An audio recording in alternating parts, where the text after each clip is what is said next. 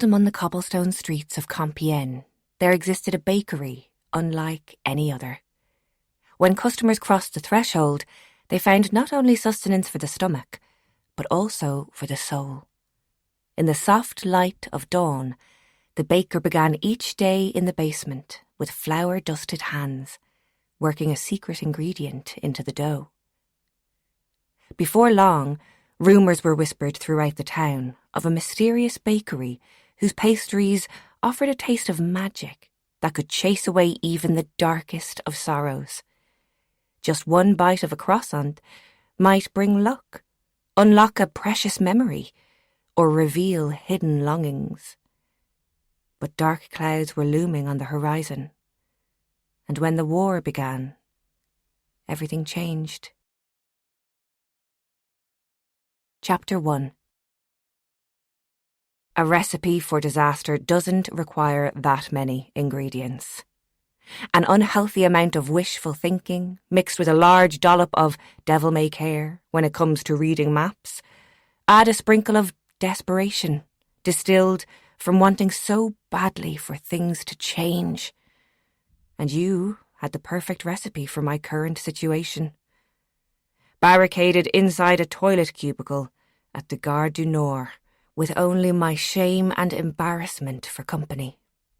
I wasn't sure when I would come out, if ever, and so I decided that the best thing I could do now was replay all of the events that had led up to this moment, so I could make myself feel even worse. The storm had really taken hold by the time I got to Dublin Airport. A leaden sky lashed down rain onto the tarmac and buildings with a fury, as though the gods themselves had something negative to say about my decision to leave. Paris? In France? Yes, Dad, we've been through this 1,000,000 times, and I do wish you'd stop saying it as though it's the outer reaches of Mongolia. As I checked I had my passport for the umpteenth time, the trusty old Ford came to a halt outside departures. I don't mean to, Edie, it's just... He hesitated, rubbing his early morning stubble and fixing his gaze on anything but me. Are you sure now? Rushing off to France on a whim seems a bit drastic. Would you not consider, I don't know, getting a cat? Great. The only thing worse than having an identity crisis was having it confirmed by your father. I took my phone out of my purse and confirmed that the flight was still on time. I have to go. Listen, I'll be grand. And so will you. It should be me saying that to you, he said, a bit sheepishly. It wasn't the first time our roles had been reversed. Way before my time, I'd become fluent in the world of adult emotions. And that was why I had to do something drastic. I had to strike out on my own and find out who I could be without my past weighing me down. I had felt so confident answering the ad online. I'd spotted it one night, after a couple of glasses of wine, when I indulged in my usual fantasy of moving abroad. Scrolling through the website English Jobs in France, I typed in Paris, and suddenly it popped up. Assistant manager wanted for a quaint little bakery in Paris. Accommodation provided, English required. I'd sat up in bed and stared at the words. This was something I could actually do. It was something I knew I could be good at, despite the language barrier. All at once, my imagination was filled with visions of a chic, sophisticated boulangerie in one of the posh quartiers of Paris, modern but with a nod to vintage. Frankly, I was surprised by how quickly I got the job, even without a proper interview. I couldn't quite believe my luck.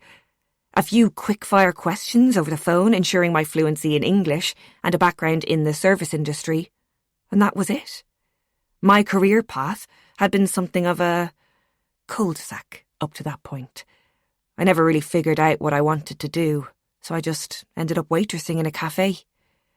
It was meant to be a temporary thing, an escape from the pressures at home and an easy way to earn some money while I figured things out. But over time, my future became more and more unclear, and my job was the only stable thing I had to hold on to. At the age of 30, I just couldn't see myself doing anything else. Until Paris came calling.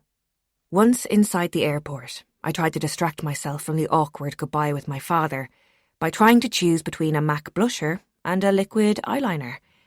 I wouldn't ordinarily treat myself, but this was Paris, after all. I had to up my game. Just then, I heard a breathy young woman sing the announcement. "Final call for passenger Edie Lane, travelling to Paris on flight EI754. Please proceed to gate 9 immediately, as the gate is now closing. Thank you." I grabbed both products and practically threw money at the shop assistant, making a dash for the flight. This was my great adventure, and I intended to soak up every second of it.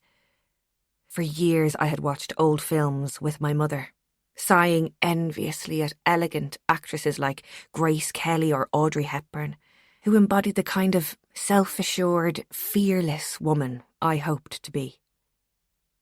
Just thinking about how we used to lie on the couch together and listen to my mother's old jazz records, dreaming of the day I'd find the courage to be the star of my own movie, brought back bittersweet memories. For when the time came for me to flee the nest, she needed me to stay. Not that she would ever have asked it of me, but it was natural as breathing, caring for her. That was when those movies, High Society, Breakfast at Tiffany's, became our escape. More recently, my own additions, Amélie and Moulin Rouge, created a world of timeless fantasy where we could pretend reality didn't exist. Ever since I could remember, I'd been obsessed with the city of love. My parents had their honeymoon in Paris and spoke about it as though it was the most magical place in the world. Whenever I needed cheering up, we'd take out their photo album, and my mother would point out all of the amazing places they'd visited. I chose French as my foreign language at school, and I spoke incessantly about living in Paris one day. My father, being a pastry chef, had always promised that we would go, as a family. But there are some promises you can't keep, no matter how hard you try.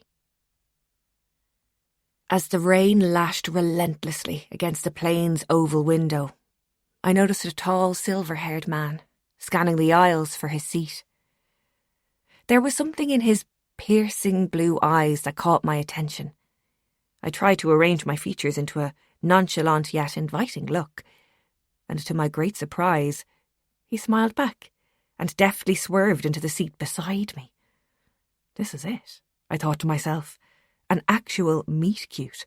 And we haven't even left the tarmac yet. He removed his coat, revealing a distinct white dog collar and a cross pinned to the breast of his shirt. "Do you mind if I sit here?" he asked politely. "No, not at all, Father," I sighed, breathless with disappointment.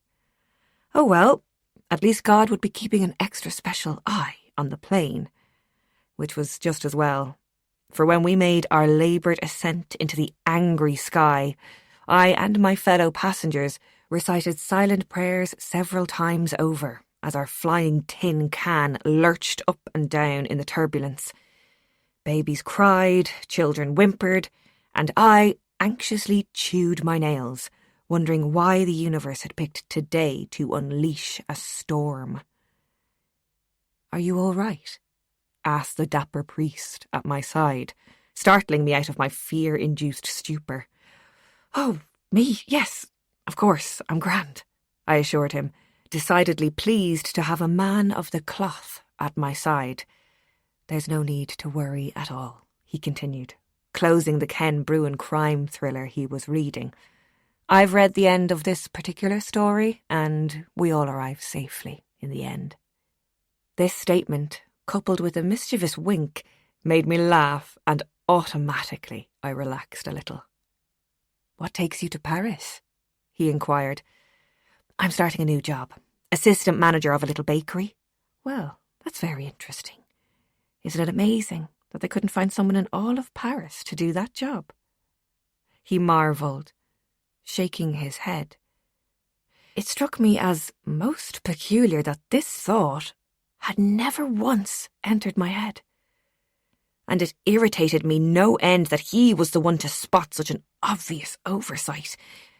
I smiled politely in agreement, but inside felt a mountain of doubts towering over my new life. What did I really know about where I was going? And why were they so quick to offer me a job without so much as an interview? Do you have family in Paris? He interjected again, not finished with his interrogation. No family, just going on my own, I replied, in an upbeat tone that felt contrived. Aren't you the brave one? He said. I wasn't sure I liked this guy anymore. Every remark made me feel like I was being undermined. I gave a slight nod and turned my attention towards the window, unofficially ending our interaction. A flash of lightning hit the entire inside of the plane with a blinding spotlight, silencing everyone on board for a moment, and then causing the children to cry even harder. Oh, shit, I thought. That's what you get for being mean about the priest. I kept my eyes closed and, for some reason, hugged my handbag to my chest, as if I'd need it close to hand when the plane went down. I whispered quietly, "Help me, Mum. Help me." Eventually, the captain's voice crackled over the intercom and assured everyone that all was well, and we were now beginning our descent into Charles de Gaulle Airport. I could still see the lovely woman's face, Julie, the proprietor of the boulangerie on Rue de Compiègne. I recognised the facade immediately. I'd spent long enough drooling over their pictures on Instagram. As I crossed the street, I could hear music in the air. Outside, a trio of musicians played the same classic French soundtrack of jazz music I'd saved on countless playlists.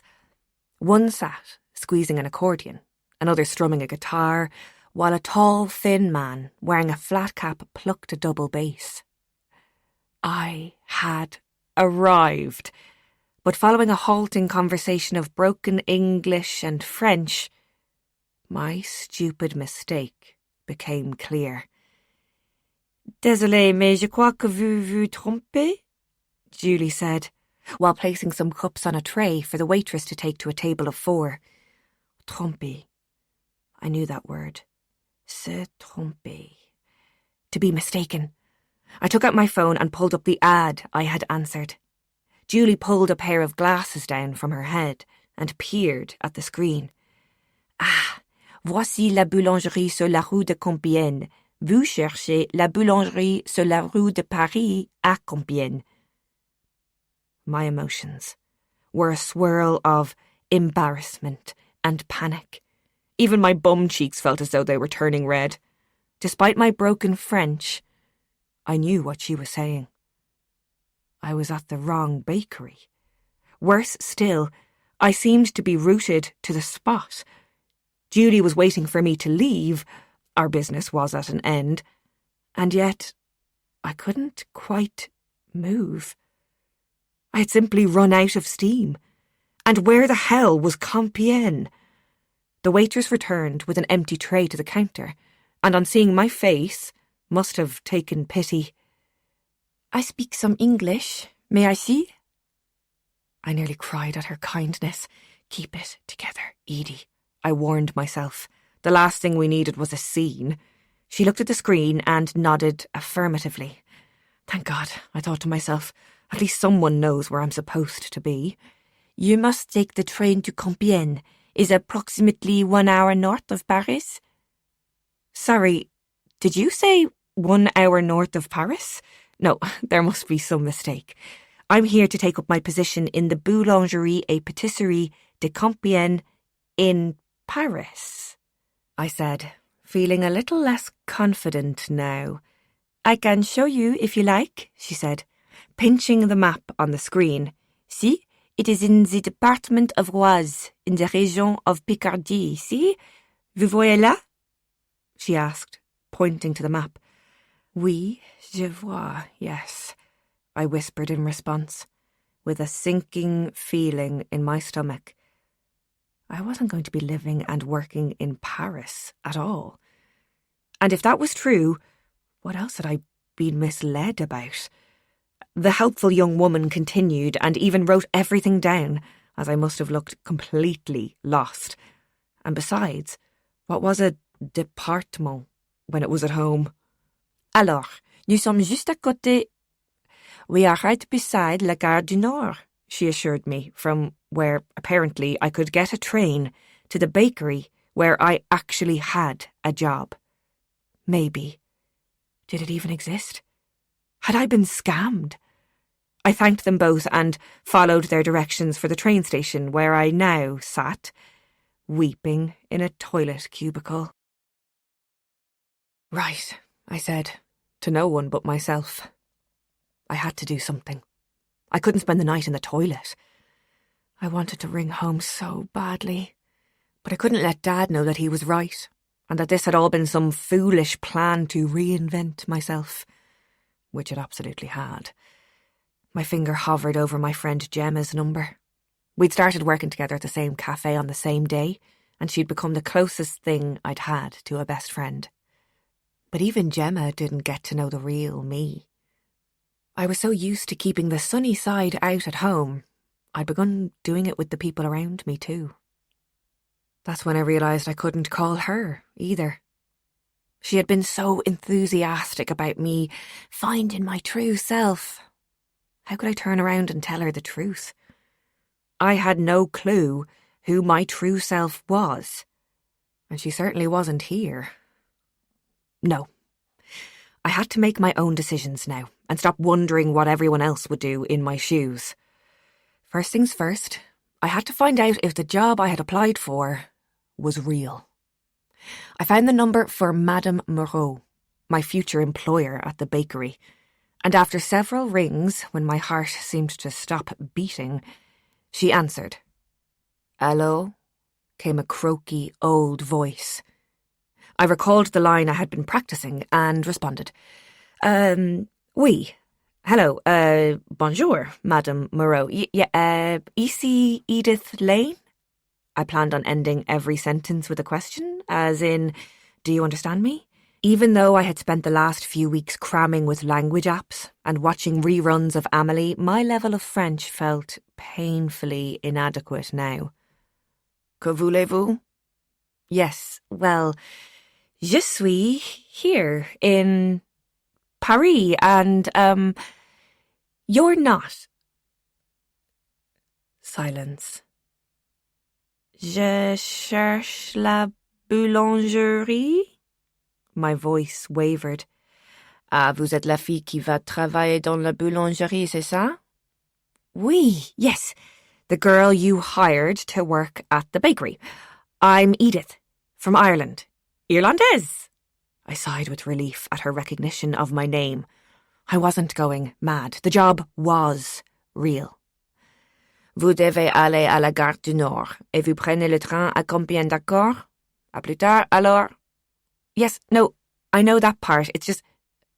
The line went dead. Hello?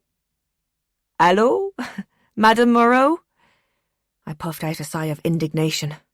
Fine, I'll just Google it then, shall I? Great. Now I was talking to myself out loud. The search results for the bakery's location came up and pointed to a little street with no name. Well, that can't be right, I said, squinting. On top of everything else, I probably needed glasses. Yet another unwanted sign that the years were rolling by, whether I wanted them to or not. I put my phone in my bag and used my irritation as fuel to get out of the cubicle and take some action. Looking at myself in the mirror, I saw a very sorry sight indeed. The rotund chignon I had so carefully pinned my hair into this morning had completely unravelled. My chic cream coat was creased, and the MAC eyeliner I'd bought at the airport had smudged and leaked, giving me watercolour panda eyes. My chin began to wobble at the sight of my dishevelled appearance and my broken dreams. "Look, you're a grown woman. Get a hold of yourself," I shouted, giving myself a quick smack on the cheek. Wrong move. That just left me feeling sad and bullied. Right. Different approach. Okay. No one said this was going to be easy, I assured myself, like an audio self-help book. Every heroine must face her obstacles, and that's all this is. An obstacle. Talking in such a positive tone began to calm me down, and I reached for some tissue to start rebuilding my facade of confidence with makeup. So, I won't be living a glamorous life in Paris, I mumbled. But this Compiègne place can't be that far, and who knows, maybe it's the most picturesque part of France. That was the spirit. And besides, how would it look if I gave up on my big adventure before it had even truly begun?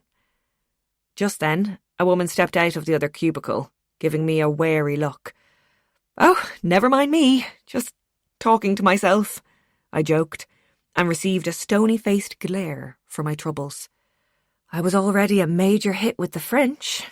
That much was clear. "Alors, the trains depart every 15 minutes and the ticket is €12.50, said the woman at the ticket desk, who took pity on me and switched immediately to speaking English. "I wish you a good journey, madame." "It's mademoiselle," I croaked, trying to focus on the map she had given me, full of odd street names and road numbers. I boarded the train on the Paris-Saint-Quentin line to Compiègne.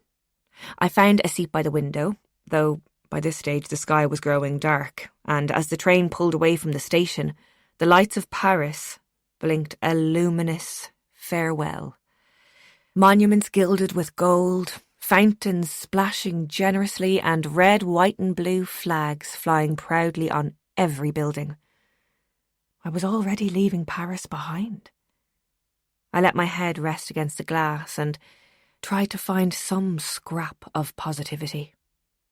I thought back to all of the old films I'd watched with Mum. The storyline never did run smoothly, and the good people didn't always get what they deserved. At least, not until the end. I had to believe that, no matter the bumps along the way, the journey would be worth it. Maybe it wasn't about dreams coming true, although that would be nice. Maybe it was about becoming the kind of person who chases them, regardless. Well, I would soon find out. I took my phone out and called the number I reserved for very special cases, when my heart really needed a hug. It clicked straight onto answer phone, and I heard my mother's voice singing. "Smile though your heart is aching. Smile even though it's breaking. When there are clouds in the sky, you'll get by if you smile. Through your tears and sorrow, smile and maybe tomorrow you'll see the sun come shining through. For you." Chapter 2. The sky was completely dark by the time the train pulled into Compiègne station. I felt tired and hungry as I pulled on my coat and prepared to step once more into the unknown. Alighting the train, I noticed a young boy of about 15 sitting on one of the two benches adorning the platform. He was engrossed in some sort of video game, and only when the wheels of my case announced my presence did he look up from under his hoodie. "Pardon, madame," he shouted. My instincts told me to keep walking, so I pretended I hadn't heard and continued on my way. "Pardon, êtes-vous Madame Lane?" he persisted, and I stopped and turned round. "Oh, yes, oui, and you are?" "Je m'appelle Manu. Madame Moreau m'a envoyé vous chercher." "Oh, bonjour," I said, just about catching his rapid-fire French.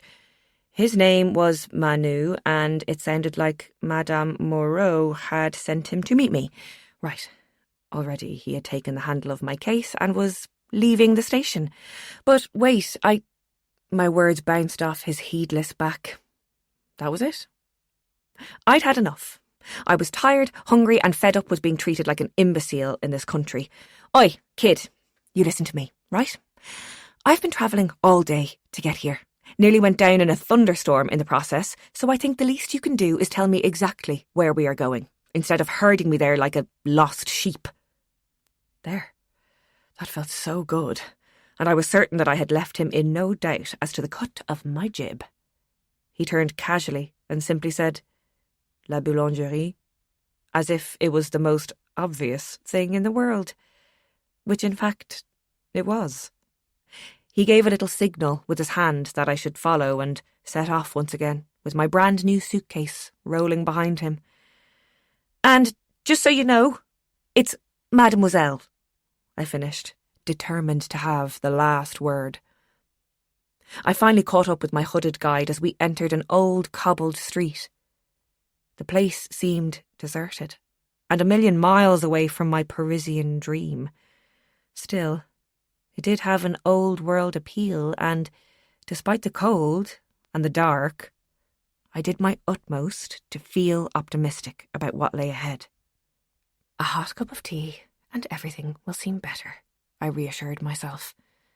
We walked along by a river lined with benches and manicured trees, and crossed by ornate bridges leading to who knew where. I couldn't imagine ever feeling at home or familiar with this place, and if I had a dog, I would have told him we weren't in Kansas anymore. Turning a corner, I was surprised to see a street full of wooden frame houses, like something out of Tudor England. The old section of the town was like a fairy tale village, and I half expected the walls to be made of gingerbread. Nothing seemed to have a right angle, and dormer windows peeped out of crooked roofs with pointy hats on. Ici, my guide announced curtly. Here. Overhead, I saw a sign. La boulangerie et pâtisserie de Compiègne, while on the corner of the building was a small sign with the street name, Rue de Paris. Oh, how I rued my ignorance. Well, it's exactly what it says on the tin, then. A bakery on the road to Paris. Comment? Manu drawled, as if the effort of speaking was too much of a drain on his time. Nothing, forget it. Or, what is it again? Peu importe? Something between a grunt and a sniff was all I got in return. He had a key and opened the glass-panelled door to the bakery. I could feel my excitement return at the prospect of seeing my new career in France. At first I noticed the floor tiles, exquisitely ornate and designed in peacock blue and gold, with hints of bright orange at the centre. The counter was plain but functional and, of course, empty at the end of the day. The shop was just large enough to accommodate 3 typically French bistro tables and chairs, all located by the large front window looking onto the street. A large Art Nouveau-style mirror with a gilt gold frame took up the entirety of one wall, from floor to ceiling, creating the illusion of a grander space. Sconces lit the honey-coloured walls with a dim light, and as my eyes adjusted, I found myself suddenly confronted with a sturdy-looking woman, dressed in a black skirt to the knee and a matching cardigan that fought admirably to contain her large bosom. Grey hair framed a sour face that held the echoes of kindness long since departed. Despite myself, I instinctively took a step back. Madame Lane, she announced, in a way that wasn't really a question or a statement. Je suis, well, it's Mademoiselle, actually, I floundered. Her deep-set brown eyes were formidable, despite her short stature. Venez, je vais vous montrer votre chambre. Chambre.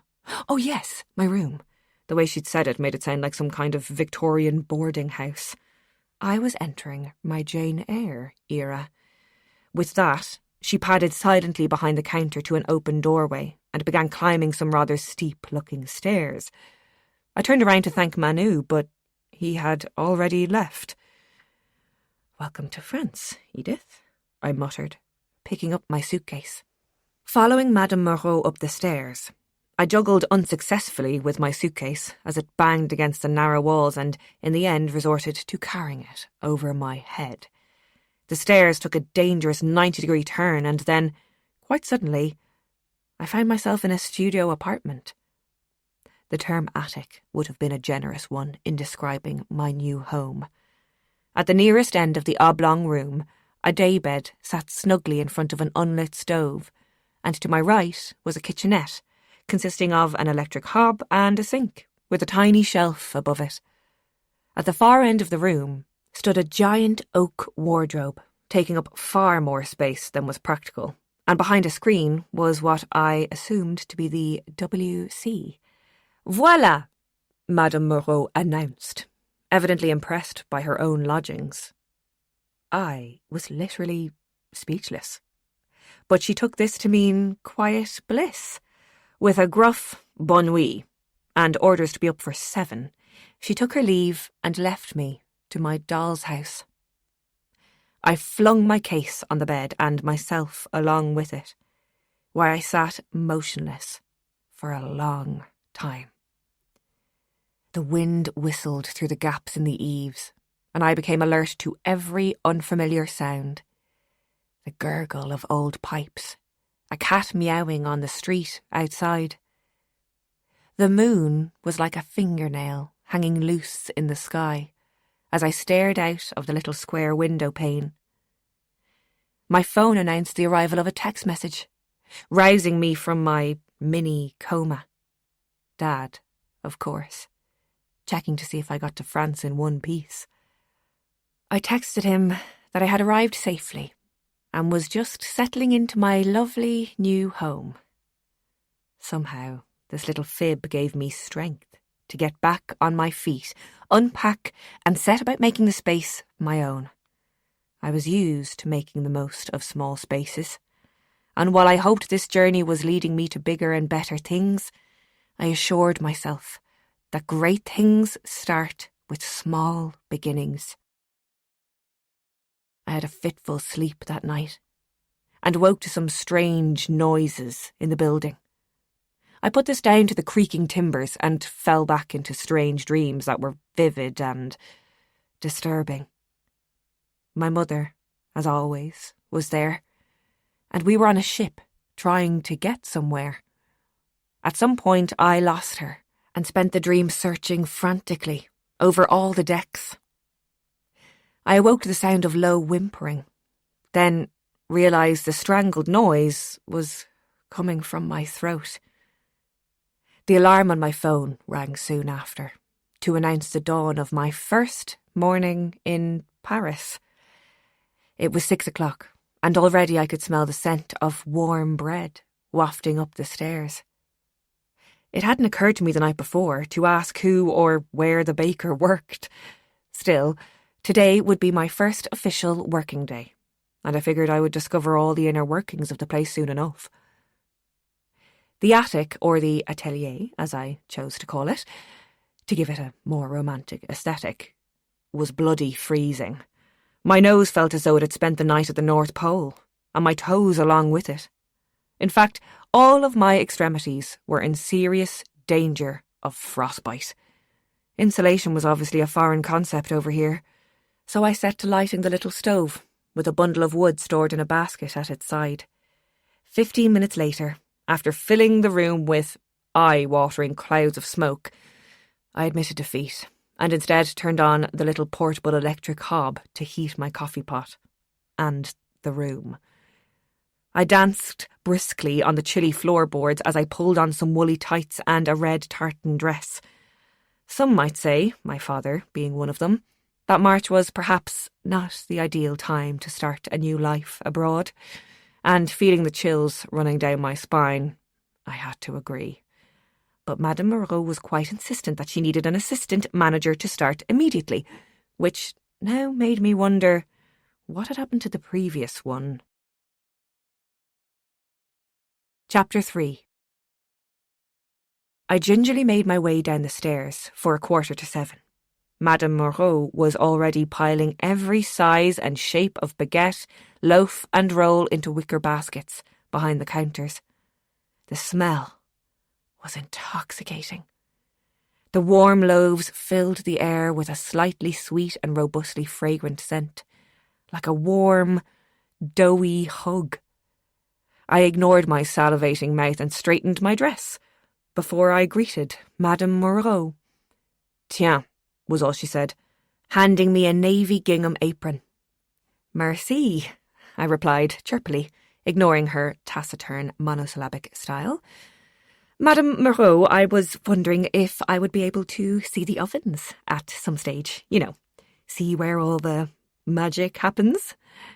I'm not sure why, but I used jazz hands to convey my excitement. The look I received in return could only be described as disdain mixed with a good dollop of annoyance. You have no business going downstairs, ever. I was quite shocked to hear her reply in English. I knew she spoke some English, the ad in the paper had said so, when it explained how popular Compiègne was among tourists, but choosing that statement as her first in my own language made it clear she meant it to be understood. No going downstairs. Of course, no problem. I just thought it might be nice to— Non, she bellowed, her dark eyes fixing me with a stare that turned my blood cold. No, okay, I got it, I said, like a sulky child. Écoutez, Edith, she began, in a more conciliatory tone. The boulanger is très particular about who is going in his kitchen, eh? It's better if you are here to manage the shop, no? She nodded. Unfortunately, Francophiles have no TH in their language, and so I was still hung up on the fact that she had just pronounced me Edith. Edith, vous comprenez? Sorry. Oh, yes, right, got it. Grumpy Baker, do not disturb. I spoke slowly as I copied the words in my notebook. What is this? Madame Moreau asked, looking curiously at my notebook. Well, it's where I keep my notes. You see, I like to write everything down, so if I forget anything, I can refer to it. Here. Her bemused look was quite confusing. I mean, what did the old curmudgeon want? I was being professional. And for orders, people will be placing orders, won't they? At this, she began to grin. A not altogether unpleasant grin, but it held a kind of mischief that made me nervous. Ma pauvre, you will have little time for writing notes. She cackled and continued stacking bread into baskets. I couldn't imagine how a little bakery in a small provincial town would be overrun with customers, but I decided to keep my thoughts to myself. Just then, Manu appeared at the front door, looking far more alert and groomed than he had the previous evening. After a chorus of bonjours, he set about loading boxes of bread on a small scooter just outside, in a tower that seemed to defy gravity. Seeing my inquisitive glance, Madame Moreau informed me that Manu was in charge of deliveries to local hotels and restaurants. Despite the old-fashioned look of the place, their business seemed to be organised and profitable enough to keep at least 4 employees in earnings. She gave me my first job of filling the counter window to the side of the serving counter full of mouth-watering patisseries. First, I began with some classic pain au chocolat and croissants, which sat in large baskets on top.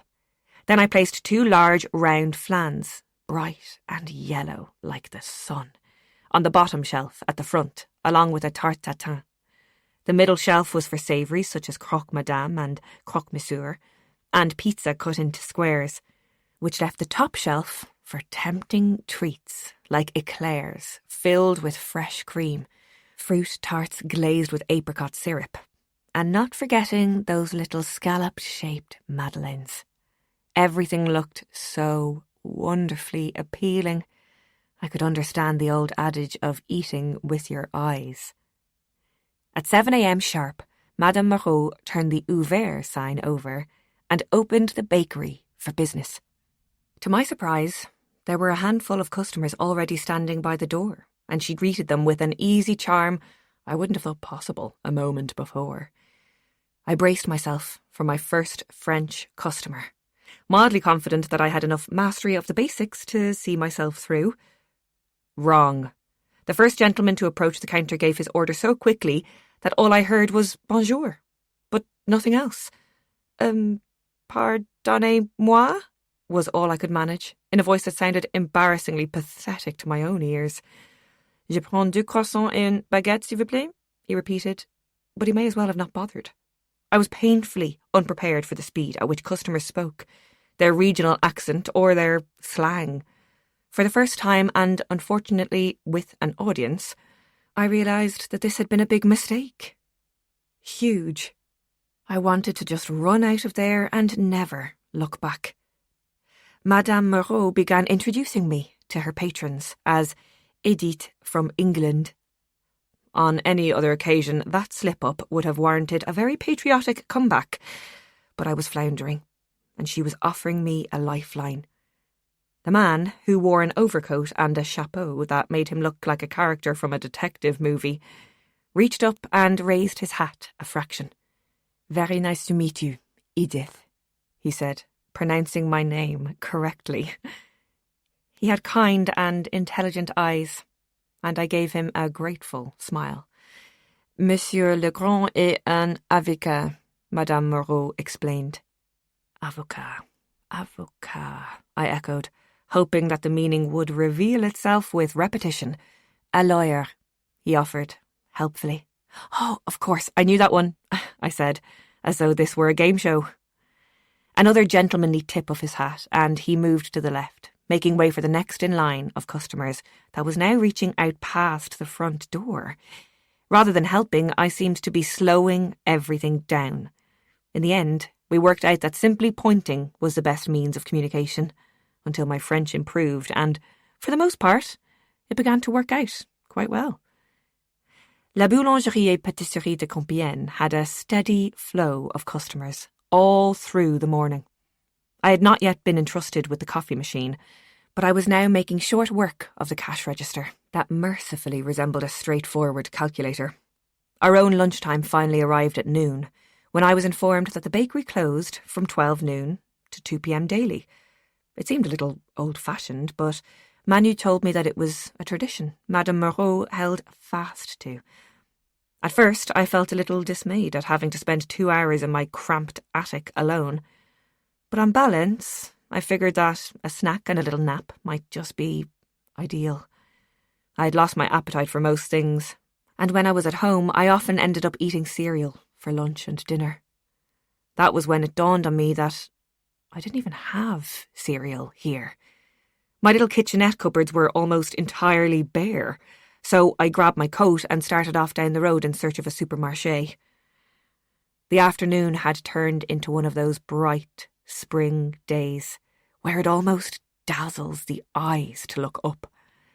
All I had seen of the town so far was the brisk walk from the station to the bakery, which was a muddled nighttime view of cobbled streets, closed shutters and little else. But walking out onto the street in the daylight lifted my heart in a way I didn't think possible. It felt like being transported onto a movie set. Every cliched idea I had about a French town was here. Now, the natives weren't wearing berets or striped tops with garlic tied around their necks, but they just had an air of self-importance and sophistication. And even though the women were dressed quite casually and not in haute couture, their sense of style truly set them apart from their European cousins. However, the smoking rate, especially among the teenagers, was alarming. "Think of your teeth," I wanted to shout at the younger girls, but then I vaguely remembered what it was like to be so young that you felt invincible, and I kept my advice to myself. Not to be outdone in the fashion stakes, I pulled the collar of my expensive cream coat up against the chilly breeze and set off once again. Our cobbled street was home to a host of other distinctively French establishments. A traditional crêperie with a similar timber facade to the bakery held an enviable position on the corner of 3 streets, followed by a tabac, or a newsagent's for all intents and purposes, and a salon de thé, or a tea room. Looking at this street, it was easy to imagine that the French had nothing better to do than sit around indulging their appetites. However, it seemed that we were not the only ones taking a long lunch. Everywhere was shut. It was remarkable to see how our cultures differed. These kinds of shenanigans would be unthinkable back home. I wandered along, taking turns here and there, passing a picture postcard scene of a group of old men playing boules or pétanque in a beautiful park named Parc de Saint-Jean. Everything had such a languid feel to it. The trees swaying in the breeze, the men having a good-natured argument about whose ball was the biggest, or the closest, probably. Turning right past the river, I found myself in the more modern part of the town, where brasseries buzzed with patrons sitting outside, soaking up the atmosphere. It was like coming out of a time warp to see banks, offices and bustling traffic, and for some reason it felt a little overwhelming. The smart, pale stone facades with white shutters seemed full of their own importance and a little too perfect. I found a Monoprix supermarket and was completely spoiled for choice when it came to fresh produce like cheese and fruit, but other staples were a little more difficult to track down. The closest thing I could get to proper tea was English breakfast tea, and the milk situation was so confusing I ended up leaving without any. I worked my way back to the Rue de Paris and had a look at the curious exterior door on the eastern side of the building that led to the basement where the ovens were. The street was on a slope at the gable end, so while the shop was at street level at the front and had 3 stories, it looked much larger at the side with the basement door in view. The door was painted a deep blue and featured a decorative brass handle that must have been an antique. It looked as though no one had ever used that entrance, and I began to wonder how on earth ingredients got in or bread got out. Surely everything didn't go through the shop. I glanced surreptitiously up and down the lane before reaching out to turn the handle. I didn't know why I was doing it. I was sure it would be locked, but to my surprise, it yielded easily. I looked around me again, unable to shake the feeling that I was being watched. I had barely opened the door a crack when it slammed shut again, as though a gust of wind had pulled it back from the inside. I reached for the handle once again, only this time it was jammed shut, and no amount of jiggling would open it. Chapter 4. Back in my little crooked house, I cobbled together a snack of crackers, grapes, and camembert cheese which smelt like socks that had been through something terrible, so I resigned myself to the idea that it would be an acquired taste. I washed it down with some weird black tea that lent an odd bitterness to the clash of flavours in my mouth. Well, that's quite enough of that, I said to myself before tipping the remainder down the sink and washing my one lonely cup. I could hear noises in the apartment below me and began to wonder if that was indeed where Madame Moreau lived. I hadn't presumed to ask the night before, and she was not exactly a woman to shower you with information. I flopped down on my sofa bed and tried once again to make friends with the strange sausage-shaped structure that lay at the top of my head, where my pillows should have been. I pondered over my first few hours in France, which, frankly, had felt like a lifetime. That's what happens when you are out of your comfort zone. Time stretches like an elastic band, prolonging your discomfort and ease, accentuating your isolation. Had I expected a grumpy old woman for a boss and a matchbox for a home when I had answered that ad all those months ago? Did I really think that plonking myself in a foreign country would erase all the painful memories of the last 18 months? Was I deluding myself that a dream of living in Paris could really make me happy? Every thought in my head was telling me what an idiot I had been, and that leaving now would be smarter than prolonging the agony. But my heart wouldn't let me. Despite the frosty welcome and the downright idiocy of acting on a childhood whim, my heart was holding out for something amazing to happen. And who was I to stand in the way of that? I worked with a singular focus all afternoon. Just get through today, I silently encouraged myself, hoping my confidence would grow with each new customer. Sure enough, there were quite a few tourists who wandered in, mostly to take photos of a quaint boulangerie. It was a relief to speak to people in English after a long day of broken French and improvised sign language. I took an order of coffee and eclairs to a man sitting at one of the tables outside. He had a cute little terrier on a lead, and I brought him out a bowl of water. "Is that an Irish accent I hear?" "It is indeed," I said, taking a moment to catch my breath and let the fresh air fill my lungs. "And that's definitely an English accent. Are you here on holiday?" "I've lived here for about 20 years now," he said. "And yourself?" "Oh," I said, sucking air between my teeth and checking my watch. "About 24 hours?" "Ah, well, in that case, welcome to Compiègne. I'm Jeff, by the way," he said, shaking my hand. "And this sweet little girl is Ruby." I bent down and gave Ruby a quick ear scratch. "I retired here a few years ago from Bristol. Well, I say retired. I'm working part-time as a tour guide, mostly for war buffs, coming to see the Armistice Memorial," he explained, before tucking heartily into his eclair. "So, what is the Armistice, did you say?" "Well, it's one of the most important sites in France in regard to both world wars," he began, switching into tour guide mode. "The Allies signed the armistice with the Germans in the First World War in a train carriage in the forest of Compiègne. In 1940, the French signed an armistice with Nazi Germany in the same clearing, Hitler's way of humiliating his enemies. It's really very interesting. You should visit if you're going to be staying here for a while." He handed me his card, then said, "If you don't mind me asking, what brought you to Compiègne?" "Fate," I replied, hoping it was true. As the evening turned the sky dark, and all the residents of Compiègne set off home with their baguettes in hand, Manu returned to help shut up shop. Like most teenagers, he had few words for anyone, but there was an obvious bond between himself and Madame Moreau. She never had to tell him what to do, since he was industriously following a time-honoured routine they had forged long before my arrival. As for me, my feet were burning with pain from standing all day, but I wouldn't give anyone the satisfaction of seeing me take a break. I could tell from their attitudes towards me that neither Manu or Madame Moreau expected the foreigner to last very long, and despite myself, I was inclined to agree. Manu and I began lifting all of the chairs onto the tables so I could begin mopping the brightly tiled floor, while Madame Moreau counted the money in the till. "Ça va?" he asked, softly, lifting his head and casting a glance around the bakery as if to say, "Are you settling in okay?"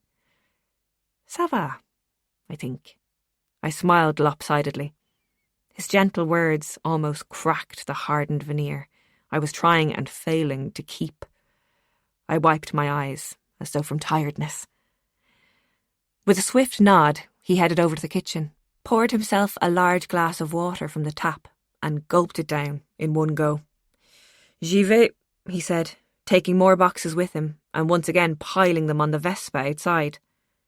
I knew that meant he was going somewhere, but where? I figured that was the end of our deep and meaningful conversation. "Does he make deliveries, livraison, at this time of night?" I asked Madame Moreau as she locked the door behind him, the clock just striking 8. Instead of just answering the question like a normal person, my new boss had a way of making you feel like an idiot for having asked it in the first place. "Non." "Right. Understood, or bien compris, as you say here. Do not ask ridiculous questions, you foreign simpleton," I mumbled, cleaning the glass shelves below the counter, when she appeared suddenly behind me, like a ghost.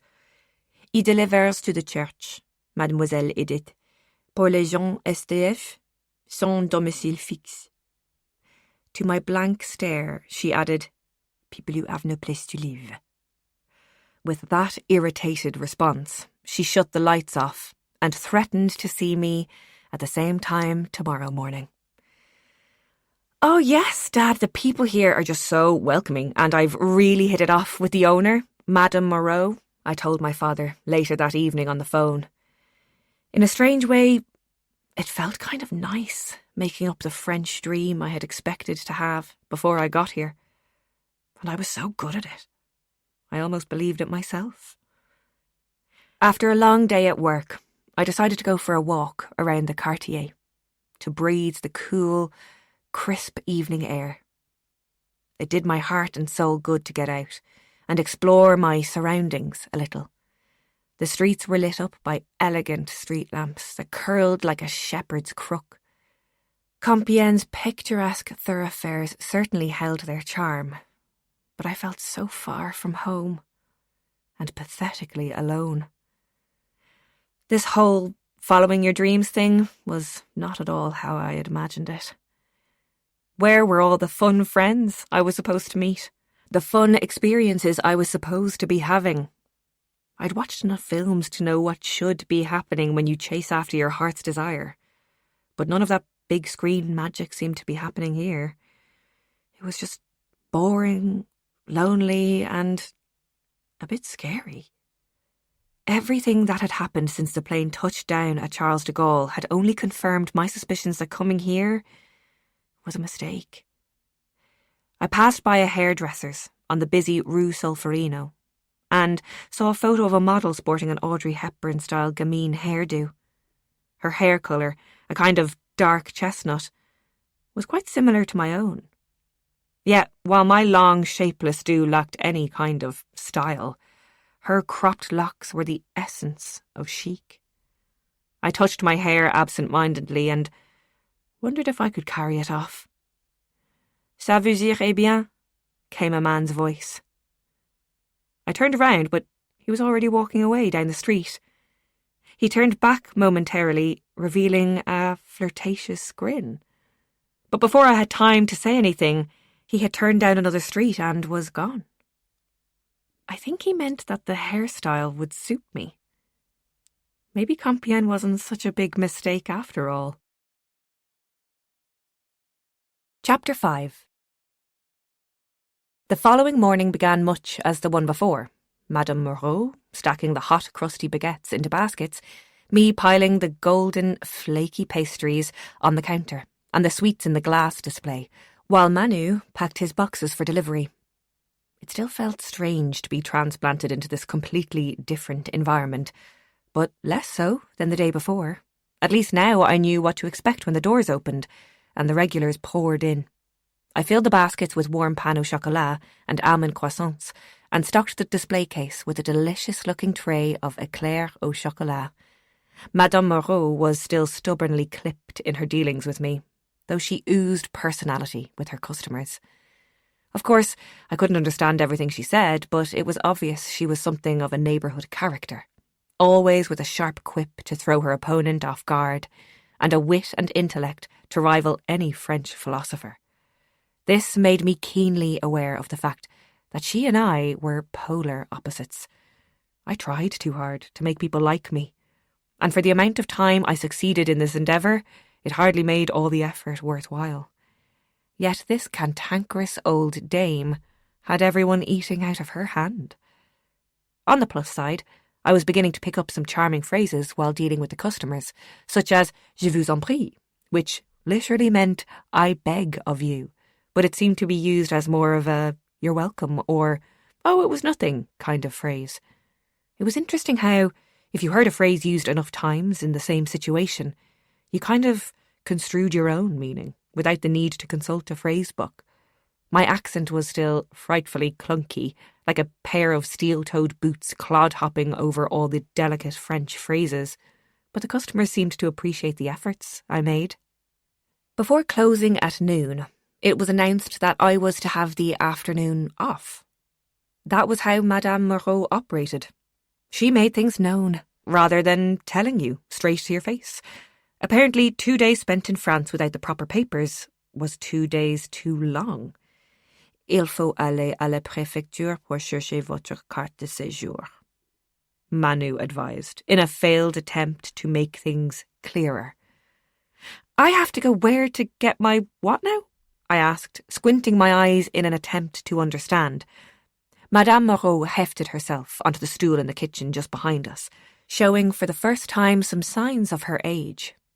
She looked tired, and it was clear by the way she rubbed her wrists that there was a stiffness there. It is a residence card. If you are living in France for more than 3 months, you must have one. 3 months? I wasn't sure if I was going to last 3 days, but I wasn't about to argue with an afternoon off. After all, how hard could filling out a few forms be?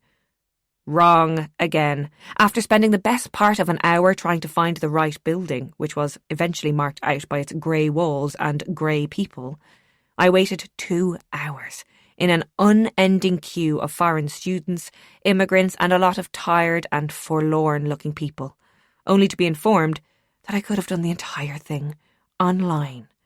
The receptionist, a kind enough woman with an obsession for bangles, loaded my arms with half a rainforest's worth of leaflets. I spent the rest of the afternoon in a cafe, trying to make sense of everything I needed, with 4 strong coffees and a dictionary. I ended up with a list that looked something like this: passport, birth certificate, attestation de résidence, proof of residency, attestation de bourse, proof of income, timbre fiscal, some special stamp that, quite frankly, sounded makey-uppy, E111 health insurance, 4 passport photos, photocopies of all the above. I can't say my enthusiasm for form-filling to remain in a country that obviously did not relish my presence was at an all-time high. But when it became clear that une carte de séjour was the key to opening a bank account and actually getting paid, I returned to the bakery and began rooting through my suitcase, which was only partially unpacked. I felt just like that suitcase, still undecided as to whether I wanted to be here or not. I found the E111 and my passport, but I knew I'd have to call home for my birth certificate. I reached for the phone that I'd left on the bed and sat cross-legged on the floor in front of my open case. The wooden floorboards were worn smooth and felt warm to the touch. I hadn't really taken a moment to just be since I'd arrived. I closed my eyes and took a deep breath. It seemed like I was always running. Another deep breath. My shoulders relaxed a fraction, and my fingertips gently grazed the floorboards, feeling the warmth from the floor below. Mindlessly, I began to trace patterns along the wood, and wondered if I'd ever be able to stop running away from myself. My life. I'd only been in France a few days, and I already felt as though I had failed in some way. And so I wanted to run again. One final deep breath. My fingers caught in a groove. One floorboard was slightly uneven and jutted upwards. Without opening my eyes, I used my nails to pull at it, and with a soft, rasping sound, it lifted. I opened my eyes and looked down. One of the floorboards had been cut, and this small section, no more than 10 inches, revealed a tiny nook. Inside, I could see a small notebook. I almost held my breath as I reached inside. It had a scarlet-red cover, curling at the edges. In a neat script on the front, in black pen, was written, Les recettes. What was it doing up here? I opened it to the first page. The paper was yellowed with age, but the black ink was as clear as if it had been written yesterday. Pierre, 1945. I was completely bemused by its presence, and bewitched by what secrets it might hold inside. Had it been concealed under the floorboards all this time? And who was Pierre? Had he lived here once? I turned to the page and found the first recipe. Chocolat chaud pour réfléchir l'âme. I understood that it was a recipe for hot chocolate, but I had to type the remaining words into Google Translate. To warm the soul, I read aloud. Hot chocolate to warm the soul. I couldn't help thinking that this recipe was written especially for me. Of course, that was a ridiculous thought, but as I looked across at my little kitchenette, I spied a small copper pot. I didn't even have milk, never mind any of the other ingredients. I looked down at the recipe again and noticed something that looked unfamiliar. Une cuillère de liqueur vanillot. Vanillot? That name stirred at the back of my mind. I'd seen it somewhere before. Then I remembered. I walked briskly down the stairs and into the kitchen. No one was there, so I grabbed the large tin of icing sugar and then opened the small cupboard where Madame Moreau stored the boxes of sugar cubes. Right at the back was a small bottle with a cork stopper, sealed in wax, and a handwritten label that read, Vanillot. I turned around, half expecting someone to be there, but I was completely alone. I hesitated before opening it. For all I knew, it could have been poison. But they'd hardly keep that beside the sugar. I really wanted a hot chocolate by this stage. I grabbed a large sleeve of dark chocolate from the tin on the counter, a carton of milk and the rest of the ingredients, before trotting up the stairs to my apartment and locking the door behind me, like some kind of kitchen thief. I switched on the hot plate to medium and heated the milk and cream slowly. A quick glance at the recipe and I noted that it said not to rush the process, but to take a moment to indulge the senses. I didn't know who the author was, but they certainly knew how to make the experience something special. I checked the ingredients measurements again. 200 grammes chocolat noir, dark chocolate, une cuillère à café de sucre glace, teaspoon of icing sugar, 350 millilitres lait, milk, 100 millilitres crème entière, 2 gouttes de liqueur vanillot, drops of vanilla liqueur. Just as bubbles began to form around the edges, I took the pan off the heat and added the broken chocolate, found a whisk in the drawer and returned it to the heat. Gently, I began to stir and watched the alchemy of the dark chocolate melting into the creamy milk. The teaspoon of icing sugar counteracted the bitterness in the chocolate. Just as the liquid began to thicken, I took the glass bottle in my hand. There were vanilla sticks inside, so I was pretty confident that there wasn't anything untoward in there. Breaking the seal, I uncorked the lid, and the scent of brandy filled the air. Once the alcohol evaporated, my nostrils picked up on something far more delicate. The sweet, blossomy vanilla bloomed, but there was something else I couldn't quite put my finger on. I carefully added 2 drops and then took the pan off the heat. I found a small turquoise cup and saucer at the back of the cupboard, underneath the worktop. After a quick rinse under the tap to remove any dust, I placed them on the table and began to pour the thick, syrupy liquid. It looked sinfully dark, and I couldn't help but smile at the decadence of it. I'd never made hot chocolate like this at home. We'd only ever used the cocoa powder from a tin that always ended up tasting like some kind of chocolate broth and never truly satisfied. This recipe seemed to have enough for 2 small cups, but I figured it was far too rich to drink 2, even if death by chocolate didn't seem such a bad way to go. I lightly whipped some cream and placed a dollop on top, finishing with a light dusting of cocoa powder. I had to stand back for a moment and admire it. It looked like a tiny work of art. But now came the true test. I used a spoon to gently give it a stir, not too much, then raised the cup to my lips. The surface was almost solid and met my lips like a kiss before breaking and sliding onto my tongue, filling my mouth with an intense, velvety taste. As I swallowed the dark liquid, I felt a mixture of ecstasy and contentment. It was a kind of completeness I hadn't felt since... And just like that, A memory dislodged itself from some unknown place. I was with my mother at a Christmas concert, and we were singing along to carols, and there were twinkling lights overhead. And I remembered feeling that life was the best thing ever, because there would be more days like that. I felt woozy at the recollection. I hadn't thought about that time in years. In fact, I'd all but forgotten it. I took another mouthful and I could almost smell the sulphur from the sparklers we'd held in our hands, like burnt matches. Without my realising it, a tear was rolling down my cheek.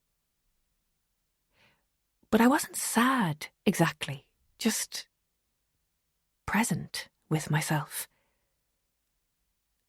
I hadn't been present in a very long time. It was as though the hot chocolate unlocked something within me. I suddenly felt ravenous, but there was nothing to eat. Good job you live above a bakery, I joked to myself, wiping the tears away. Back downstairs, all remained quiet. I uncovered the basket of choux pastry balls with chocolate hazelnut chantilly creme inside and devoured them with an appetite I hadn't felt for years.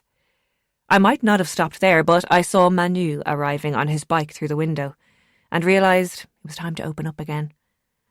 I licked the cream off my fingers and tried to straighten myself up. I had no idea whose recipe book I'd found, but they certainly knew a thing or two about hot chocolate. Chapter 6. Pierre Moreau, 1920. At 15 years of age, Pierre Moreau began his apprenticeship at Maison Angelina in Paris. Having grown up on a small farm in rural France, Pierre had always felt that fate had something special in store for him. Whilst feeding the pigs or tending to the vegetable garden, he would daydream about a life far away, rich with excitement and opportunity. He had never quite fitted in at home, but when Pierre was old enough to follow his mother's recipes, something changed. In the kitchen, he was more sure of himself, and the warm, tasty pies he produced, using apples from the orchard or berries from the roadside, earned him the goodwill from his siblings that was in all other circumstances non-existent. Offering food, it seemed, held a kind of magical power to elevate people out of the ordinary and into the realm of contentment, even bliss. And so it was that Pierre made up his mind to become a baker at the very finest establishment in all of Paris. Maison Angelina was a place of opulence and style, attracting all of high society to sample its exquisite patisseries. It was owned by an Austrian confectioner by the name of Anton Rumpelmayer, who was awarded the honour of Hofzuckerbacher, confectioner to the court, by the Empress Elizabeth in Vienna. Why did this matter so much to Pierre? Because Pierre was a perfectionist, and nothing would do but to learn from the very best. He worked long hours at the bakery, rising so early in the morning that it hardly felt as though he had gone to bed at all. He was passionate about baking, and the idea that bread could nourish not only the body, but also the soul. It was at Maison Angelina that he learned to achieve the perfect lamination in the flaky pastry of the croissant. He also learned of its origin, the Austrian Kipferl. Created in Vienna following the end of the Ottoman siege and shaped to resemble the crescent moon of the Turkish flag, the French renamed it croissant. They also improved upon the recipe by using layers of puff pastry and butter. Rumpelmayer told Pierre that it was Marie Antoinette herself who brought the croissant to France, but that story is for another time. Despite the clattering of pans, the sharp clang of whisks, and the intense heat of the ovens, there was a quiet orderliness to the kitchen that Pierre loved. Each cook was deeply immersed in their own work, only emerging to pass the process on to the next person, in what appeared to Pierre like a dance. Baking was a meditative process, and Pierre felt closer to God in those moments of intense focus than he ever did in a church. As the years passed, Pierre began to think about his future. He had a little money put aside, but not nearly enough to open his own elegant patisserie in Paris. As much as he loved working with Rumpelmayr, there was a desire within him to make his own name. It was on a very ordinary Tuesday, while Pierre was enjoying an afternoon to himself, that he took a stroll to the market in Le Marais.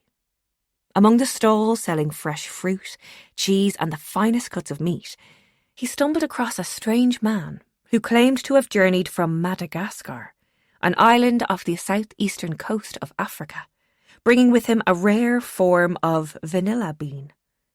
He told Pierre that native peoples grew their vanilla orchids from the roots of the cacao tree, and this botanic wonder produced a bean with the rich, earthy essence of chocolate and the sweet, floral aroma of vanilla. The man cut open a vanilla pod and scraped out a small number of seeds onto Pierre's fingertip. Perhaps he was expecting a slightly nuanced flavour, something the customers might not be able to identify, but the taste almost suspended Pierre in mid-air.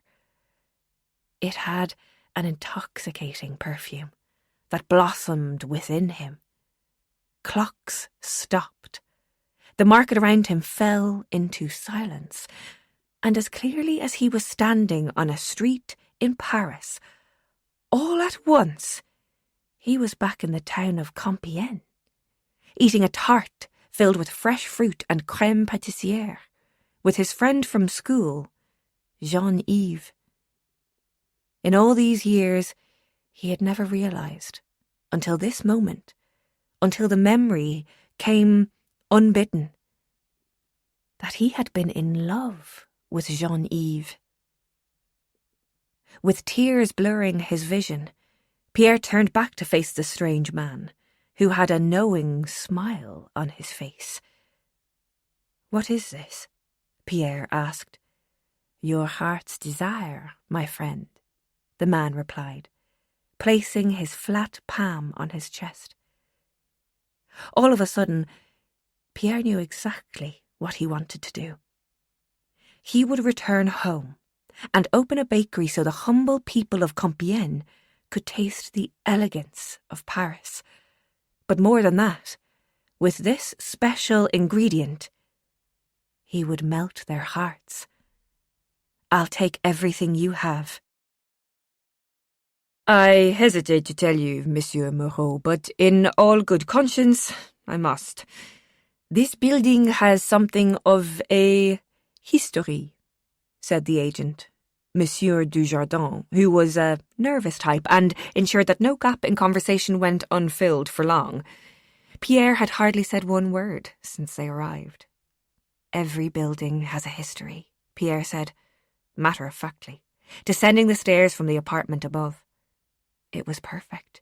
He could live above the bakery, and there was already an oven in the basement. It might need some attending, as it hadn't been used for many years. Quite right, said Dujardin, relieved that he had dispatched his moral duty without having revealed anything of the building's more unusual qualities. It was said that a woman had opened a bakery here. Well, that alone was cause for alarm. Everyone knew that women and business should never mix. Far too emotional. And indeed it was this that started all of the trouble. But Monsieur Dujardin did not trade in tittle-tattle, nor did he believe in old wives' tales, especially when it stood between him and his fee. "I want to make an offer," Pierre said, in his calm, composed manner. "Oh, how delightful. What I mean is, naturally, it's a fine building of character, Monsieur Moreau, and I dare say a very competitive price," Dujardin prattled on, alluding to another buyer who was purely a figment of his imagination. Pierre handed over all of the money he had saved, which was just enough to secure the purchase of the building. He would need a loan to buy some furniture and, most importantly, ingredients, but now that he was a man of standing, He trusted that everything would come good. As it did. Just as they shook hands on the deal and stepped outside into the street, Pierre saw his old friend, Jean-Yves. The shock made his mouth dry, and his legs feel suddenly hollow. There, by his side, was a beautiful young woman, holding a swaddled baby in her arms. "Pierre!" Jean-Yves called, and the two men embraced warmly. "You have returned to us." Pierre could hardly speak, but smiled at his friend and at his new bride. "Tell me, my friend, how was Paris?" "As spectacular as you can imagine," Pierre finally replied. "You must be a great pâtissier now." Pierre looked at the child in the young woman's arms, who slept soundly. He felt his heart straining to beat, as though all of the blood had drained out of it. "I can create many wonderful things," he said. "But you, my friend, have the best thing of all. A family." Jean-Yves invited Pierre to stay with them until the bakery was habitable. "You are part of our family now," he kindly assured him. Pierre wanted to turn down the kind offer, but, in truth, he had nowhere else to go. It was during those few weeks, while witnessing the love that this little family shared, that Pierre made a decision. He told himself that love would not be his destiny, and so he would pour all of his heart into his baking. When Pierre opened the doors to the boulangerie et pâtisserie on Rue de Paris, he began infusing his dough with his special ingredient. The unusual flavour transported those who tasted it to a place beyond imagination. This would be his gift to the people of Compiègne, who now became his family. Even Pierre himself could not explain it. But this mixture of decadence and sweetness could, with the right balance, cause the heart to blossom. Chapter 7. On my 1-week anniversary, I decided to treat myself. So when the bakery shut for lunch, I grabbed my coat and headed straight for the hairdressers. It was a short walk from the cobbled Rue de Paris to the very modern and trendy Rue de Solferino. I felt a little less intimidated by my unfamiliar surroundings and found myself admiring the smart shop fronts and their stylish patrons. However, as I walked into the salon, I was again transported to another era. The decor was a retro nod to the 50s, with the entire salon painted with bright ice cream pastels of pink, peach and cream. To the right was a nail bar with stools that looked, for all the world, like they had been stolen from an American diner. The rest of the salon was similarly kitted out, with white leather styling chairs and pink-framed mirrors. I half expected them to set my hair in rollers with a polka-dot scarf round my head. A glamorous woman with a peroxide blonde bouffant, which would not have looked out of place on Marilyn Monroe, approached me with red talons and made me retreat. "Bonjour, mademoiselle," she welcomed me in a sing-song voice, red lips grinning. "Une coupe, les couleurs ou la prochaine?" "Bonjour, I'm not sure," I hesitated, pleased that, for once, someone had spotted I wasn't married and didn't assume that at my age I should be. "Ah, vous êtes une Anglaise, pas de problème. Ma fille parle un peu anglais," she explained, followed by a banshee wail of "Nicole, viens ici!" I smiled politely and took the seat she pointed to. In her best English, she manufactured the words, "Juste one moment, please," with the most adorable accent I had ever heard. Nicole's entrance caused my jaw to drop. I had never seen anything like her. Her curves had been poured into a black and white polka dot dress, and she wore a red scarf tied neatly around her neck. Her hair was jet black and styled in a simple ponytail with a quiff at the front. The words Betty and Boop came to mind. "Hello, my name is Nicole," she said, stretching her hand out. I fumbled to look less starstruck by her and failed miserably. "I just love your look," I said sincerely. "And I'm Irish, by the way. My name is Edith, but please call me Edie because everyone pronounces my name in a way that makes it sound like Edit or Egypt, and I can't bear either." I realised I was babbling, but Nicole just smiled. "I don't think you want to do that," she grinned. "With an accent on the E, people will start to call you Eddie." We both laughed, and for the first time since boarding the plane, I felt as though I could let my guard down. "How long have you been in France?" she asked, as she deftly lifted my hair and placed a gown around my shoulders.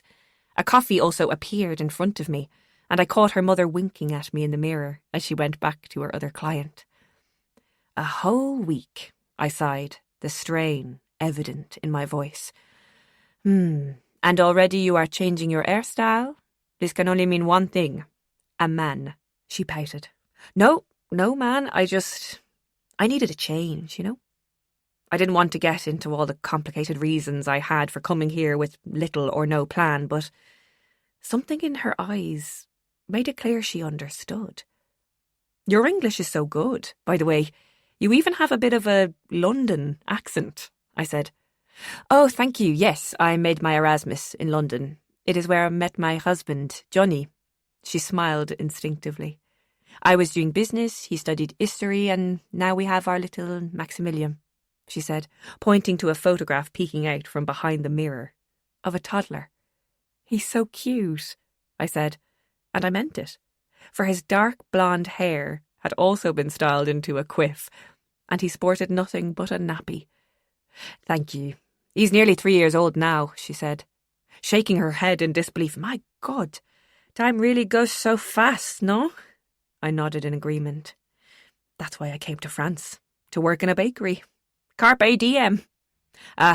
Don't tell me. You are the new replacement for Maria at the Boulangerie en Rue de Paris?" "Guilty." "Well then, we are going to take very special care of you," she said, placing her hands on my shoulders. "What happened to Maria?"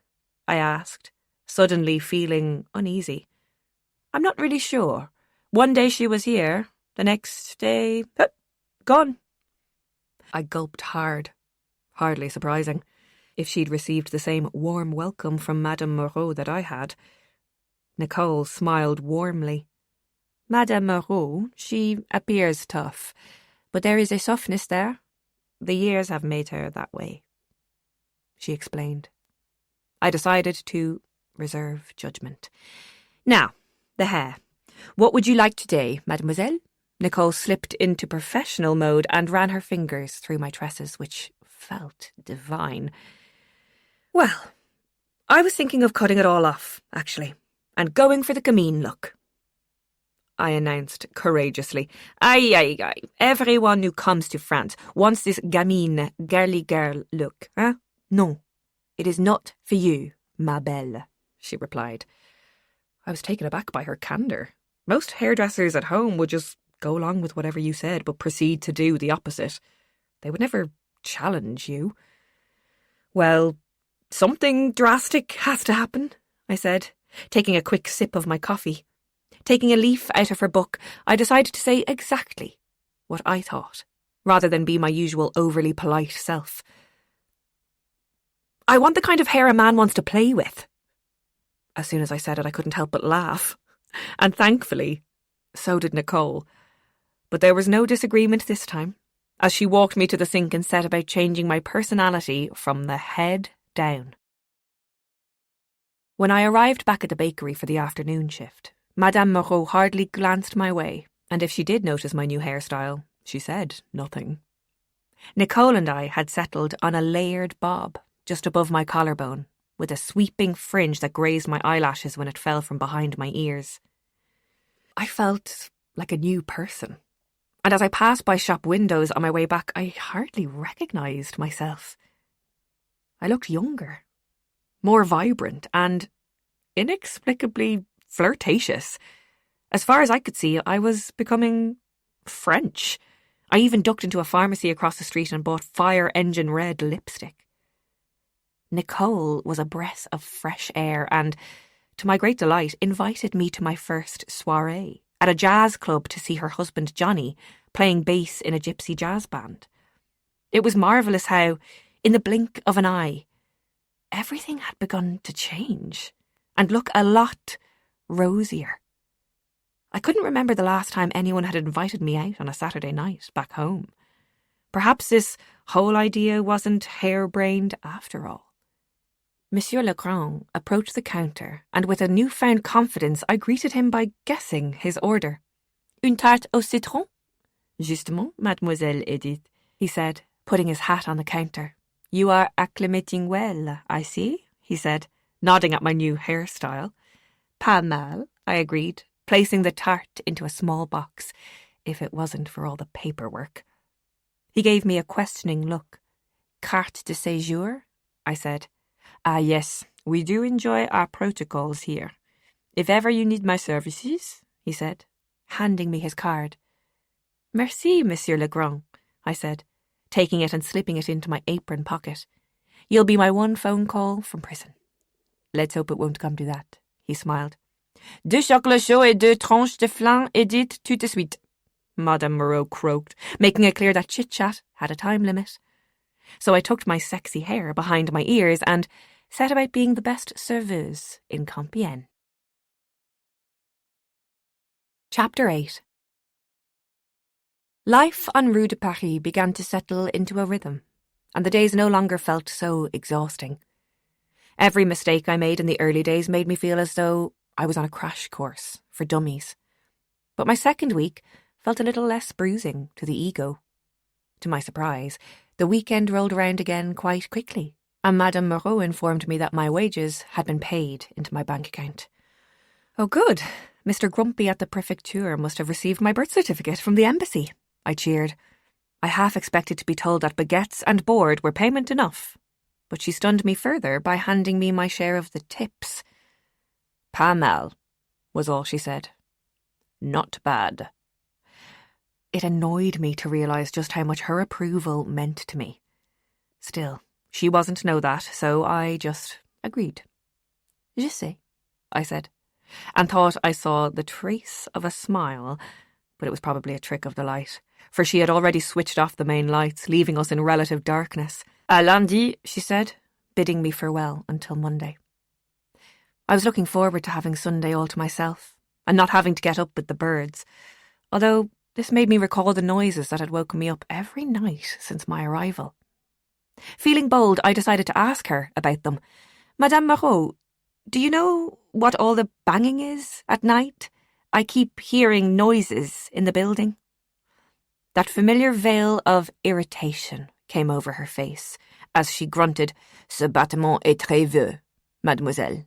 All old buildings make noise. They have du breath, non? That's what I thought. All the old timbers and everything. Unless you're getting uppy tonight and dancing Riverdance on the stairs. I said this extremely quickly in a thick Dublin accent. Still, she pretended to understand and gave a withering nod before mounting the stairs to her apartment.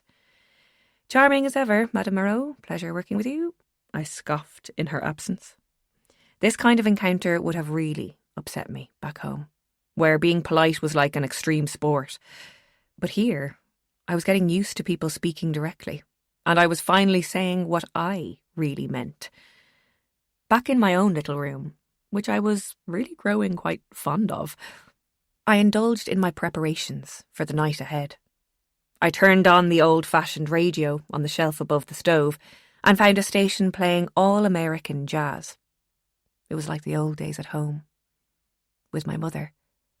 Ella Fitzgerald, Louis Armstrong, and Old Blue Eyes, Frank Sinatra, serenaded me as I showered and pulled on my trusty little black dress.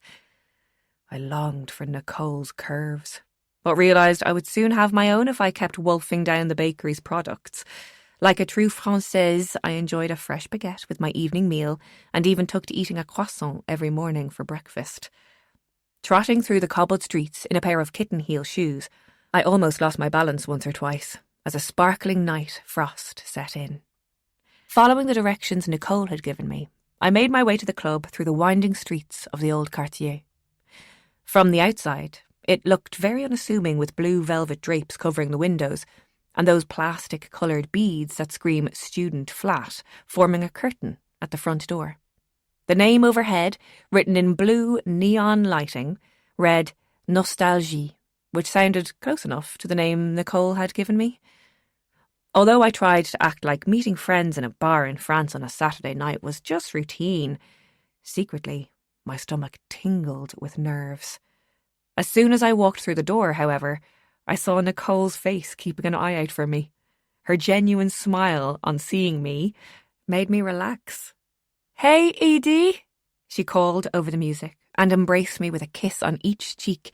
"You look ravissante," she declared, beaming. She looked ravishing herself, in a red strapless dress with black pearls. "This place is—" I trailed off. "Petit," she finished my sentence. "I know it's not much to look at, but it's the only jazz bar in town and Johnny's band has their residency here." Looking around, I could see why the regulars stayed loyal to the place. It was unpretentious and unique, with its abstract paintings and burgundy-coloured walls.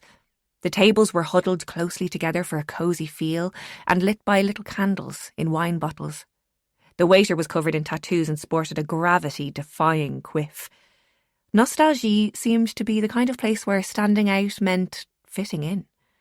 I'd always felt slightly out of step with my peers, probably because I spent so much time at home with my mother, watching old films and listening to music from another age. I knew it wasn't healthy to keep retreating into the world my mother and I had created. But in this place, with these people, I finally felt like I belonged somewhere. Nicole ordered the drinks, Mai Tais all round. The deliciously dark rum warmed my throat after my chilly walk and loosened the tight grip of wariness I wore like armour. "Edie, I want to introduce you to my sister, Kathy, and her girlfriend, Cécile," said Nicole, leaning back so we could all go through the kissing hello process again. "This is my Irish friend, Edith." A chorus of bonsoir followed, and I felt my shoulders relax a little. Unlike the reception I got when I arrived at the bakery, this place and the people were full of warmth. "Now tell me, how is life at Le Boulangerie?"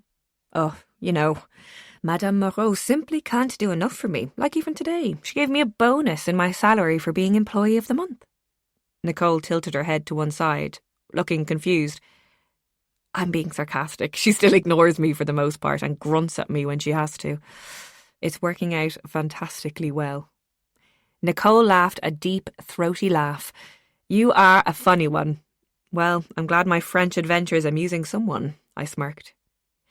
It had been so long since I'd connected with anyone, or had a conversation with someone who didn't know all the heartache of the past year and a half. For a wonderful moment, I allowed myself to sense the promise of belonging somewhere, as myself. "Manu is a sweet kid, even though he never has much to say for himself," I continued. "Manu is a smart one, you know.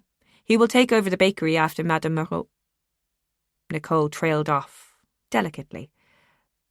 "Are they related or something?" I asked, unable to imagine why a bright young teenager would want to spend his days working with a cranky old dinosaur.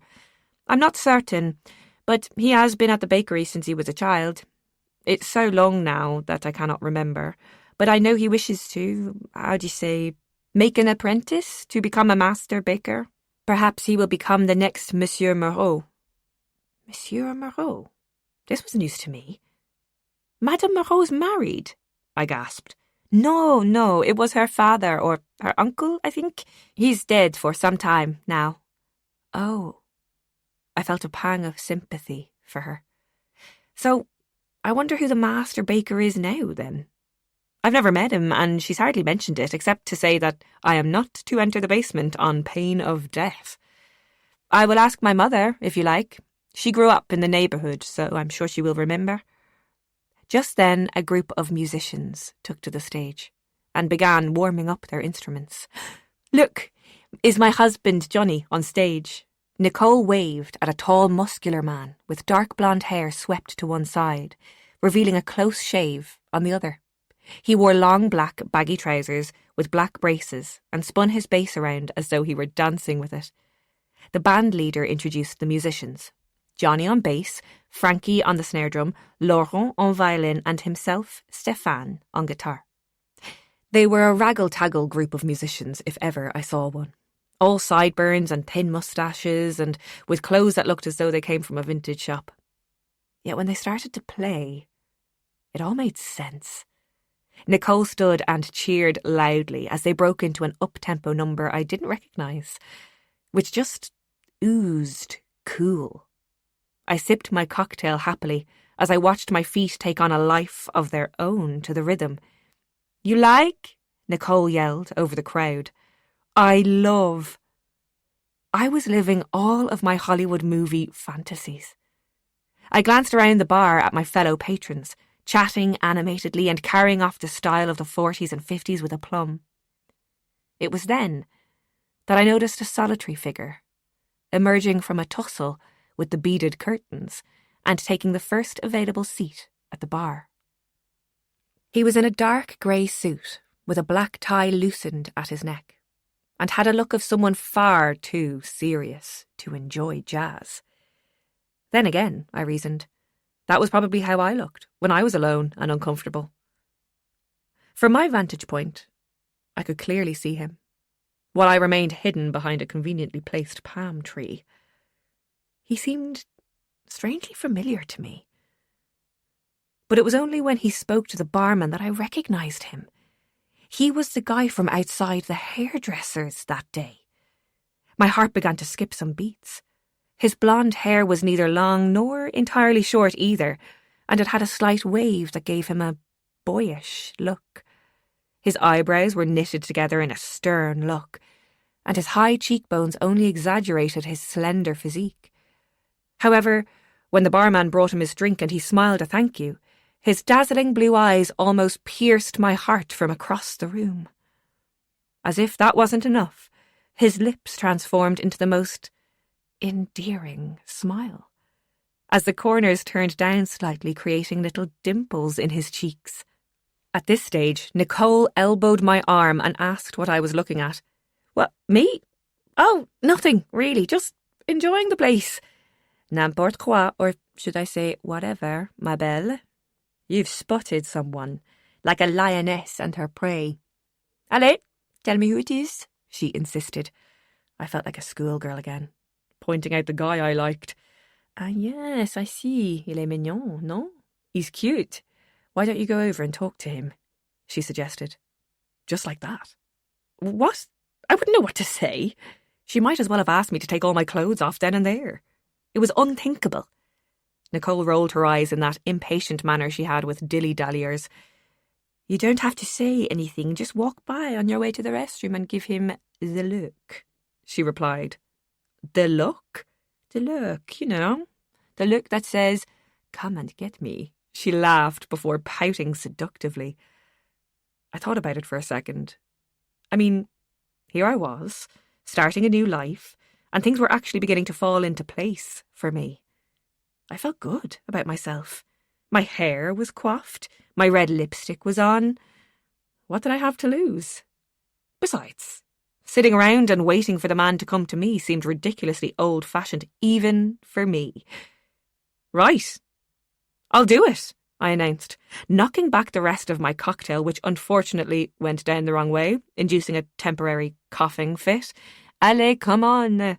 You're fine," Nicole soothed, giving me a napkin. "Just walk over there and be hot."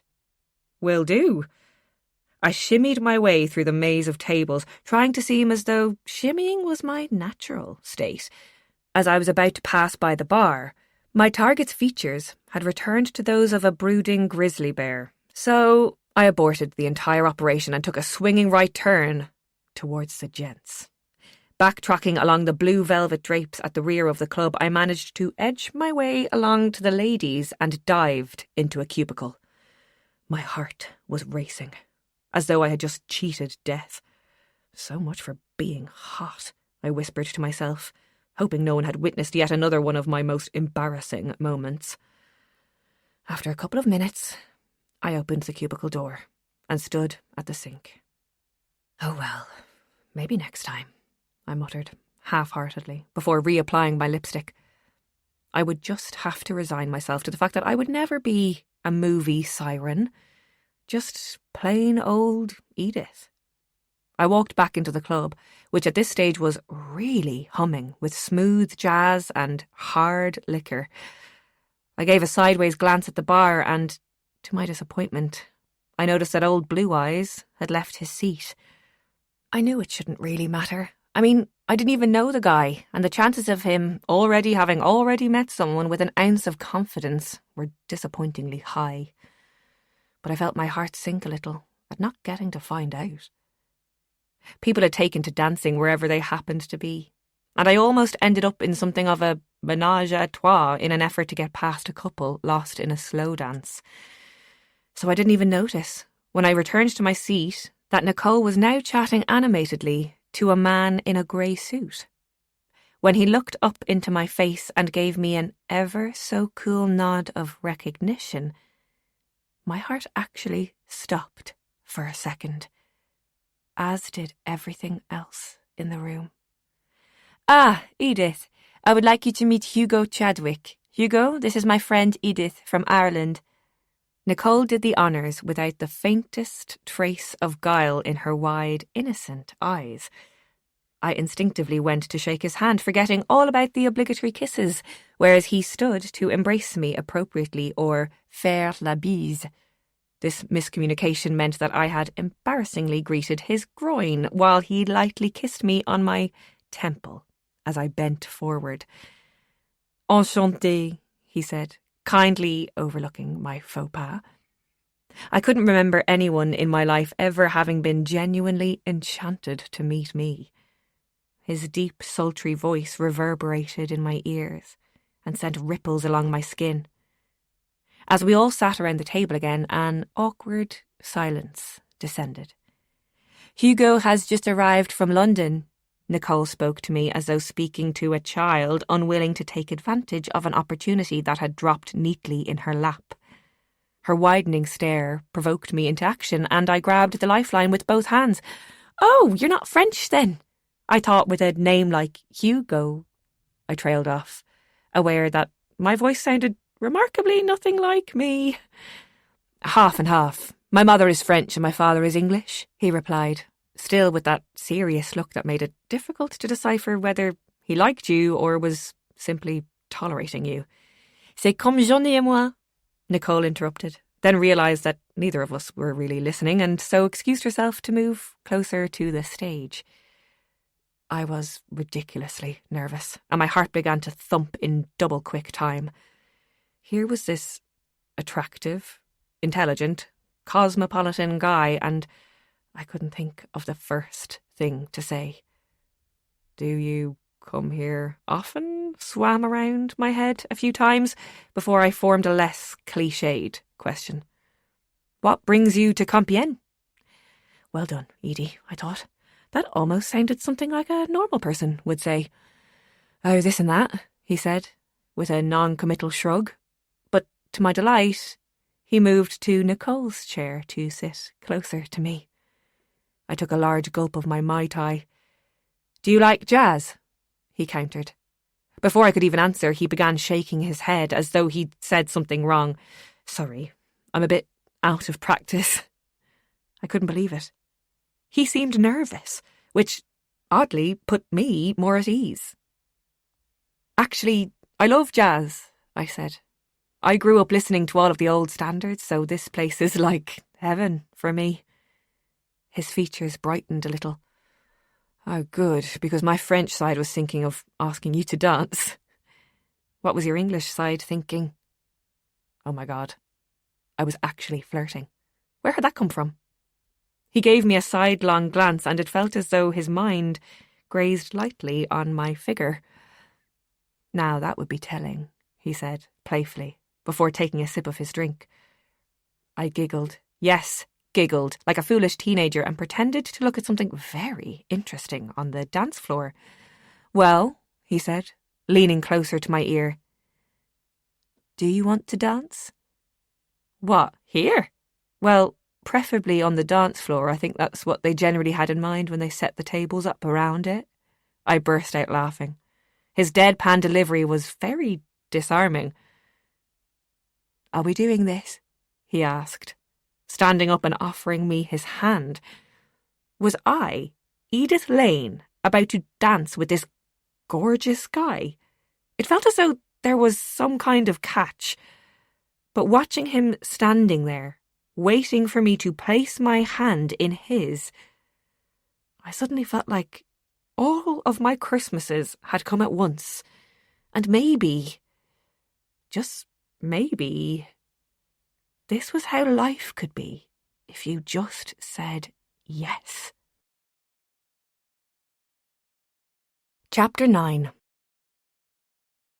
Once I fell into Hugo's embrace, I think we both knew where the evening would lead. I could have blamed the Mai Tais or the fact that Johnny's band began playing Let's Do It, Let's Fall in Love. But the truth was that something was happening inside of me. I wasn't sure what it was, but something was becoming unstuck. When Hugo asked me to dance and the band sang about birds and bees doing it, my fate was sealed. Had we sat chatting at the table, we might well have gone our separate ways that night. He didn't strike me as someone who would make a good dancer. His professional veneer and English reserve made him appear quite stuffy. But when we started to move on the dance floor, his French genes must have taken over, for he directed me in a practiced manner with ease and confidence. We didn't speak very much. Words seemed superfluous. But I felt so connected to him on a physical level that my inhibitions around him vanished. When the band finally wrapped up with a version of Benny Goodman's hectic Sing, Sing, Sing, we admitted defeat and returned to the table, where Hugo ordered another round of drinks. "Where did you learn to dance like that?" he asked. "I was just following you," I said, slightly out of breath and wishing I'd worn more comfortable shoes. I surreptitiously rubbed the side of my pinky toe, which was probably already blistering. Taking a sip of my drink, I looked up to find myself the subject of the most intense stare. "What is it?" I asked. "Nothing," he said, looking away and self-consciously rubbing the back of his neck. "Or everything, actually." "What?" "Do you want to get out of here?" Just then, Nicole, her sister, and her husband, Johnny, arrived back at the table. Nicole made all of the introductions, and while I was pleased to finally meet Johnny, the timing couldn't have been worse. It was clear they were mad about each other, as he caressed Nicole's neck and placed kisses on her cheek at every break in conversation. A soundtrack of cool jazz began playing over the sound system, replacing the live musicians, and the tempo slowed to a soft sway. Chet Baker crooned "I Fall in Love Too Easily." The whole atmosphere was intoxicating, and I felt like I was starring in my own Hollywood romance. I gave Nicole a theatrical wink and said I needed the loo. "What do you think?" I asked as she followed me. I suddenly realised that I was looking for guidance from a girl I had only just met, about a guy we hardly knew. "He's very handsome. Do you like him?" "Well, he's undeniably charming," I said, smiling so hard that my cheeks hurt. And when we danced together, it was like every touch was just magical. I hadn't realised that I'd closed my eyes, and when I opened them, Nicole was grinning at me. He asked me to go on somewhere else, but to be honest, I'm shattered, I said, squinting at my watch. It must be all of these early mornings. "Why not ask him to walk you home?" she enthused, putting on her bright berry lipstick. I don't know, maybe because I hardly know him and he could be an axe murderer," I pointed out. "Really? Well, no, probably not, but listen, ma belle, you came to France to change your ideas a bit, no? So follow your heart this time. It is okay to have some fun sometimes, you know." You're right, I said, smacking the palm of my head against my forehead. I was tired of being so sensible all of the time, always assuming the worst and waiting for the other shoe to drop. I hadn't realised how hard it would be to break free from the old me, but there and then I felt the desperate urge to take a holiday from myself and all of my rules. "You have my mobile number if you need me, d'accord?" she said, rousing me from my thoughts. "Now, stop overthinking everything and get back out there." "So, Edith, you haven't told me what brought you to Compiègne?" Hugo asked, as we walked along the riverbank. The heightened sense of enjoyment I got out of hearing him say my name made me feel like a complete nerd. But his accent was so delicious, I couldn't help it. Something of a clerical error," I joked, sounding decidedly less posh than Hugo's tutored English accent. The cool night air came as a shock after the hot and sweaty atmosphere of nostalgie. Yet I somehow felt buffeted against the cold when Hugo offered his arm in such a chivalrous move that it made my heart glow a little brighter. "I had always planned to come to France," I said, sounding very cosmopolitan, "but Compiègne was, how can I put it, a twist of fate?" he offered, and I nodded in agreement. It certainly sounded better that way. "And what do you do here?" "I'm a singer." I'd blurted it out before my brain had time to restrain me. I had no idea why I said it. All I knew was that I wanted to sound a little more interesting than a midlife crisis victim working in a bakery. "Really?" he asked, genuinely impressed by my not-so-run-of-the-mill answer. In fact, he seemed so impressed that I was reluctant to correct him. Besides, what harm would it do to tell a little white lie? As Nicole said, I wasn't marrying the guy. "Yes, well, I mean, I'm working in a bakery here until I get my big break, but yes, I'm a singer." "What genre of music do you sing? Do you write your own songs?" he enthused, unaware of the pressure he was putting on me to make up the answers. "Mainly jazz," I said, trying to keep it vague and nonchalant. "Ah, hence nostalgie," he concluded. And what about you? You never said what it was you do," I deflected, buying myself some time from my ridiculously tall tale. Well, I do some photography," he said. "Really? Oh, that sounds so interesting. What kind of photography?" For a moment, I imagined him doing nude portraits. I crossed my fingers. "Streetscapes, mostly. I'm not very good at it, though. Phew. Humble and artistic." He almost seemed too good to be true. "In fact, I'm off to Paris in the morning to take some shots on location," he added. I emitted a kind of strangled noise. "What is it?" "Oh, nothing. I didn't get to see much of Paris when I arrived." I decided not to tell him what a moron I'd been, confusing the name of the bakery. "Well, I have an apartment there. You can use it if you like." Who said things like that? "I have an apartment in Paris if you want to use it." I felt like I'd accidentally stepped into someone else's life for the night. I hoped it wouldn't all end at midnight. We came to a bench that offered a beautiful view of the Pont Solferino Bridge, with its lights reflected in the flowing waters of the River Oise. Despite the chill, the late hour and the absurdity of it, we both instinctively sat down, wishing to prolong the evening. "So, do you live here, or—" I didn't want it to sound like an interview question, but I was curious to fill in the blanks. "Not anymore. I grew up here, but we moved to Paris when I was about 7. "It's funny," he said, looking out towards the bridge and the lights of the buildings. "I always remember it being bigger than it is." That's childhood memories for you. Half of them are inventions. "What makes you say that?" he asked, turning to look at me with an unreadable smile on his face. "Oh, I don't know." I really didn't know.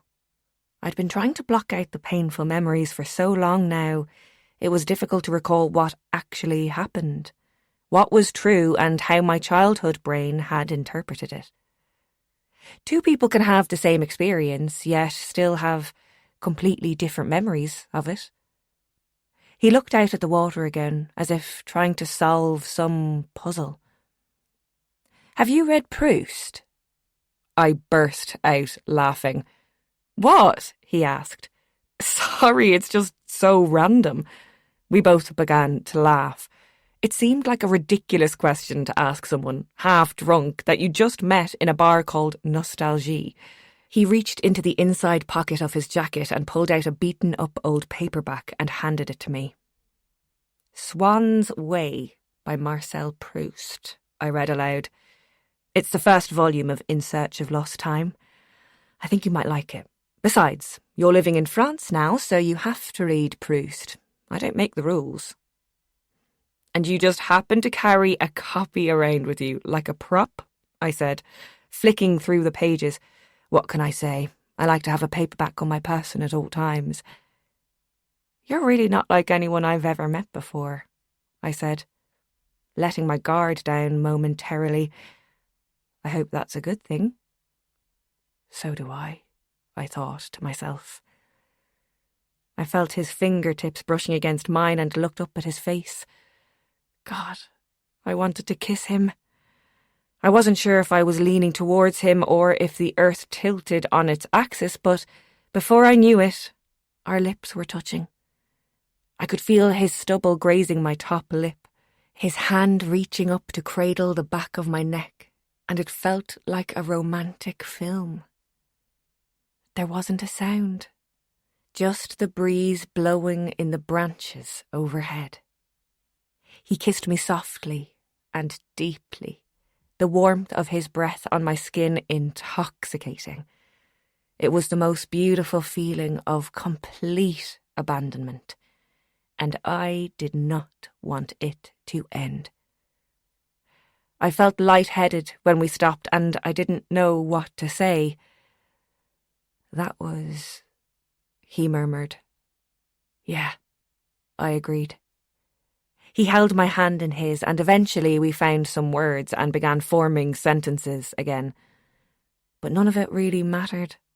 It was all secondary to whatever unspoken thing was happening between us. Do you make a habit of kissing strange women on park benches, Mr. Chadwick?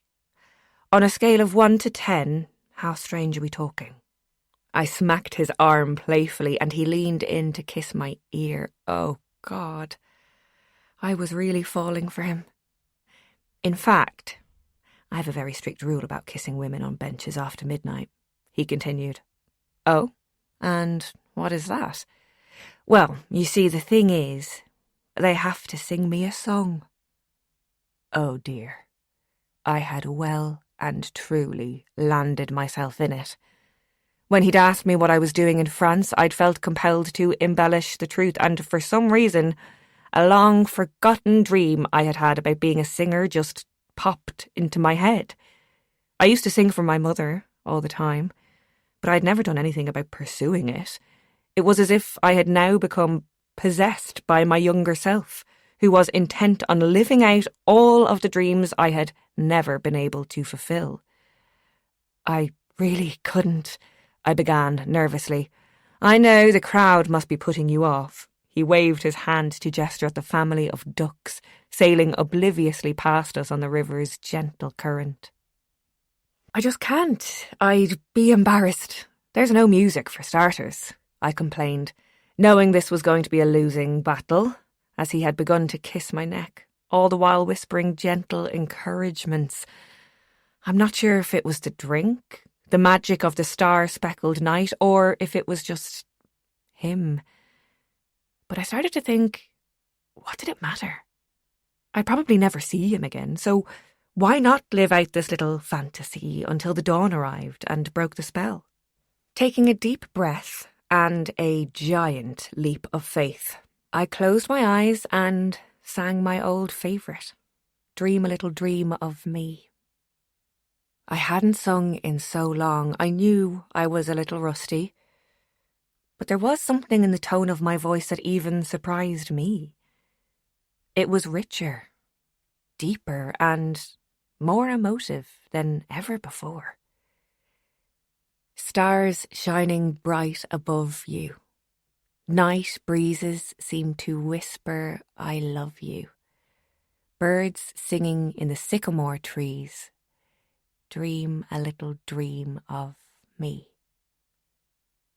Gosh, you have a beautiful voice, Hugo said, his voice breaking slightly. The last time I sang that song was for my mother, I told him. She's passed away now. He said nothing, but took me into his arms. I didn't cry, but I just let myself be held, and it felt like such a relief. I hadn't told anyone here the real reason behind my sudden decision to come to France, and even though this was probably the most inopportune moment to open up, not to mention the wrong person, it just happened. "You okay?" he asked in a soft voice. I just nodded. I was as okay as I could be. "It doesn't get any easier, does it?" he asked, somewhat rhetorically. "I'm just not sure who to be now. Or how," I said. "That probably sounds silly. No, I know exactly what you mean. Unfortunately. I lost my brother." "Oh, I'm so sorry." I looked up at his face, but he wore the same mask we all did. Those who are left behind, trying to carry on. The club no one wants to be a member of. It was about 6 years ago now. I was 25. I mean, we didn't even get on, but still it changes everything. He was right. It did change everything. So much so that I had to change who I was in order to gain some kind of control over my life again. I wanted to stay there indefinitely, but the cold had finally broken through to my skin and I was desperate for a warm drink. "Do you want to come back to mine for coffee?" "Is that a euphemism or actual coffee? Because I'd murder a coffee," he said dryly. This garnered him another smack on the arm. "You'll be lucky if you do get a coffee at this rate," I said, failing to hide my smile. "I'm being assaulted here, you know. Oi, gendarmes, arrest this woman," he shouted at some students passing over the bridge who responded with all sorts of taunts and gestures that happily I did not understand. The walk took far longer than necessary, because with every few strides, we were both drawn to each other's lips. My arms reached under his overcoat and embraced the warmth of his body as we kissed by the creperie, then the tabac, before we eventually reached the boulangerie. "So, this is me," I said, just like they do in the movies. "But Madame Moreau, my boss, that is, lives in the apartment below me, so you'll have to be quiet." I could see his features changing completely. "What is it?" "You work here, for Madame Moreau." "Yes, why? Do you know her?" "She's not exactly boss of the year material, but I'm really growing to like the place, and the accommodation is free, so..." I smiled, but Hugo's expression remained unchanged. "You know, I'd best be getting back," he said. "I have an early meeting in Paris in the morning, and I don't want to cause any trouble with your boss." "Oh." I failed to keep the tone of disappointment from my voice, so decided to make up for it by babbling on endlessly about Madame Moreau. "You're probably right. I've only been here a fortnight and she might start to question my morals, along with everything else, if I bring a guy home." He smiled and held my hand, and looked at me as if in two minds, whether to tell me something. In the end, I made the decision for both of us. "Thank you for the book, Mr. Chadwick, and for walking me home."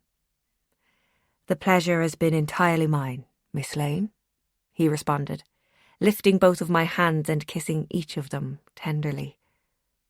"I hope to see you again," he added, lifting those piercing blue eyes. Well, If you ever need a baguette, you know where I am. I smiled. He pulled me close then, and gave me a ravishingly good kiss on the lips, leaving me with a slightly tipsy feeling. "Good night, Edith," he said, as he turned to leave. "Good night, Hugo." I climbed the creaky old stairs to my apartment, still in a daze. I hung my coat up by the door and slipped out of my shoes, smiling inanely all the while. No sooner had I turned on the lamp by the window looking out onto the street when I heard stones ricocheting off the glass. I skipped to the window and looked down at Hugo about to take another aim. "Oi! What are you doing? You'll wake the dragon," I hissed. "Ah, what light from yonder window breaks," he called amusingly. "Quit goofing around, or you'll get me the sack, Romeo," I said, unable to conceal my pleasure at seeing him standing down there, acting like a romantic fool for me. "I just wanted to ask if you'd like to go out to dinner next time I'm in town." "That would be lovely," I whispered down to him. "It's a date then," he confirmed. "Yes, it's a date," I echoed, almost in confirmation to myself. I couldn't really believe this was happening. "Bonne nuit, Edith." I waved silently and blew him a kiss, which he caught and held to his heart, then half collapsed as if I had shot him. All too soon, he turned to go, and I could have sworn I heard him whistling the tune "Dream a Little Dream of Me," but I couldn't be sure. Chapter 10.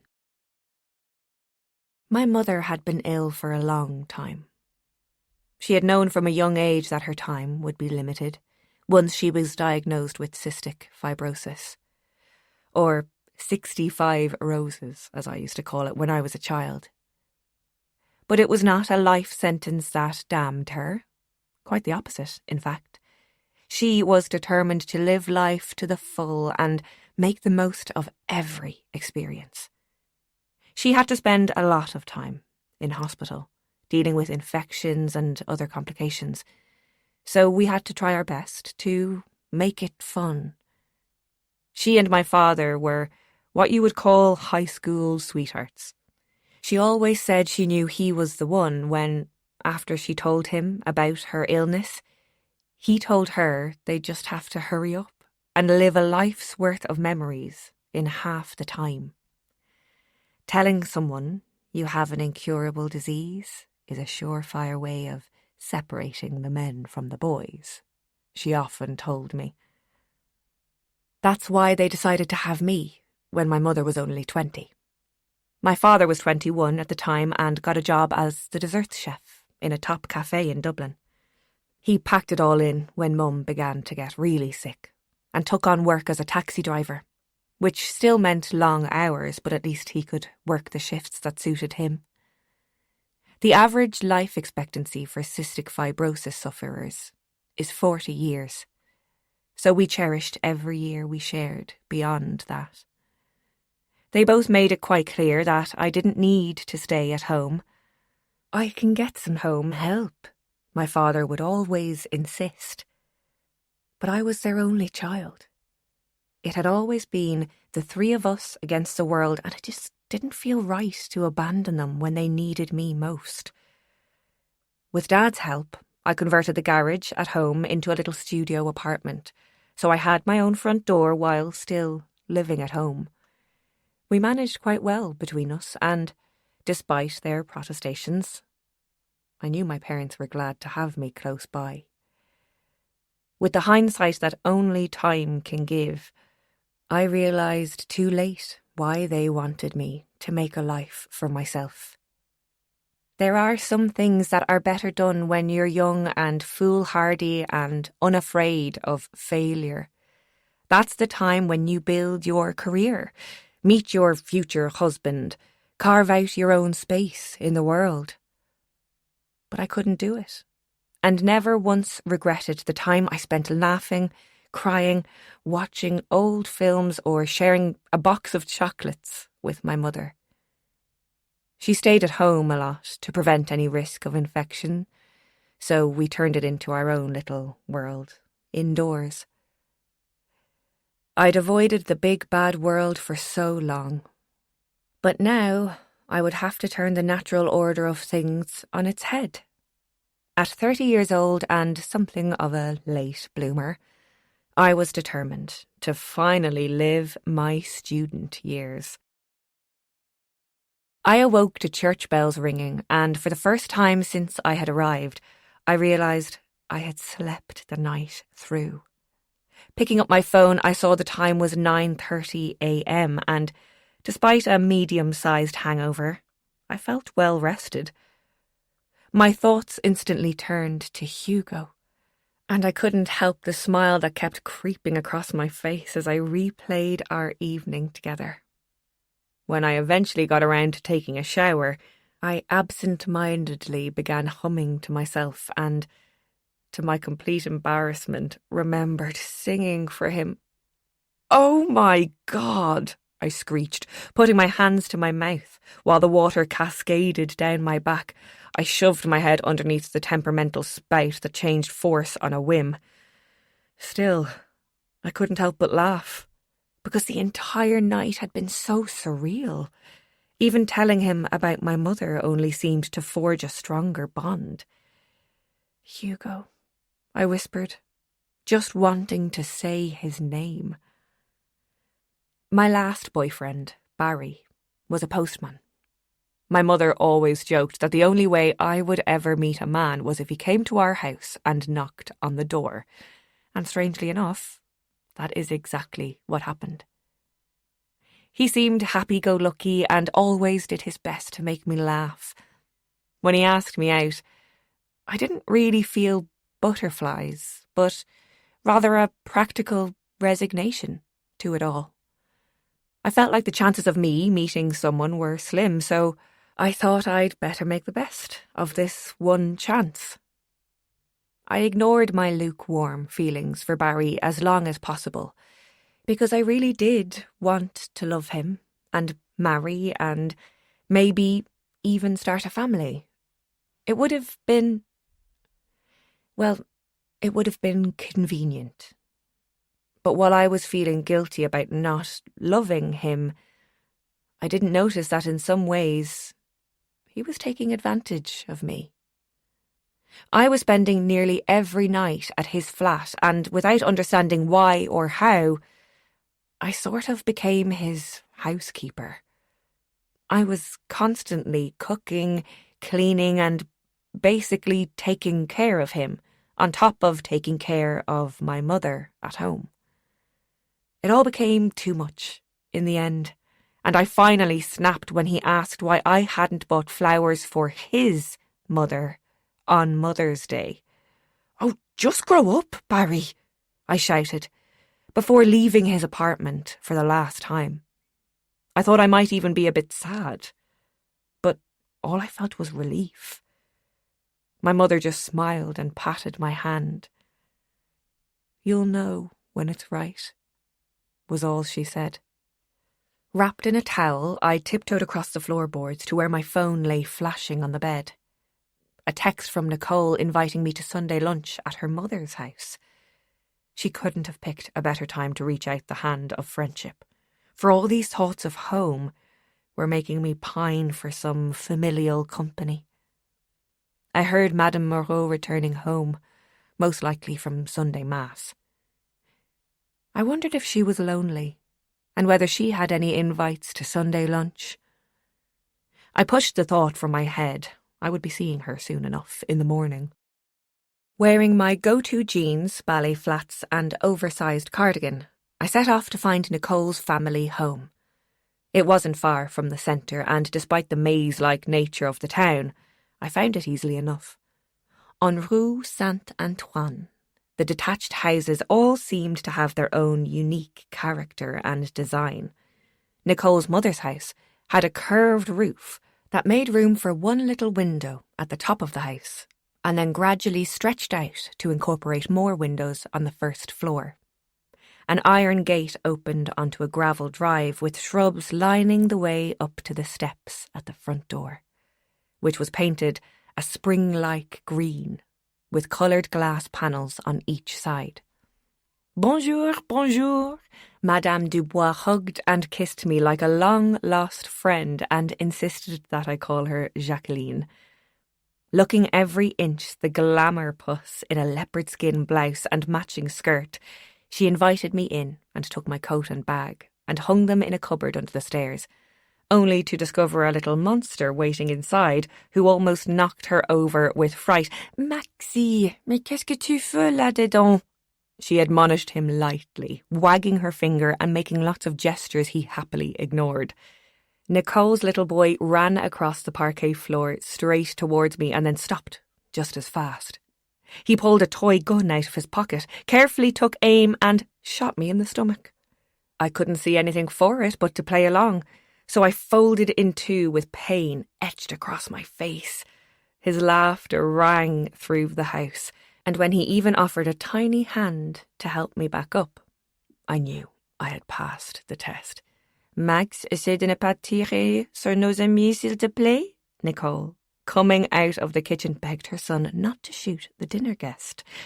She embraced me warmly and brought me down into the kitchen, which took up the entire back of the house, with windows onto the garden at the rear. A giant table with countless chairs sat in the centre of the room, while an old range heated pots and pans in the corner. It was vintage, yet chic, old-fashioned but timeless. Johnny appeared, rather incongruously from the garden, with a handful of rosemary. "All right, Edie, good to see you again," he said, kissing me. It felt weird doing la bise with an Englishman, but as they say, when in Rome, or Compiègne in my case. "How's the head?" he teased, but Nicole elbowed him into silence. We ate a hearty meal of roast chicken with lemon and rosemary and lots of roast garlic potatoes on the side. I had brought the dessert, which was a raspberry tart with crème anglaise. I passed on the wine, insisting that I would need a clear head to be up at 6 the next morning. I knew Nicole was desperate to ask me about Hugo, but as she sensed I wasn't keen to discuss it in front of everyone, we talked about the bakery instead. It seemed Madame Moreau and Jacqueline went way back. Geneviève Moreau, je la connais depuis des années, Jacqueline began, Nicole beside her translating in case there were any parts I didn't understand. Monsieur Moreau, Genevieve's father, died in the late 60s, and she's been running the place herself since then, Nicole explained, bobbing Max on her knee as he recreated a war scene with some soldiers and leftover raspberries on the table. She must be at least 80 years old. Bloody hell, 80? But she struts round that shop like a spring chicken, I gasped, waiting for Nicole to translate. Finding out her Christian name was also something of a shock. The name Genevieve was somehow too sweet for the tough woman who greeted me with a scowl every morning. She's had a hard life, according to Maman. My grandmother also remembers the regime having several run-ins with Monsieur Moreau during the war. This was such an eye-opener for me. All I had seen was a grumpy old woman, with little or no time for pleasantries. This was creating an entirely new picture of a young girl who had lived through the war with her father, withstood the tyranny of German occupation, and still managed to keep his legacy alive. So, who has taken over the baking since Monsieur Moreau's death? I asked. The basement is strictly off-limits for me, I added, still stung by Madame Moreau's lack of trust in me. Je ne sais pas, Jacqueline admitted. It's strange because I've been there for 2 weeks now and I never see anyone going in or coming out. And unless they're milling their own flour underground, I don't know how they're getting it in, because no deliveries show up either. Johnny brought a large pot of coffee to the table, along with a glass jar of biscotti. Even though I felt fit to burst, I couldn't resist the golden amaretto-flavoured biscuits. Sounds like you've got a bit of a mystery on your hands, Johnny said. The haunted bakery. when no one is seen going in and no one is seen going out. Ooh. He began to laugh while Max imitated his not-so-scary ghost impression. I'm serious, I persisted. Madame Moreau has all the bread stocked up and Manu has loaded his deliveries before I even get up. There's never any sign of the baker. I just assumed they brought up the bread themselves from the kitchen. But why not let me go down? I mean, I'm supposed to be taking over as assistant manager, for God's sake. Assistant manager?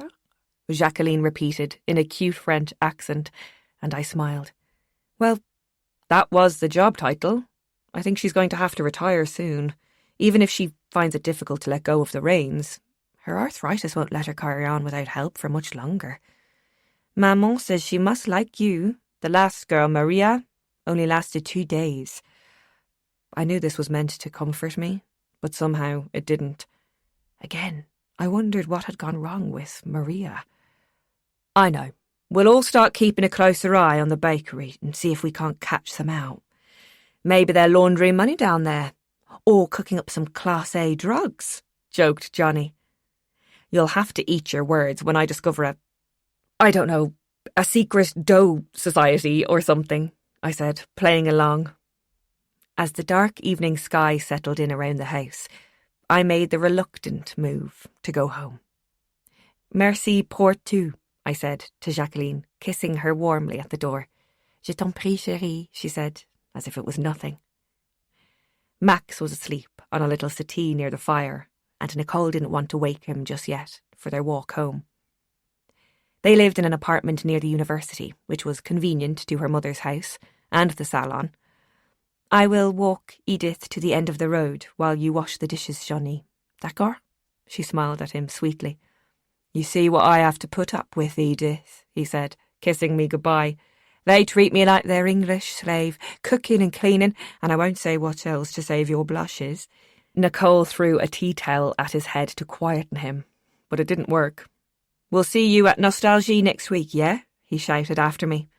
Oh yeah, I'd love to. Your band was amazing. I really enjoyed it, I said sincerely.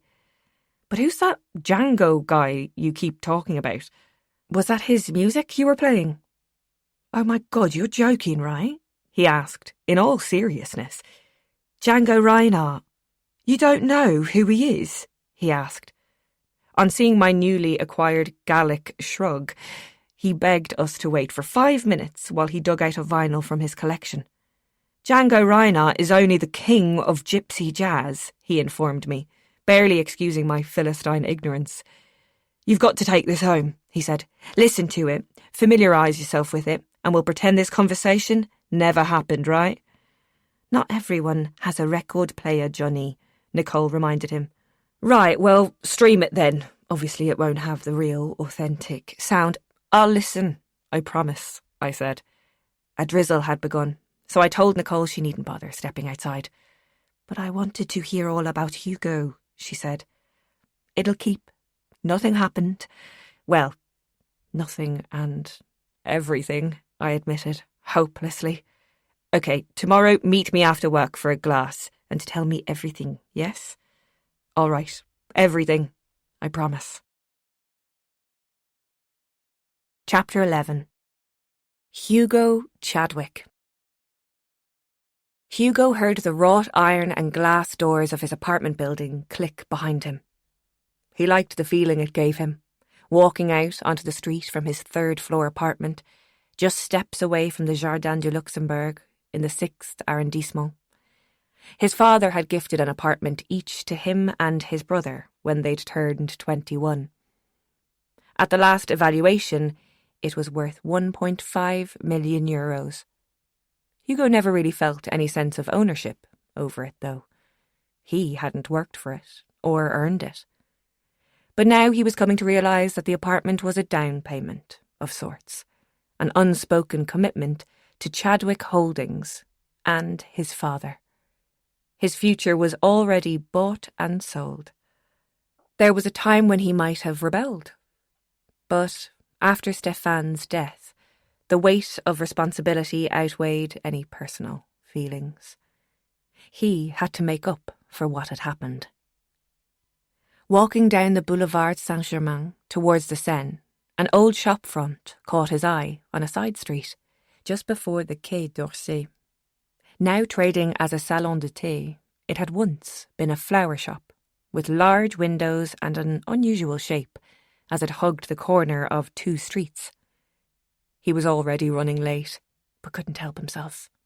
Slipping his rucksack off his shoulder, Hugo took out his trusty Nikon D780.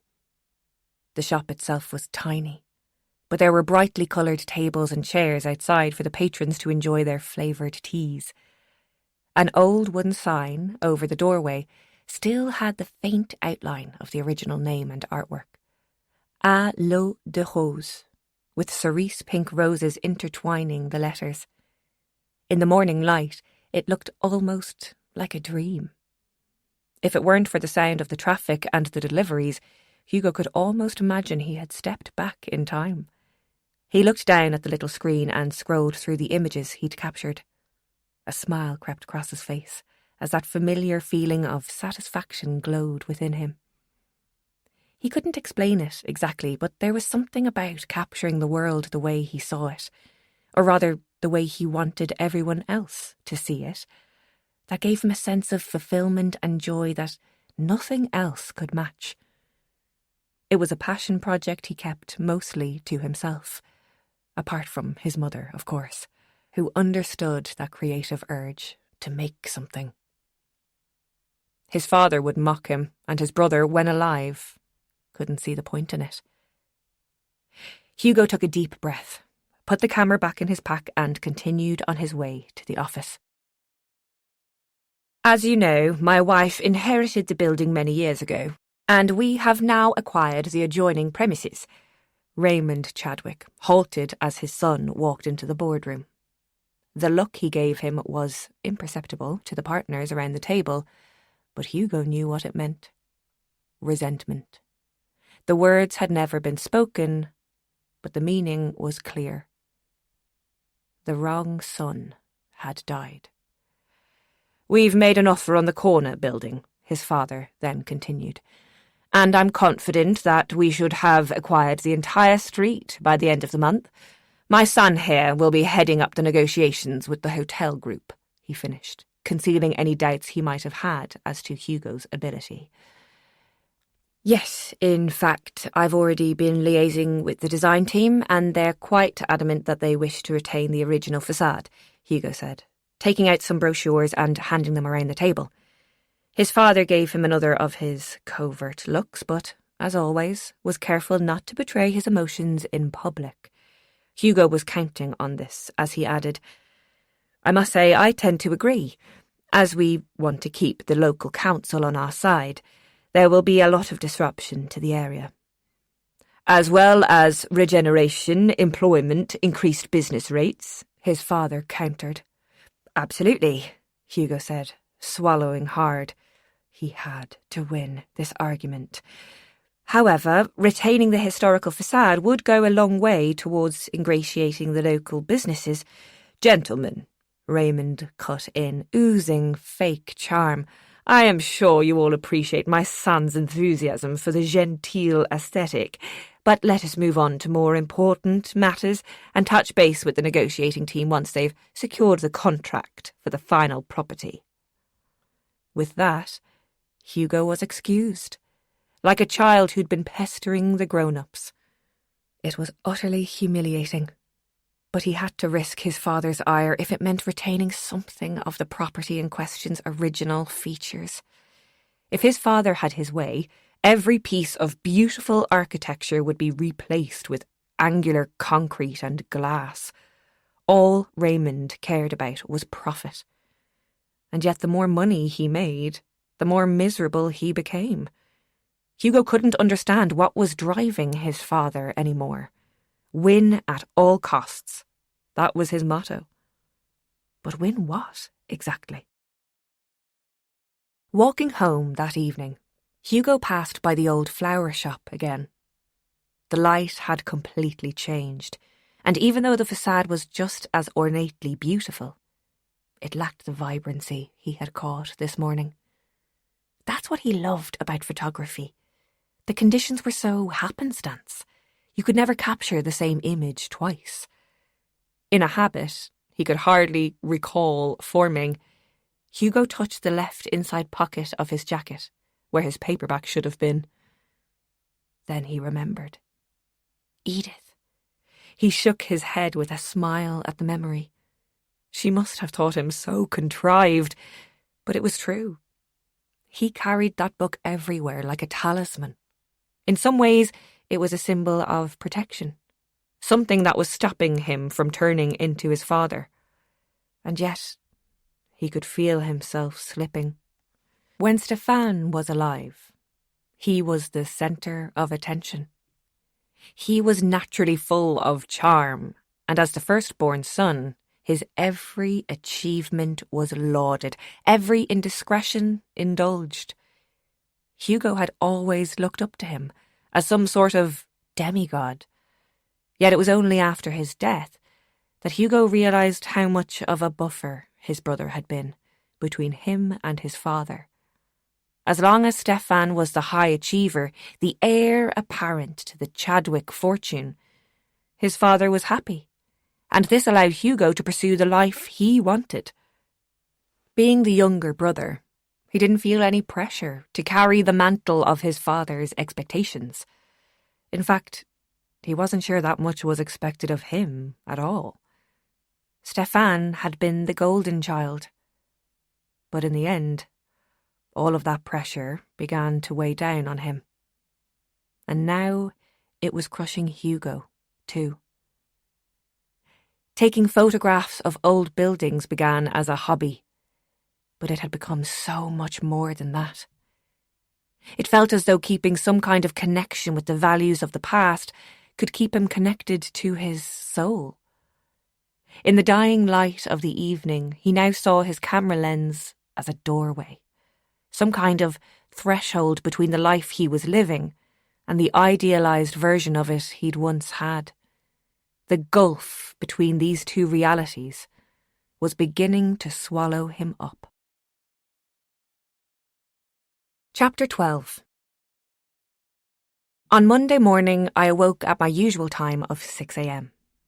I pulled the shutters and stared out the window at every opportunity, with a toothbrush in my mouth or a hairbrush tangled in my hair, looking for signs of any clandestine behaviour that might betray the Moreaus. The street was quiet. Nothing stirred. I would have to get up a lot earlier if I was going to catch the baker using the basement door. I skipped breakfast and tumbled downstairs for 6:30 a.m, but Madame Moreau, who had seemingly risen at some unthinkable hour, was already unloading baskets of freshly made bread onto the shelves. Manu was yet to arrive, but the boxes awaiting delivery were already neatly stacked by the door. How did she do it all? And at her age? "Bonjour, Madame Moreau," I said, startling her. "Bonjour, Edith," she replied. I thought she looked a little tired this morning, so I offered to make her a coffee before we opened. This really took her by surprise, and even though she turned me down, I felt something alter between us. I quietly went about my work and opened the door for Manu when he arrived.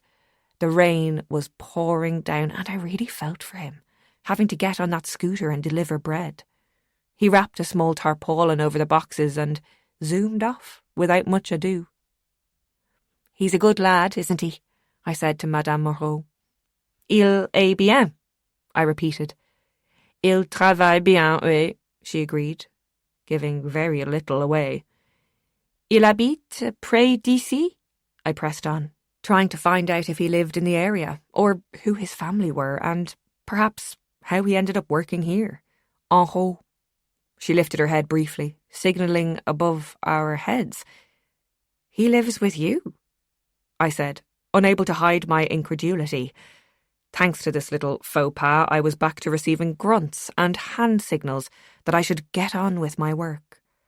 And with that, the first few customers of the morning came in, and there was no further time to think about it. Working with freshly baked goods all day brought back so many of the wonderful childhood memories that I had stored away for a long time. When my father gave up his position as pastry chef, he turned our kitchen at home into a playground for his artistic expression. My mother and I were often treated to light and airy profiteroles, oozing with cream and smothered in chocolate, or dark chocolate torts with roasted hazelnut crusts. My favourite were the cakes, and at his side I became quite proficient myself and made a mean spicy carrot cake. He would always say that you could tell a lot about a baker by his choice of ingredients. Needless to say, I was intrigued to meet the master baker who'd reinvigorated my appetite with his delicious breads and sinfully good pastries. Yet he remained shrouded in mystery, hidden in the Moreau's basement. In an effort to become better acquainted with his produce, at least, I spent my lunchtime doing a little taste test in the cafe. I told Madame Moreau that I wished to become more familiar with the different kinds of bread, and she just shrugged indifference. Having the place to myself, I set my phone up to play some of the Django Reinhardt music that Johnny had recommended. As soon as the guitar began to play, I instantly fell in love with gypsy jazz and found myself swaying along to the rhythm as I began picking out breads to try. Leaving aside the well-known baguettes and traditional pain de Compiègne and pain complet, white and brown, I gathered the more unusual-looking breads into my arms and found myself salivating with the scent of fresh, crusty bread. So I sat down at a little table by the window and, using a breadboard and knife, I cut into the first round of bread, labelled pain au levain, which I determined from its tangy flavour to be sourdough. I remembered my father making a sourdough starter at home and leaving it to ferment overnight. I used to love watching it transform and come to life. "See the bubbles, Edie," he used to say. "That means wild yeast from the air and the flour itself have started making themselves a home in your starter. They will eat the sugars in the flour and increase the acidity of the mixture, preventing other bad microbes from growing." It was like a culinary science experiment. Once the sourdough became frothy and fermented, it was ready to use. My mother insisted he keep his experiments in the utility room because of the pungent smell. He would then bake a loaf of delicious bread, which went a long way towards making up for the stink, but hold back a portion of the sourdough. Feed it with flour and water and keep the process going. He said some bakers would have kept a sourdough mother going for more than 100 years. I used to think it was a bit strange at the time, growing bacteria to make bread, but tasting this light and airy loaf in the bakery made me truly appreciate this time-honoured tradition. I also wondered how old the Moreau's sourdough was, and who had made the starter in the first place. Next, I tried a round pain au raisin, which I knew to be raisin bread. I instinctively tapped on the base of the loaf, hearing a wonderfully deep echo that sounded the guarantee of a thick, dark crust. The crunchy bread was tantalisingly good, and the sweet, swollen raisins gave it an extra dimension. After a large glass of milk, I gluttonously moved on to a wholesome pain au noix, a walnut bread made with a whole wheat flour. In France, the walnut was the king of the nuts, so they simply referred to this loaf as nut bread, as if walnut was the only nut worth eating. With just the right balance of acidity and crunchy walnuts that were almost whole, meaning they must have been added after the kneading process, this bread was my favourite. It was moist and slightly darker in colour than the others, and I could have happily gorged on the entire loaf. Of course, I ate them all smothered with butter, like a true Irish woman. By the time I got to the pain bis, a rye bread, I was completely stuffed and full of respect for our reclusive baker. I wasn't an expert or anything, but from the flavours and textures of the breads, my suspicions that they were baked in a wood-burning oven were confirmed. I pushed back my chair and looked towards the rear of the shop. There was a swinging door that led to a small room with a sink and a small worktop for preparing tartines or sandwiches and a little electric chauffe-grill for toasting. Without consciously making a plan, I got up and strolled over towards the back, fixing things and wiping counters as I passed. I looked back out onto the street, which was quiet at this time of day, and listened for any sound of Madame Moreau upstairs. I could just about hear her little television, probably some kind of afternoon quiz show. Satisfied that I would not be disturbed, I snuck into the kitchenette. I had seen a tiny door there before, just beside the miniature fridge, but had simply assumed it was a cupboard. Such was the size. It was painted a pale eggshell, blue-grey colour, with 2 panels of frosted glass obscuring what I now realised must be the basement just beyond. Madame Moreau, being small in stature, would have easily fitted through, but I would have to crouch. I gently turned the little glass knob, but, to my disappointment, it was locked. I just stood there, looking at it, willing it to open. Then inspiration struck, and I quickly swung the door of the kitchenette open again. The unisex toilet was just on the other side of the kitchenette, and although I wasn't sure what access could be gained from the loo, it was worth a try. The loo was quite posh, as it goes, with some kind of vintage wallpaper, repeating scenes of the well-to-do taking part in various outdoor pursuits. The taps were gold-plated, as was the mirror, and it felt at once both homely and chic. To my delight, I spotted a grill plate on the floor behind the sink that looked down into the basement. An old iron thing. I lifted it easily with my pen, and for the first time, I had a partial view of the baker's domain.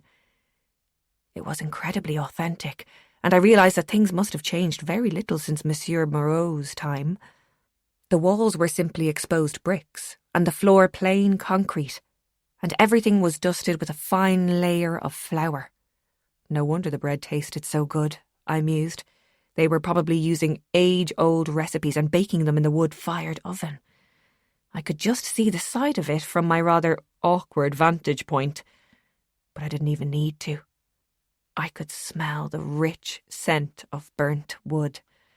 I could just make out the bags of flour stacked against the wall, marked farine, and tall wooden shelves holding antique moulds and sheet pans, slightly warped from the intense heat of the ovens. The only thing missing was the baker himself. But I assumed he must have finished for the day, as he would have started baking at 4 a.m.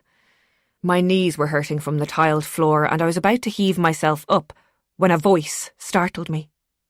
Ça va, Edith? Asked Manu, clearly bewildered by my behaviour. Oh, Manu, I didn't see you there, I replied, a little flustered. I, just lost my earring, I bluffed. J'ai perdu my earring, I repeated, laughing at my own stupidity and sliding the grate back into place with my foot. He nodded, but I knew he wasn't convinced. I just had time to tidy up after my little taster session when Madame Moreau reappeared, unceremoniously turning off the music. She seemed irritated, which was nothing new, but something about the music had affected her. There was no chance to question her, as it was time to open again, and I needed to go and freshen myself up. Climbing the stairs, I still couldn't shake the feeling that Manu and Madame Moreau's inimical facade was an attempt to hide something. But what? Were they really doing something illegal down there? It hardly seemed likely. But I could tell from their strange behaviour that something was going on, and I was determined to get to the bottom of it. That evening, I met Nicole for a drink in a cafe overlooking the river. Walking down the lamplit streets and taking the familiar turns towards the city centre, I realised that Compiègne had indeed become familiar to me. It seemed like a lifetime ago since I'd arrived on that unexpected train journey from Paris, full of disappointment at my sheer bad luck to have taken on a job in some outlying village. I had come a long way in a few short weeks, in every sense. Nicole was sitting at the bar chatting amiably with one of the bar staff when I arrived. I had never met someone so comfortable in their own skin, and the ease with which she bonded with people left me feeling a little envious. "So?" she prompted, after ordering me a glass of wine and a snack of pâté and bread. Both were exceedingly delicious and bursting with strong flavours. "So Hugo, walked me home," I began. Though it felt strange saying his name out loud, it was such a magical night, and while I had tried my hardest not to daydream about it since, I sometimes wondered if it had ever happened at all. "Yes, and?" Nicole said impatiently. "Well, we talked a lot, and—" "Oh, you know he's a photographer?" I said. "Très bien, she prompted, eager to get to the good bits. Okay, we kissed." I swooned like a schoolgirl and didn't even have the dignity to hide it. The memory of his soft lips came rushing back to me, and I actually blushed. God, he was such a good kisser. "Voilà, je l'avais dit. You are going to have fun in France, no?" she purred. "Are you meeting him again?" "Well, that's just it. He said he had to go back to Paris for some work thing. Actually, I don't know when he's coming back. He didn't say." "Did he take your number? I'm sure he'll call," she said, matter-of-factly, flipping her dark hair over her shoulder and revealing giant white hoop earrings.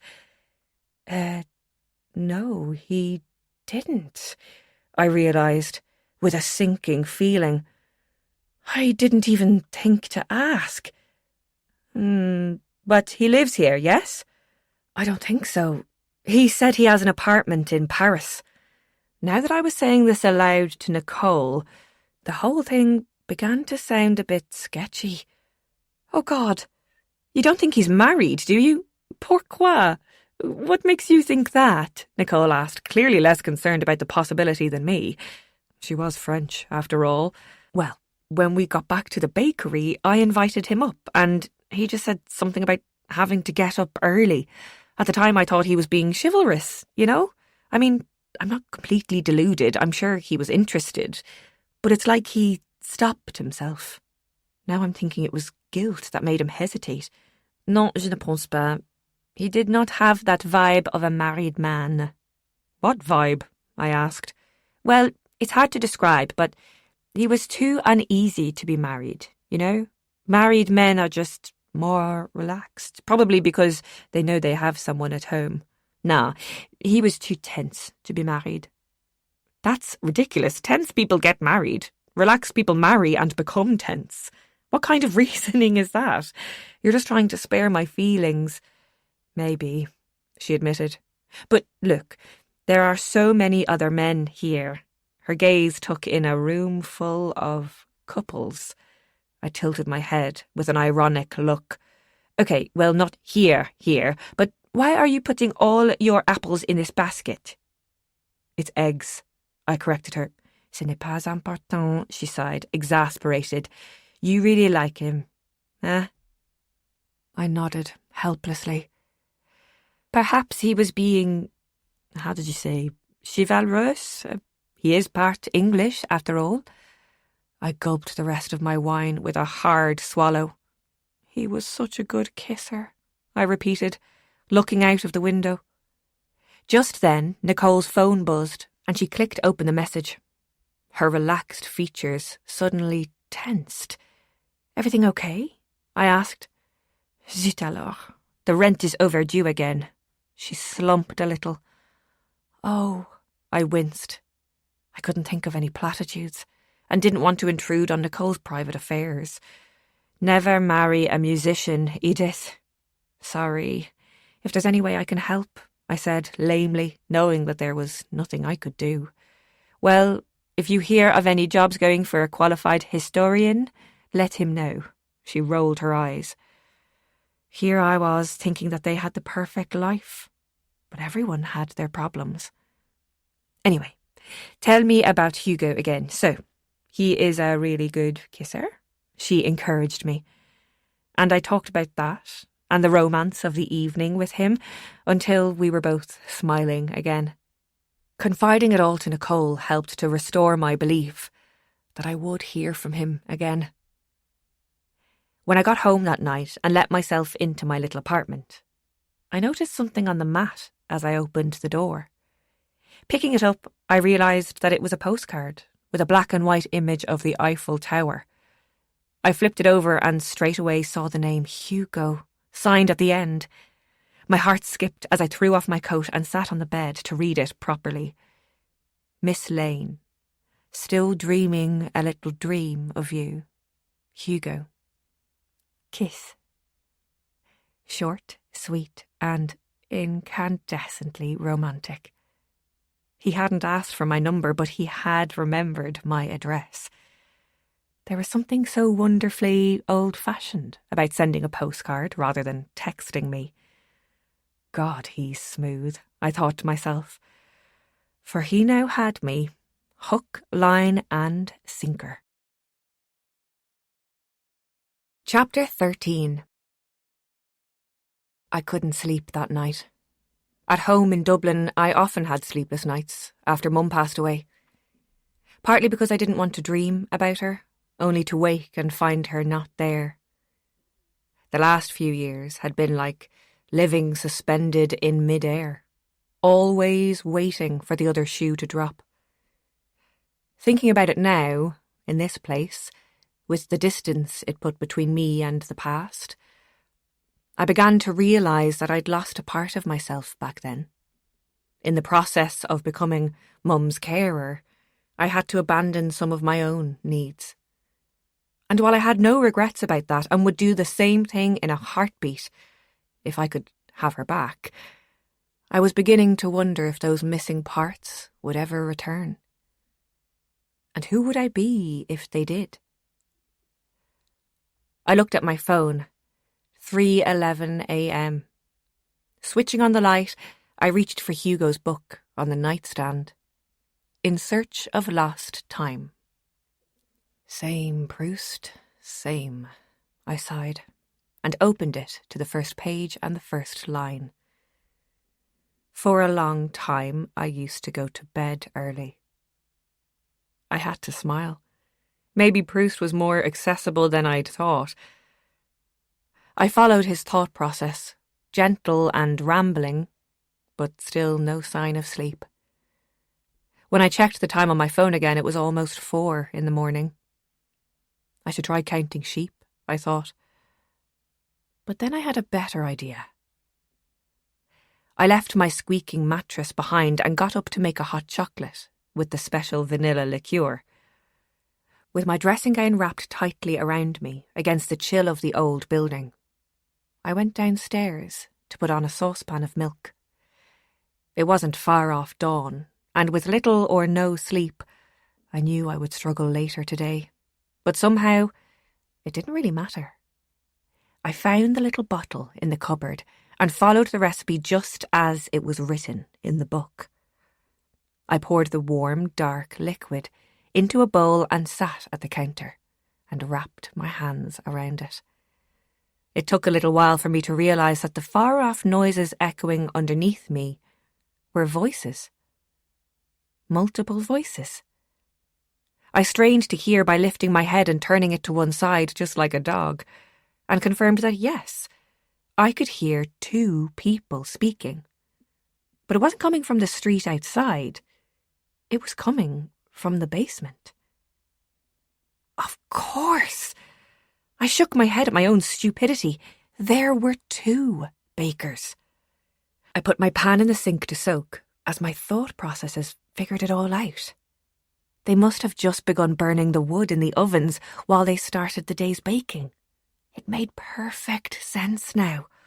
One was in charge of the breads, the other of the pastries. I knew it was too much work for one person. But then I heard her. Madame Moreau's guttural discourses were unmistakable. But what on earth was she doing down there? I launched myself towards the bathroom door and deftly lifted the grate by the sink, through which I had spied the basement the day before. It was difficult to see anything at first, the light was so dim. I could feel the warm air rising from the ovens and that sour smell of the yeast proving and turning plain old flour and water into something magical. With a shuffling of feet, Manu came into view, wearing a white apron around his waist and his sleeves rolled up. "So he is making an apprenticeship," I remarked, a little surprised. It took a lot of time and dedication to become a top baker, and at 15 years old, it seemed an ambitious undertaking. In an odd way, I felt sort of proud of him. Nothing would have got me out of bed at 4 a.m. when I was his age, or any age for that matter. I couldn't see Madame Moreau, but I could hear her giving orders. "Maintenant, tu fais exactement comme lui," she said, directing Manu to do exactly as the baker was doing. With flour-dusted hands, Manu began kneading a large pillow of dough, and I tried to follow his eyeline to see if I could spot the head baker. At first, I couldn't see anything. He seemed to be staring straight at the ovens.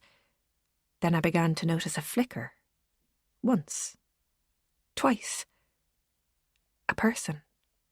A man, I thought, but his outline seemed hazy. Instinctively, I rubbed my eyes, thinking this would give me a clearer view. Gradually, a strange feeling came over me, a heaviness that had not been there moments earlier. That was when I fainted. I awoke in my bed with absolutely no recollection of how I had gotten there. I had a terrible headache and my body felt bruised and sore. The memories of the night before swam just out of reach. Perhaps it was all a dream, the result of an overactive imagination. I reached for my phone and almost pole vaulted out of bed when I saw that it was gone 8 o'clock. I pulled on a t-shirt and jeans and popped my feet into a pair of pumps before thundering down the stairs and yanking my layered locks into a ponytail. I burst into the bakery with such force that I almost ran into Monsieur Reynard, a kind elderly gentleman who came in for his coffee and tartine every morning. "Oh, excusez-moi," I said, flushed, and he kindly said the fault was entirely his for standing in front of the door. They just didn't make them like him anymore, although secretly I hoped they did. I was prepared to beg forgiveness from Madame Moreau for my tardiness, but to my complete shock, she cut me off by saying that Manu had already made my excuses and that she hoped my headache had improved. Yes, thanks, was all I could muster, before putting on my apron and getting stuck into the usual tasks. But as the day wore on, it became clear that Manu and I would have to have words. I called my dad that afternoon when I took my coffee break, choosing my favourite croissant aux amandes with its yummy frangipane centre. I sat outside at a little square around the corner as the afternoon sunshine warmed my face. "Happy birthday," I cheered, trying to make up for the fact that I wouldn't be there for his birthday. Edie, how are you, love? I got me card. Didn't understand a word of it. He laughed. "I'm sorry I'm not there," I said, trying to ignore the niggling thought that I'd abandoned him somehow. "You missed a cracking barbecue," he said. "A few of the lads came over to watch the rugby." "Oh, the weather must be nice then." "You must be joking, it rained all weekend, so I had to light the barbecue in the shed." "I'm not sure that's very safe," I said, grimacing at the thought. "Anyway, how are them frogs treating you?" he asked. "I don't think that's politically correct to say that," I reproved. "Well, have you made any friends over there yet?" I filled him in on Nicole and her family, and he sounded genuinely reassured that there were people looking out for his not-so-little girl. I didn't mention Hugo, or things that go bump in the night, even though I wanted to, badly. I kept to myself at the bakery that afternoon, focusing all of my attention on our patrons while keeping my distance from Madame Moreau. I waited for Manu to return that evening, but Madame Moreau insisted I knock off early, saying she thought I looked a little pale. I couldn't understand her change in attitude, but I was rather tired, and I had a mountain of laundry to get through before bed. I had put off the lavage since my arrival, as it appeared there was no washing machine in the building, and this meant spending hours in a laundrette. After lugging what felt like a dead body around on my back, I found one open near the university campus and dumped my sports bag on the counter. The noise of the machines droned mercilessly as comatose students sat watching their clothes circumnavigate the drum. It was self-service, so I separated the lights and darks and put money in the two machines. After 5 minutes of watching them spin, I turned to my phone and saw that Nicole had sent me a photo from our night at Nostalgie. It was Hugo and I, dancing. I'd never seen a picture of myself like that. I looked so happy and carefree. He was smiling too, and looking at me in a way that made my entire body tingle even then, just at the memory. Why the hell didn't I get his number? I put my phone back in my pocket. After a failed attempt to read the local newspaper that someone had left on the seat beside me, I resorted to staring out of the window until the machine thudded and clicked to a halt. That night, I got into bed early with my Proust and a hot water bottle I had bought at the pharmacy. It brought some comfort against the cold and confirmed my status as an antiquated sado. But an antiquated sado who now read Proust. Once again, I found myself hypnotised by his verbose style that challenged you to slow down and not speed read to find out what was going to happen. It was the very antithesis to scrolling social media, which sometimes left me feeling jittery. In fact, I was almost transported back to his time, when everything moved at a slower pace. Then something interesting caught my eye. I feel that there is much to be said for the Celtic belief that the souls of those whom we have lost are held captive in some inferior being, in an animal, in a plant, in some inanimate object, and so effectively lost to us until the day, which to many never comes, when we happen to pass by the tree or to obtain possession of the object which forms their prison. Then they start and tremble. They call us by our name, and as soon as we have recognised their voice, the spell is broken. We have delivered them. They have overcome death and return to share our life. I began to wonder about what I'd seen in the basement. Could it be true? Could a lost soul be held captive in a place? Somehow, in the midst of these imaginings, I'd drifted off to sleep with the book on the pillow beside me. But just before 4 a.m, I woke and sat up rigid in the bed. I'd had strange dreams about a campfire and old wooden caravans, like the kind they use in old European circuses. There were horses and people speaking a language I didn't understand. I was trying to find my way back somewhere, but I couldn't. I woke with tears on my face. I turned on the light and got up to get a glass of water. I felt such a sense of sadness that I couldn't quite explain. And I wasn't sure if it was coming from me or this place. All was quiet, and just as I got back into bed and switched off the lamp, my phone came to life, playing Django Reinhardt's Minor Swing. Had I been a cat, I would have been hanging from the ceiling by my claws. I didn't dare breathe. But as suddenly as it came on, the phone went silent. I became alert to every unfamiliar sound. After some tense moments of negotiation with myself, I dared to reach my hand out from under the sheet and switch on the lamp.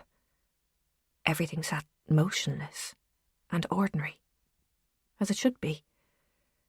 I slowly began to allow myself to breathe again, and took the courageous step of getting out of bed and checking underneath it, in some childhood belief that, if all was clear under there, I'd be okay. Of course, there was nothing there. but the goosebumps on my skin told me there was something not quite right in this bakery. My first instinct was to pack. I could toss my clothes into a bag in less than 5 minutes and get out of there. Get the early morning train to Paris and take a standby flight home from the airport. Yet I didn't move. My second thought was to go to Madame Moreau's apartment, bang on the door and demand answers. Yet I didn't do that either.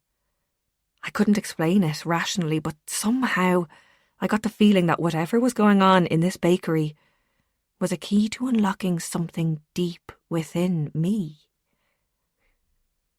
A thought grazed the surface of my awareness. It wasn't a memory exactly, but more like a clue. I grabbed my shoes, pulled on a coat, and tiptoed down the winding stairs as lightly as I could. Once inside the bakery, I found the keys to the front door in the drawer beneath the cash register. I turned the key in the lock and felt the mechanisms clink. Then I pulled the bolts back at the top and bottom of the door with a bit too much gusto and worried I'd made too much noise. I stood still for a moment and listened. All was quiet. Phone in hand, I stepped out onto the dark, cobbled street. Without the sound of any cars, and with only street lamps to light the way, it almost felt like stepping back in time. The buildings around here hadn't changed in over a century. I walked around the side of the building and down the little lane to where the blue basement door lay half in shadow on the gable end. I tapped the torch on my phone and shone it onto the door where I saw a brass plate. I had hardly registered it the first time, but there it was. Just as I'd seen in my mind's eye, stencilled in gold letters, was the name P. Moreau. Pierre. The same name I'd found on the recipe book. Chapter 14. Pierre Moreau, 1942. Pierre began his morning as usual, by firing up the ovens and tying his white apron around his waist. From a burlap sack of flour, he took several large scoops and sieved the powder into a bowl. He no longer needed to measure the amounts. He could tell by eye alone. Then it was time for the sugar. There was hardly any left. The shopkeeper had promised last week that the sugar delivery would arrive that very day, although, given that was what he had promised a fortnight before, Pierre decided to hold back a little.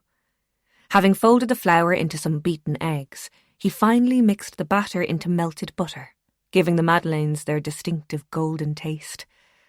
Within minutes, they were in the oven and filling the basement with the warm scent of sugar caramelising. Pierre was a rather shy man. He kept himself to himself, but to his customers, he was the most reliable man alive. He could always be depended on and ran his bakery like clockwork. Of course, there was some idle gossip as to why such an eligible bachelor remained single, but such was the magnificence of his pastries, they were willing to ignore this seeming oversight of not having found a wife. "Perhaps he is not attracted to women, eh?" Arnaud, owner of the nearby Tabac, used to say. Every community has an Arnaud, the one who must immerse himself in everyone else's business, as if knowing everyone else's private business will give them some kind of advantage and shield their own inconsequential lives from scrutiny. Not only did Arnaud sell the newspapers, he invented his own news about everyone in the town. Idle gossip was one thing, but in wartime, someone like Arnaud became very dangerous indeed. He stood in his doorway, watching the comings and goings of everyone on Rue de Paris. He bellowed a loud "Bonjour" and waved at Pierre without smiling, on the morning he had set off to deliver some baguettes to the station master. No one would have guessed by Pierre's stoical demeanour that he was struggling to keep the bakery going. What with the rationing of every essential ingredient he needed to bake. Butter, milk and eggs were all in short supply, but it was the ingredient that made his pastries extra special. That was the ingredient he missed the most. His precious vanilla beans, whose flowers grew at the base of cacao trees in the jungles of South America. At the start of the war, the seller he had met at the market had simply disappeared, and along with him, Pierre's secret ingredient. One last jar remained, and so he preserved the contents in a brandy liqueur, saving their precious effect for only very special occasions. For now, it was his duty to feed the inhabitants of Compiègne, and so he cycled down the street, 5 golden baguettes jostling in the wicker basket. Trucks passed him by on the road and threw up dust into the air. At the back of one truck, the cloth cover opened slightly to reveal rows of German soldiers sitting on each side, holding their rifles, laughing and joking in the midday sunshine. It gave Pierre a nauseous, churning feeling in the pit of his stomach. How could they smile like that, knowing the suffering that they were inflicting? It seemed so unnatural and inhumane. And yet they were human beings, made of the same flesh and bone as Pierre. L'espoir fait vivre, he whispered to himself, believing that to give up hope was to let the enemy win. Just as he arrived at the station, a train was pulling in. The harsh sound of metal and machine coming to a halt, something that used to excite him as a child, held no such wonder for him now. He took the bread from the basket and walked along the platform towards the station master's office. He caught sight of his reflection in one of the carriage windows. He had lost weight, and his tall, lean physique had narrowed with every passing month of the occupation. He took off his cap and ran his fingers through his dark hair. He needed a haircut. Caught in this absent-minded thought, he didn't notice them at first. The woman and the little girl. She was staring back at him from the other side of the glass. There was something desperate in her eyes.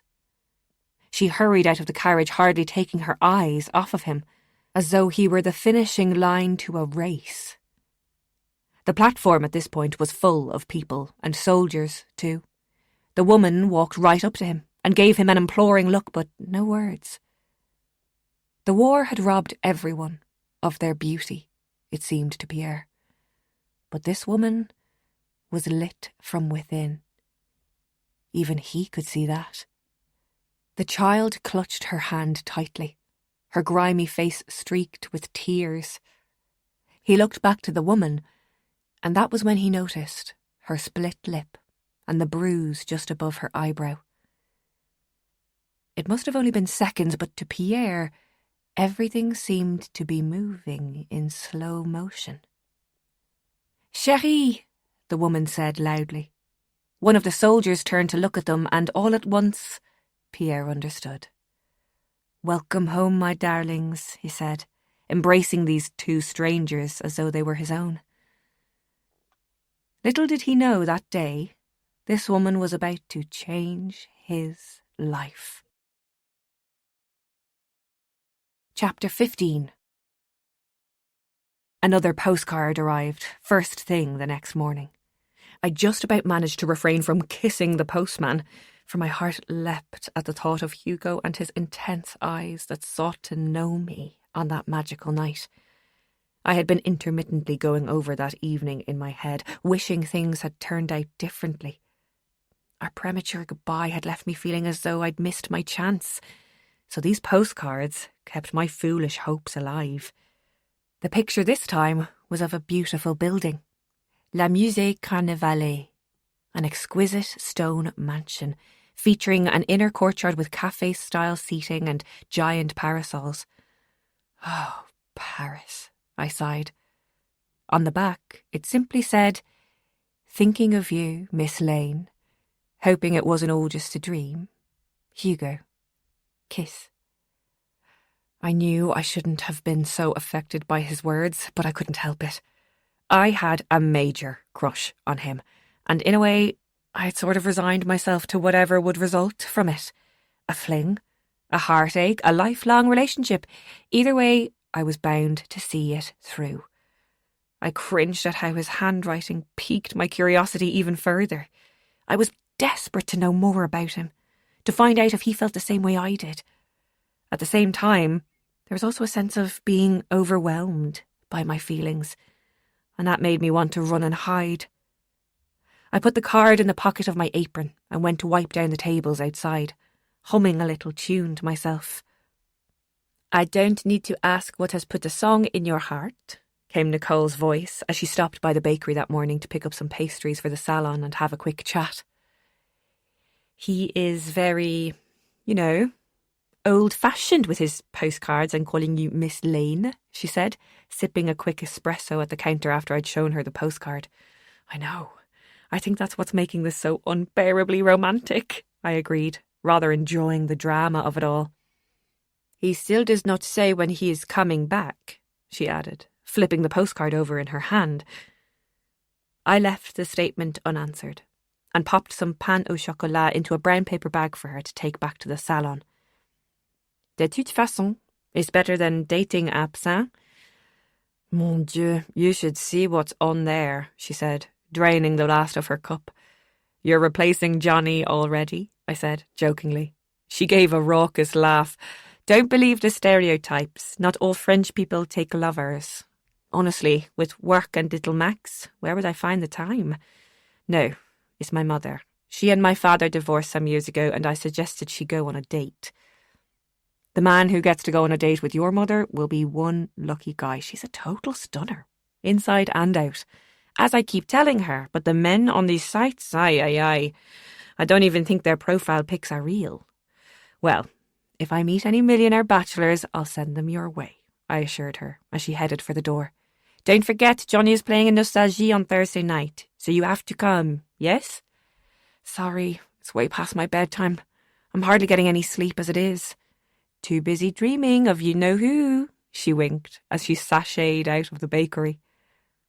Madame Moreau was at the specialist that afternoon for her arthritis, so for the first time I was left in charge of the bakery. It felt wonderful. This was what I had imagined when I left for Paris all those weeks ago. I decided to give Django Reinhardt another go, even though he'd almost given me a heart attack the other night. I had fallen in love with his swinging guitar style and served the customers with a rhythm that made me feel as though I were dancing around the tables. I felt completely in control, and I so enjoyed being my own boss and not having Madame Moreau's constant presence like a long shadow over me. Since it seemed impossible to impress this woman or get any kind of validation from her, I had lost the urge to try, and I knew she sensed the change in me. Our interactions were purely perfunctory, and it worked better for both of us that way. Manu, on the other hand, was entirely different with me, and I with him.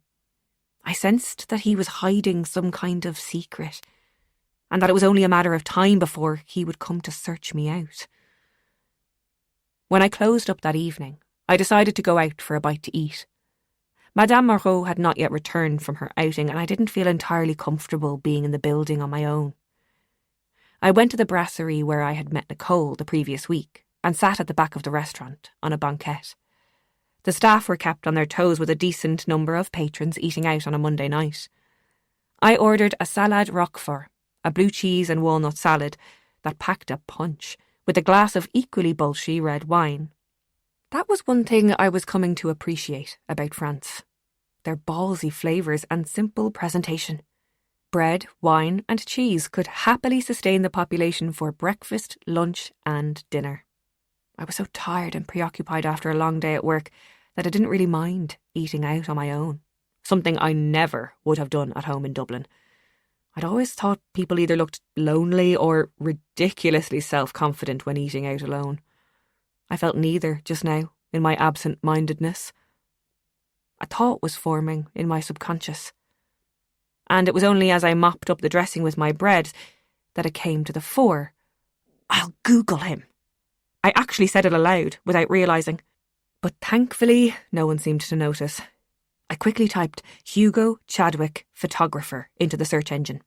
The first result was for a genealogy website where a woman was searching for a Hugo Chadwick who had died in the late 1800s.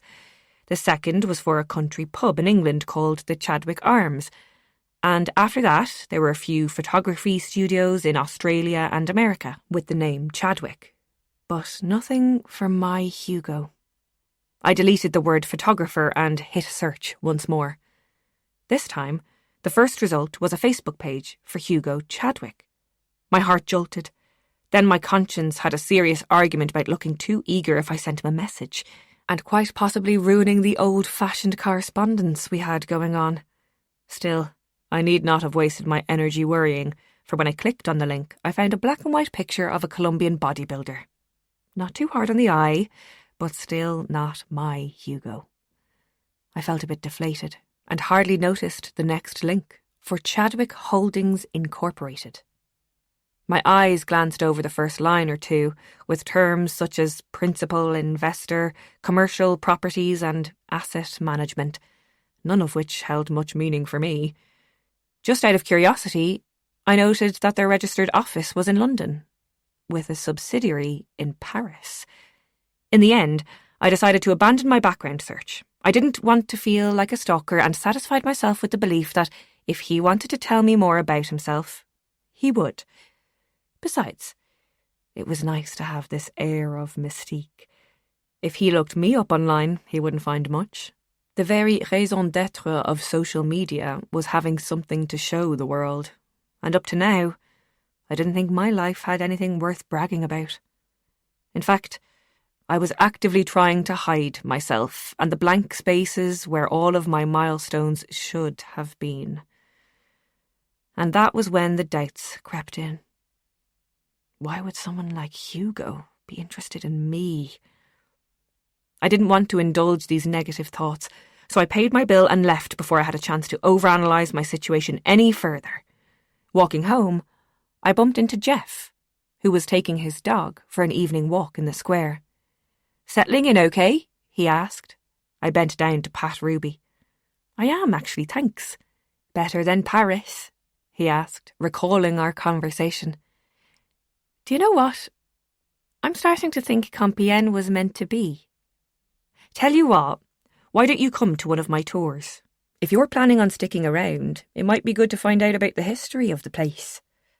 I wasn't really the type for tours and large groups of people, but I recognised the hand of friendship when I saw it and decided to say yes.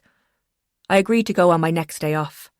If nothing else, it would distract my thoughts from Hugo Chadwick. Chapter 16. The minibus was parked at the south side of the river, and I was the first to arrive. "The perks of waking up at 6 a.m. every day," I explained to Jeff, who was standing on the footpath with a large colourful umbrella, presumably to make him visible to his tour guests. As it was a Sunday, the bakery was closed, but I had brought some day-old pastries along with me. "Perfect way to ingratiate yourself," he said, picking a Madeleine out for himself. "My dad always brought some nice pastries when we'd go for a day out," I said, suddenly stricken with a pang of homesickness that caused my eyes to water. "Sorry, gosh, I've only been gone a fortnight." Jeff gave me a handkerchief, and I did my best not to ask whether it had been used or not. "We all get lonely sometimes," he said. "Do you ever miss home? The UK, I mean."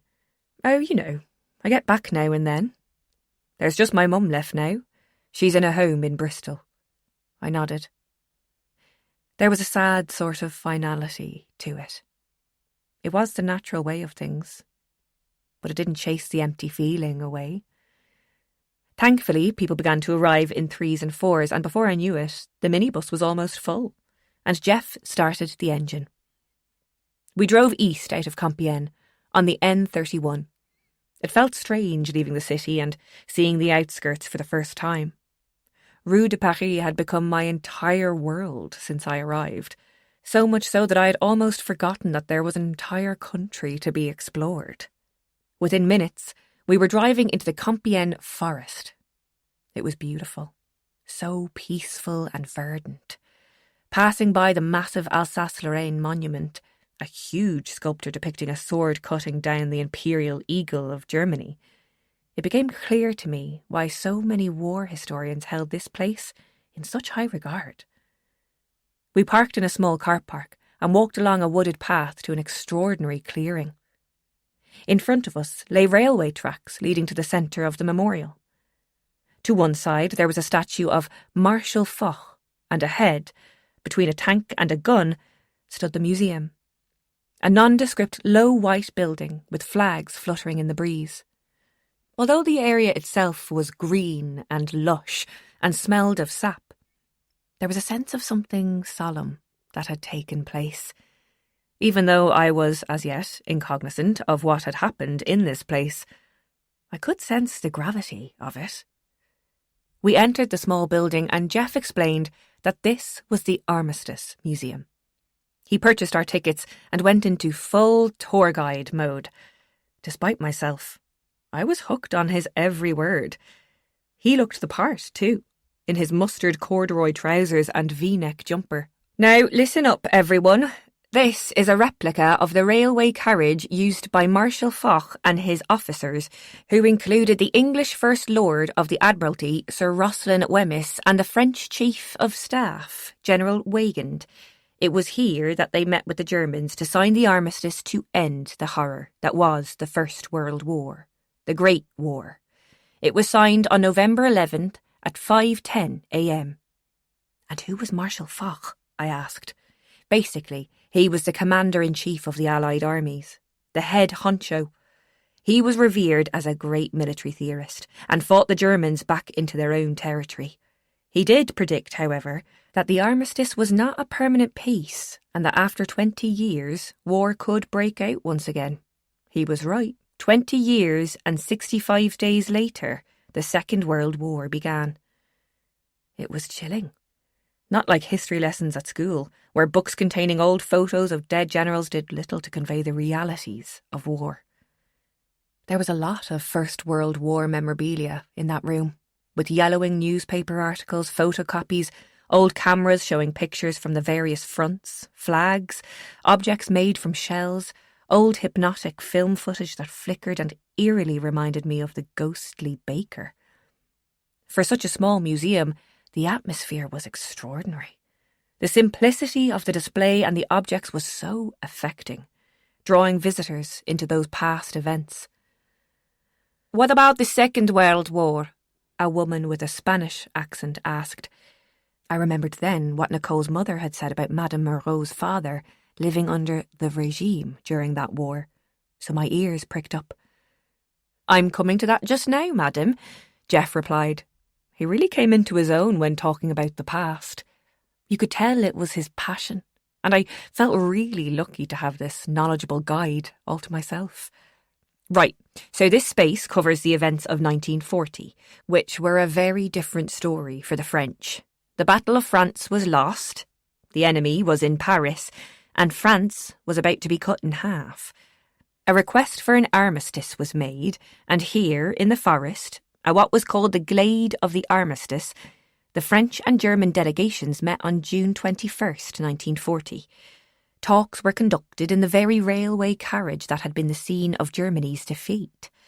Then the armistice was agreed, a deliberate and highly effective means of humiliating the French. He paused to let the significance of the sight sink in. During the German occupation of France from 1940 to 1944, the site was cleared and the carriage taken to Berlin. Later, as the war went badly for Germany, it was moved to the forest of Thuringia and destroyed by fire in April 1945. Now, this wasn't the end of the story for the forest clearing known as the Glade of the Armistice, he said, and I absently wondered if he could get his own documentary series on TV. He was so good at presenting complex information. On September 1st, 1944, Compiègne was liberated. In November, General Marie-Pierre Koenig, the best-known Free French leader after General de Gaulle, led a military parade in the Glade, watched by crowds that included British, American and Polish officials. Wow, so this place really played a pivotal role in France's history, I said. As I keep telling you, Edith, you haphazardly picked one of the most important locations in all of Europe. And that's why I'm kept very busy with tourists who want to come here and see it for themselves. In fact, On November 11th, 1950, a replica railway carriage was officially opened containing the objects that you see today. We spent some time walking around and quietly absorbing the exhibit. I could hear American accents as well as British and Italian. I was a bit embarrassed at how clueless I was about the whole thing. What the war really meant for the French, who shared their border with the enemy. I thanked Jeff for being such an engaging tour guide and promised that there would be plenty of eclairs in it for him. We all got back onto the bus for our next stop on the historical tour. I sat directly behind the driver's seat so I could have the best view. Maybe I should get a car, I said, leaning forwards so Jeff could hear me. It's nice to get out into the countryside. Well, you don't really need a car to get around. I used to cycle when I first arrived. It's much more cycle-friendly weather than back home in Britain. And you can bring them on the trains too. Gosh, I haven't cycled in years, I said. I'm not sure I'd remember how. It's easy. Just like riding a bike. Jeff winked. You've really got to work on your material, Jeff. I laughed, comfortable in his company. As we travelled along the main road, Jeff pulled the minibus over to what appeared to be a forest path. We walked along until we reached a gravestone. Everyone gathered around, and once the chatter had died down, I looked at him questioningly. This marks the spot of the last train from Compiègne to Buchenwald on August 17th, 1944, carrying 1,250 men to the death camp. The silence was visceral.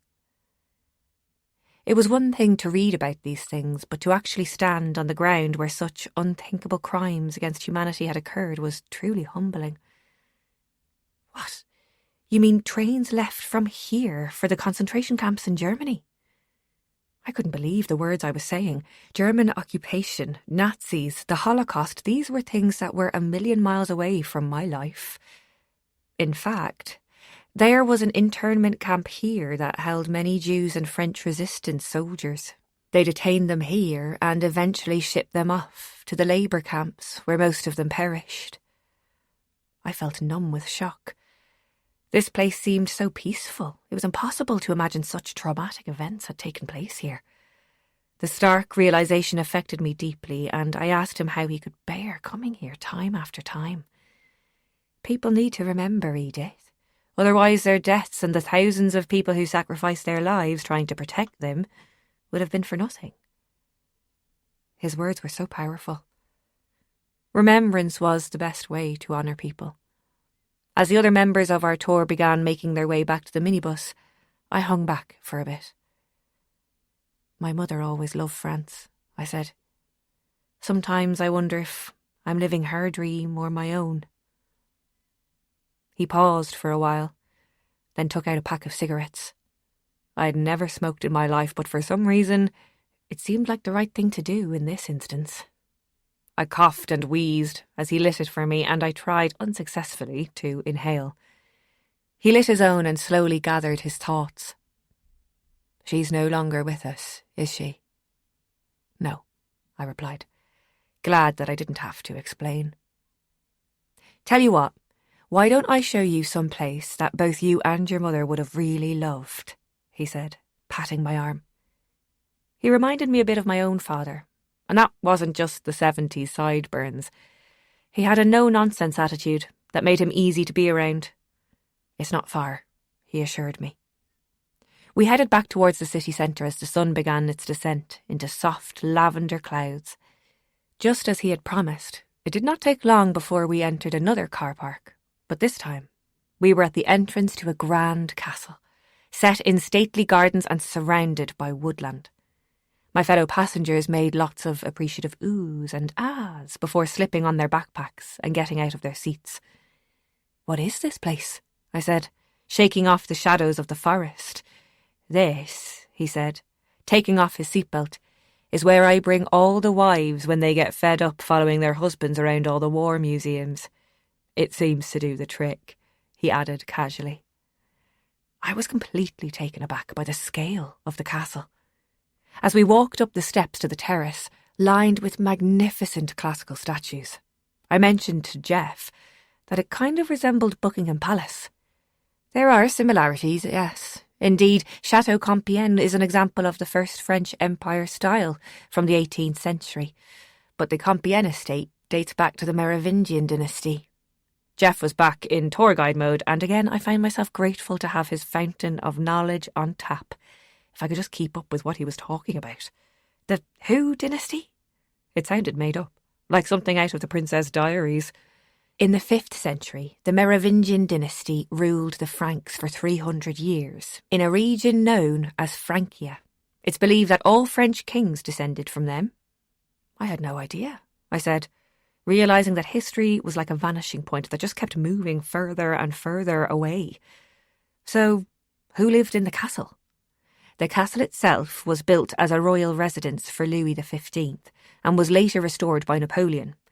Even before the chateau was constructed, Compiègne was the preferred summer residence for French monarchs, primarily for hunting, given its proximity to Compiègne Forest. You're kidding me. Who knew Compiègne was so important? To think I was so upset because I wouldn't be living in Paris, I told him. We like it, he said, looking around as though it were his playground. We don't have time today. I have another tour to do in the afternoon, but maybe when you get your own wheels you can come back and visit the Second Empire Museum. It's full of Empress Eugenie's clothing and marriage paraphernalia. I'd love to come here again, I said, genuinely. You must be pretty busy. You might be surprised, but I've actually had to turn people away. I can't keep up with the demand, especially once the season gets going. If I'm being honest, I could do with taking someone on, but I haven't been able to find the right person. There aren't very many people who have the historical knowledge as well as the communication skills to make it interesting. It's like a performance in a way. My eyes lit up. You need an assistant, I said. Yes, would you be interested? I have my hands full with the Moreaus for now, but I might know the perfect candidate, I mused, thinking of Johnny. If anyone knew how to perform, it was him, and hadn't Nicole said he'd studied history? Right, back to the castle, he said, as we walked around the grounds and joined up with the rest of the group. The building itself was spread out over a large area of about 5 hectares, and was indeed very grand, but not as fussy as the pictures I had seen of Versailles or other French chateaux. I could see the long avenues leading off into the forest in the distance, and could just imagine the royals hunting on horseback and having a jolly old time of it. Now, it was built in a neoclassical style, and what is neoclassical style, you might ask? It's when simplicity and clarity govern the design. In 1750, the prominent architect Ange-Jacques Gabriel proposed a thorough renovation of the chateau. During the French Revolution, the chateau passed into the jurisdiction of the Minister for the Interior. In 1795, all furniture was sold, and its works of art were sent to the Musée Central. However, in 1804, Napoleon made the chateau an imperial domain, and ordered it to be made habitable again. Its layout was altered, a ballroom added, and a garden was replanted and linked directly to the forest. They say that Compiègne speaks of Napoleon as Versailles does of Louis XIV.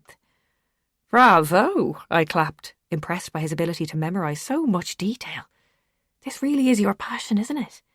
He gave me a shy grin, and I envied that sense of fulfilment he exuded. This was how it felt to be doing something you loved. As we strolled around the gardens, the enormous chateau and its extensive grounds put my own life into perspective. There was so much history here, centuries of kings and queens, life and death, and yet it was the building and the forests that remained. It called to mind the shadowy figure I had seen in the basement of the bakery. I wasn't sure how to put it, other than blurting it out. Jeff, do you believe that places like this, with all their history, do you think they could be haunted? I tried to say it casually, conversationally. What, do you mean ghosts? Maybe, or just, I don't know, like a presence of some sort? I don't really believe in all that palaver, but I suppose somewhere as old as this must have the odd ghost rattling about. I've heard stories, he added, on the old battlefields, but that could just be a load of old twaddle. I nodded and didn't mention it further. It felt good to get away from the bakery for the day. But there was something drawing me back there. A mystery that needed to be solved. Chapter 17. I was humming an old Julie London tune, I'm in the Mood for Love, as I walked along Rue Solferino to see Nicole at the salon. I looked up at the beautiful sandstone buildings as the sunlight glinted off wrought iron balconies festooned with flower boxes. Oh, to live in an apartment with those floor-to-ceiling windows. I was lost in a daydream of polished wooden floors and billowing white curtains and almost walked past the salon entirely. I brought some treats as well as some good news. And to my surprise, I saw Johnny through the window and it felt like fate. Perfect timing, I said as I greeted both him and Nicole. I handed her the bag of pastries. Guess who's looking to hire an historian? They both stared at me blankly. Jeff Harding. He's a local tour guide. Okay, said Johnny, stubbornly refusing to connect the dots. He's completely overrun with tours at the moment, and he's looking for someone who not only knows about history, I paused for dramatic effect, but is also able to entertain a crowd. My smile was beaming strongly enough to power every streetlight in Compiègne. Johnny's was not. Mais c'est génial! What a perfect opportunity! Nicole agreed. Who said I needed a job? Johnny said, in a tone that left me in no doubt. I had totally put my foot in it. Well, nobody really. It's just, I went on one of his tours. Nicole began speaking to Johnny so quickly in French that I had no idea what was going on. They kept the volume low, but the guttural emphasis on each syllable made it clear that this was an argument. He's really lovely, I added, though they were no longer listening to me. I'll just get back to work, I said sheepishly and left without them even noticing. I wasn't singing on the way back, that was for sure. I realised too late that I should have told Nicole first. Let her tell Johnny herself. Or better yet, I should have just stayed out of it. Trying to help people wasn't such a straightforward business after all. After a long, stressful afternoon of worrying about whether I'd just messed up my friendship with Johnny and Nicole, I began closing up for the evening and spotted someone getting out of a Range Rover across the street. I did a second take when I realised it was him. Hugo. Bonsoir, he said. Bonsoir. My smile was proof enough that I was happy to see him. He looked ridiculously handsome in a crisp white shirt and chinos. And that tan. I had to bite my lip to remind myself that I wasn't imagining him, and this was, in fact, happening. I was just in the neighbourhood. Actually, scratch that. I wasn't in the neighbourhood at all. I had a meeting in Paris today and thought I'd swing by on the off chance you might be free for dinner. It was the kind of line that could sweep a girl off her feet, and I was well and truly swept. Still, I knew how to play the game. I checked my watch and considered for a moment. I guess I'm free, I said, and watched as he smiled a knowing smile. Right, okay, good. Shall we? Oh, I should change first, right? I asked, looking down at my Breton top and jeans. Personally, I wouldn't change a thing. I rolled my eyes playfully. I'll be down in 5, I said. All of the women's magazines had me believing that going from day to night would be a significant part of my adult life. And reading all of those articles had finally paid off. I had to think fast. I slipped off my ballet pumps and found the only pair of heels I'd brought with me, a pair of black open-toed boots. There was no time to change my top and I couldn't find any jewellery to jazz it up, so I threw on a red neck scarf that Nicole had given me to tie up my hair. I sprayed myself liberally with perfume and loosened my hair from the clip I wore at work. I combed my fingers through it as I stumbled into the bathroom and found some red lipstick.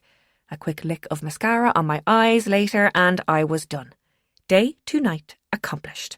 I threw my black jacket over my shoulder and locked the door to the bakery. Hugo was standing with the passenger door open and gave me a nod of appreciation. So, "Where are you taking me?" I asked, once he'd got in and turned the key in the ignition. "It's a surprise." 25 minutes later, we arrived at our destination.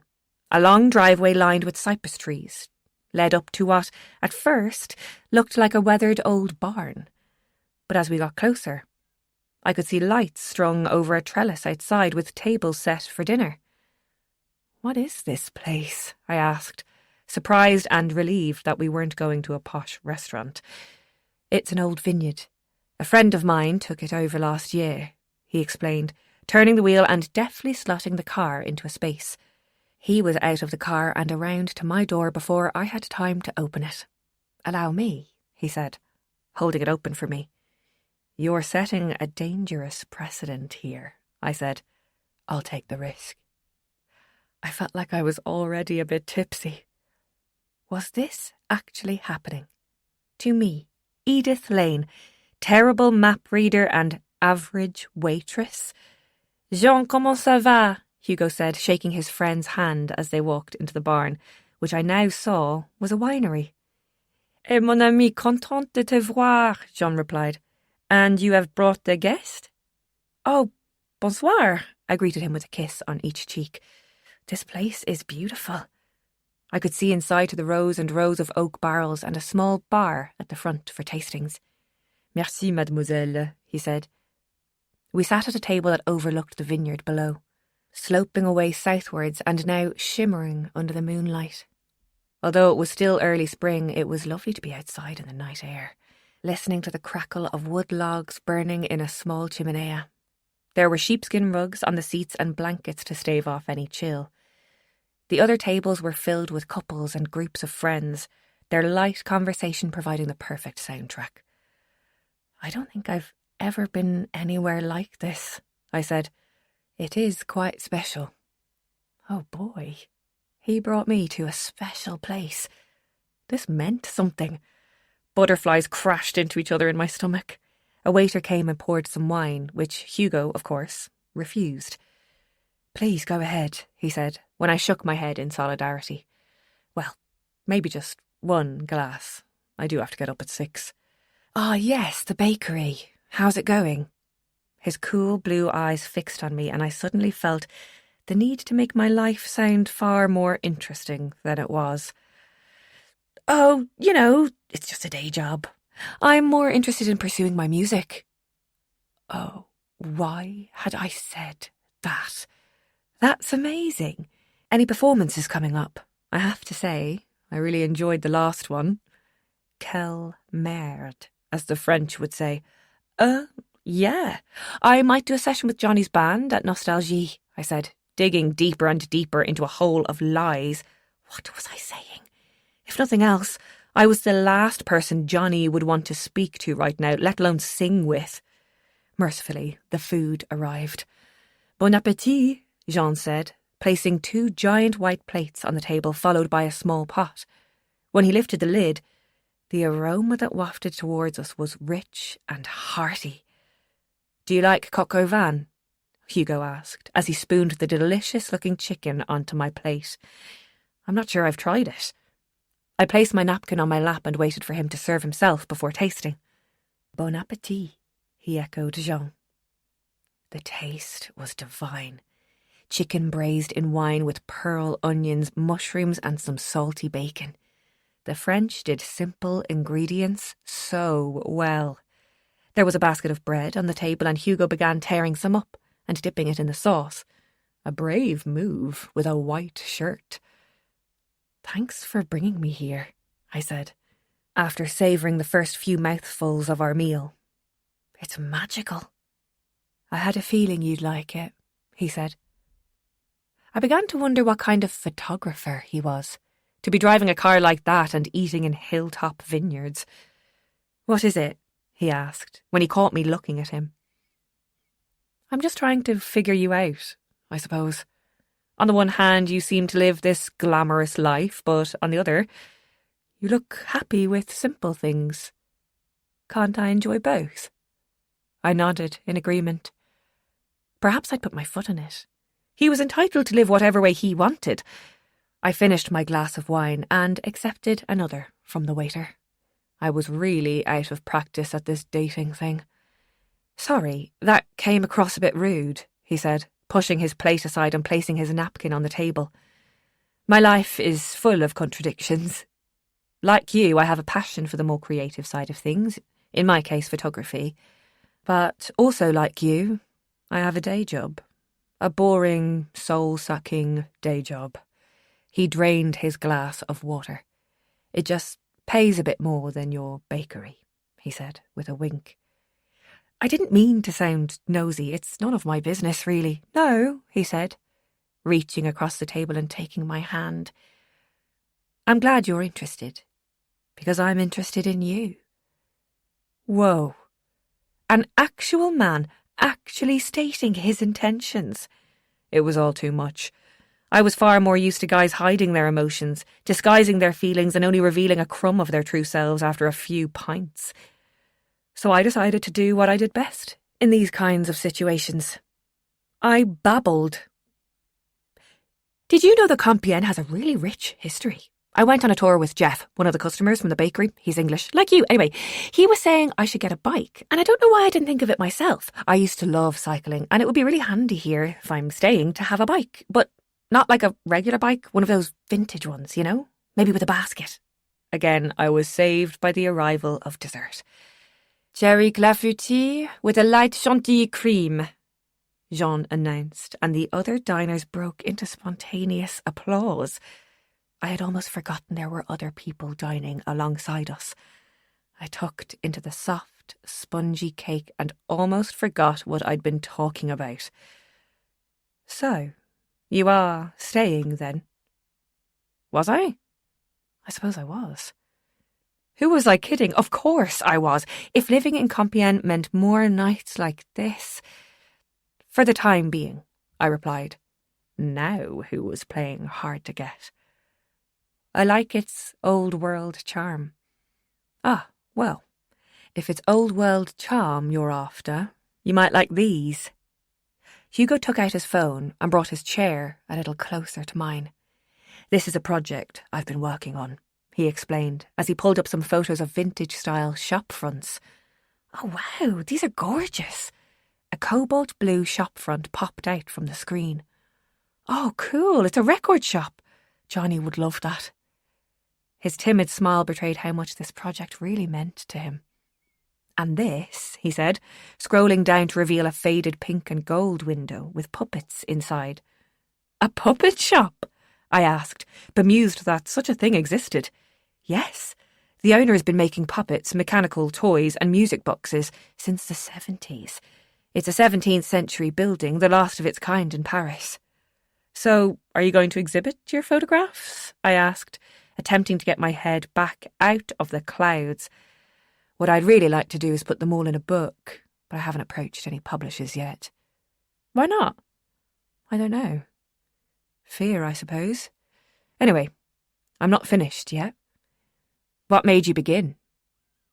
I think I wanted to capture the history before it disappears. I thought about the old films I watched with Mum, and how I too was trying to hang on to something from the past. A sense of old-fashioned values, belonging, and community. This one's my favourite, I think, he said, showing me a photograph of a beautiful wooden shopfront painted in a soft grey, with a faded sign on top that said, Fabrique de Chapeaux. It's a bookshop, he explained, and when the owner was renovating, he uncovered the old sign. Oh, it's beautiful, I said, in a longing tone. What is it? I'd love to see it. I can take you sometime if you'd like. Our eyes met, followed very swiftly by our lips. Kissing him was like walking into a wildflower meadow on a warm summer's day. I felt like my heart was shining from the inside out, twinkling like the fairy lights around us. Ahem, Jean said, as he began to clear our plates. You still have terrible timing, Jean, Hugo joked, before ordering coffees. Chapter 18. What's this for? I asked, as Johnny handed me a box of chocolates. It was mid-morning and I was taking my coffee break at a table under the awning outside the bakery. An apology and a thank you, he said, sitting on the empty chair beside me and lighting up a cigarette. The tour guide job? He nodded. I spoke to Jeff and he's a really good bloke. I'm doing a trial run tomorrow. I opened the box of chocolates and ate one immediately. I'm sorry too. I shouldn't have stuck my nose in your business like that. I really did mean well, but sometimes I get carried away with myself. I suppose I'm just a fixer? I grimaced. No, seriously, you did me a favour. Things have been a bit tight and I was letting my pride get in the way. How do you mean? I asked, offering him a chocolate. I suppose I had this idea that if I took on a day job, it meant that I was selling out or I didn't really believe I could make it as a musician. Us creative types are quite sensitive, he said, half-jokingly before stubbing out his cigarette in the ashtray. I totally get it, I said. The truth is, I think you're really brave. You're following your dreams no matter what. Brave or stupid, he replied, resting his elbows on his knees and staring down at the cobbles under our feet. I used to think that I wanted to be a singer, I said, in a low tone, as though I was in the confessional box. But I didn't think I'd be good enough to make a living, so I just abandoned it altogether as a stupid dream. I mean, that's what happens, isn't it? You grow up and face reality. But what you don't realise is that abandoning your dreams is like abandoning a part of yourself. And for what? Because it won't make you rich? I mean, so what? Maybe it'll make you happy, and you can't put a price on that. Wow, said Johnny, taken aback. Sorry, I'm rambling. No, not at all. It's like listening to someone's life manifesto.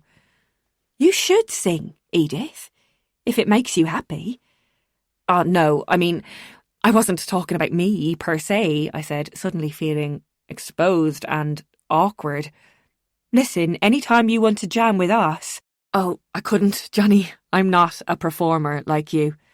You think I started out like this? I learned my craft busking on the streets. And you want to know what the secret is? My eyebrows shot up. I did want to know very much. People think performing is about putting on an act. But it's not. It's about letting people see the real you. His words seemed to reverberate right into my soul. Edith, Madame Moreau called from the open doorway. And on that note, I said, rising from my seat and straightening my apron, I'd better be getting back to work. Okay, but think about what I said, said Johnny, before walking off down the street with a new pep in his step. Thanks for the chocolates, I called after him, and good luck tomorrow. What was it about this place that kept causing me to blab my inner thoughts out loud, I wondered. The evening crowd were forming a queue for their baguettes, and while I was busy serving, I noticed Manu come into the kitchenette behind the counter through the door that led to the basement. It was the first time I'd seen it being used, but before I had a chance to see what was behind it, he closed it hastily and turned a key in the lock. We exchanged an awkward glance when he realised he was being watched. What's the big mystery? I wanted to say, but I had a feeling that I'd have to solve it myself, along with the fact they hardly had any English-speaking customers. Why had they specified English as a first language in their ad? Something was definitely amiss, but it was hard to keep my focus when my phone buzzed with a text from Hugo. I read it surreptitiously while keeping it in my apron pocket. Otherwise I'd never hear the end of it from Madame Moreau. Mobile phones were a no-no at work. It was so good to see you last night, it read. When he dropped me off, he'd finally asked for my number. You're costing me a fortune on stamps, he'd said. And as he began punching in my digits, I leaned across and kissed him softly just below his ear. I've completely forgotten the numbers now, he added, his voice sounding husky. 203, I said, all the while placing kisses from his jawline to his collarbone. Oh, sod it, he said, dropping the phone and reaching over until his hand was at the back of my neck, his fingers running through my hair. The memory of it now was making my legs feel wobbly. Chapter 19. Hugo Chadwick.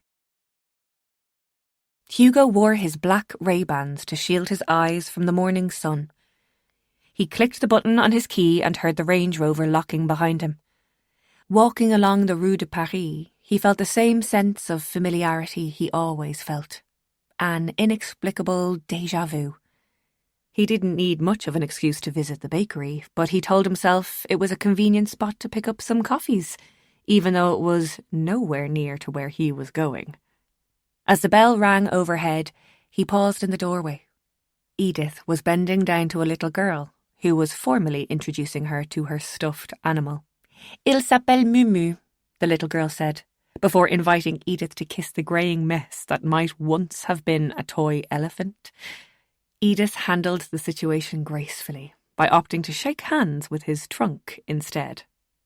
Just then, she looked up directly into Hugo's eyes, and the smile that lit up her face on seeing him made his heartbeat quicken. "Oh, hello," she said, standing up. "Have you met Mumu?" "Enchantée," Hugo said politely, before the little girl's mother took her hand and led her back out onto the street. "You're a hit with the patrons," he told Edith, lightly kissing her on the cheek. Every cell in his body wanted to take her into his arms and feel her warmth against him. "Irish charm," she said with a wink. Madame Moreau walked between them deliberately, and Edith gave him a strained look. "Doesn't work on everyone," she mouthed. "So, what can I get you?" she asked, in a loud, theatrical voice. "Actually, I just came by to pick up some pastries. I'm on my way to visit my mother." "Oh, does she live nearby?" "In a sense," he said. "I'll take a small fraisier cake, s'il te plaît." Once she placed the strawberry cake into a white cardboard box, fastened with string, she refused to take any money. "My treat," Edith said, which made Hugo realise something about her he hadn't noticed before. She was kind. He tried to object, but she insisted. "It's my pleasure," she added. "Actually, hang on a sec." She retreated into the kitchen and emerged a few minutes later with 2 takeaway cups. "You have to try this hot chocolate. It's special." Her eyes were twinkling with mischief. "Okay," he said, "although I'm not much of a hot chocolate man. Trust me, you'll like this one. It's very Proustian." He couldn't stop smiling for the rest of the journey. He'd taken a sip of the hot chocolate, and to his surprise, it was really very good. In fact, it was probably the best hot chocolate he'd ever tasted. It reminded him of his childhood, sitting in front of the TV and watching cartoons with his brother. He had a clear image of them both, bowls of hot chocolate in hand, him feeling like the luckiest boy in the world to have an older brother like Stefan. And yet, the tightness he always had in his chest whenever he thought of his brother now was strangely absent. In its stead was an uncomplicated feeling of warmth and, dare he say it, happiness. He rarely felt this way, especially when visiting his mother. Yet, when he drove through the iron gates of the facility, the guilt and shame returned. It had been 3 years since she had become a resident of Le Retraite. Early onset dementia, according to the doctors in Paris. At first, it was just the occasional visit as a day patient. But as things had deteriorated, Seraphine Chadwick insisted on returning home for good to her native Compiègne. Hugo spotted her from the main house, sitting at an easel on the lawn. He smiled to himself. He could almost pretend that she was simply staying at an artist's retreat, and nothing at all was amiss. That his father had not moved his mistress into their home in Paris. He shook off these thoughts and walked purposefully down the garden path. "Bonjour, maman," he said, kissing her cheek. he was still startled by her shock of grey hair. She'd stopped dyeing it, the platinum blonde he had always associated her with. Growing up, he'd believed she was the most glamorous woman in the world, with her flowing caftans, brightly coloured bangles and the large wooden beads that she always wore around her neck. "My beautiful boy," she replied, smiling up at him and touching his face. "I've brought your favourite," he said, opening the cardboard box and revealing the creamy strawberry cake inside. "Wonderful, but first you must look at this painting and tell me what it's missing," she said, turning back to her painting of the lake in the distance. It was a game they used to play when he was a boy. Seraphine had wanted to sharpen his observational skills, to view the world as an artist might. It was the main reason he'd taken up photography. For Hugo had never had the patience for sitting in front of an easel, dabbing paint onto the canvas. No, he preferred a more immediate form of storytelling, capturing the world in the way he saw it, or how he wished it could be, through his lens. A cherry tree in the foreground, no? There was something so comforting in the familiarity of his mother's artwork. At least that had not altered, unlike everything else in their lives. "I'll just get some plates," he said. "But why don't you try this hot chocolate while you're waiting?" He took the cover off the cup for her before disappearing back up the pathway to the house. As the afternoon sunshine pierced through the clouds, Seraphine raised the cup to her lips and took a sip. In that moment, her features transformed, and as the rich, dark liquid entered her bloodstream, something strange began to happen. Memories appeared to flash through her mind's eye, like old movies but crisp and clear, as though they were happening in this moment before her. An old family story that had been hidden and not spoken of for many years replayed in her mind. Her uncle, who owned the newsagents on the Rue de Paris, had been a bitter old man. He was always envious of what other people had and wanted to spoil it for them. Perhaps, in a way, he couldn't help it. He felt his life had been lacking in what other people took for granted, like love and happiness. But what he didn't realise was that no one is entitled to these things. They must be earned, nurtured, and cherished. "I remember something," she announced as soon as Hugo returned with utensils and some plates. "What is it?" Hugo asked, the air growing taut with expectation. "This drink, I have tasted it before, in my childhood." For an unguarded moment, Hugo had allowed himself to believe that she might have remembered something about him. There were days when she didn't even know who he was, or that she'd ever had 2 sons. The worst of all was when she forgot that one of them had died. "Have I ever told you about my childhood?" She looked at him then in a way that strangely made him feel as though he had never really met her before. People always said that as children, we never see our parents as real people. But here now, he could see Seraphine not just as his mother, but as a woman in her own right. Someone with a past, with stories and secrets. "Did I ever tell you about the Rue de Paris?" Hugo swallowed hard. Was she confusing his father's business dealings with her own story? He couldn't be sure, but there was a lightness in her eyes that he hadn't seen for a very long time. As he watched her take another sip of her hot chocolate, he began to wonder. No, it was an absurd idea. "During the war," she said, with a clarity that gave strength to his suspicion. Was the hot chocolate from Madame Moreau's stoking up old memories? "My uncle, Arnaud, had a shop there, and he did a very bad thing."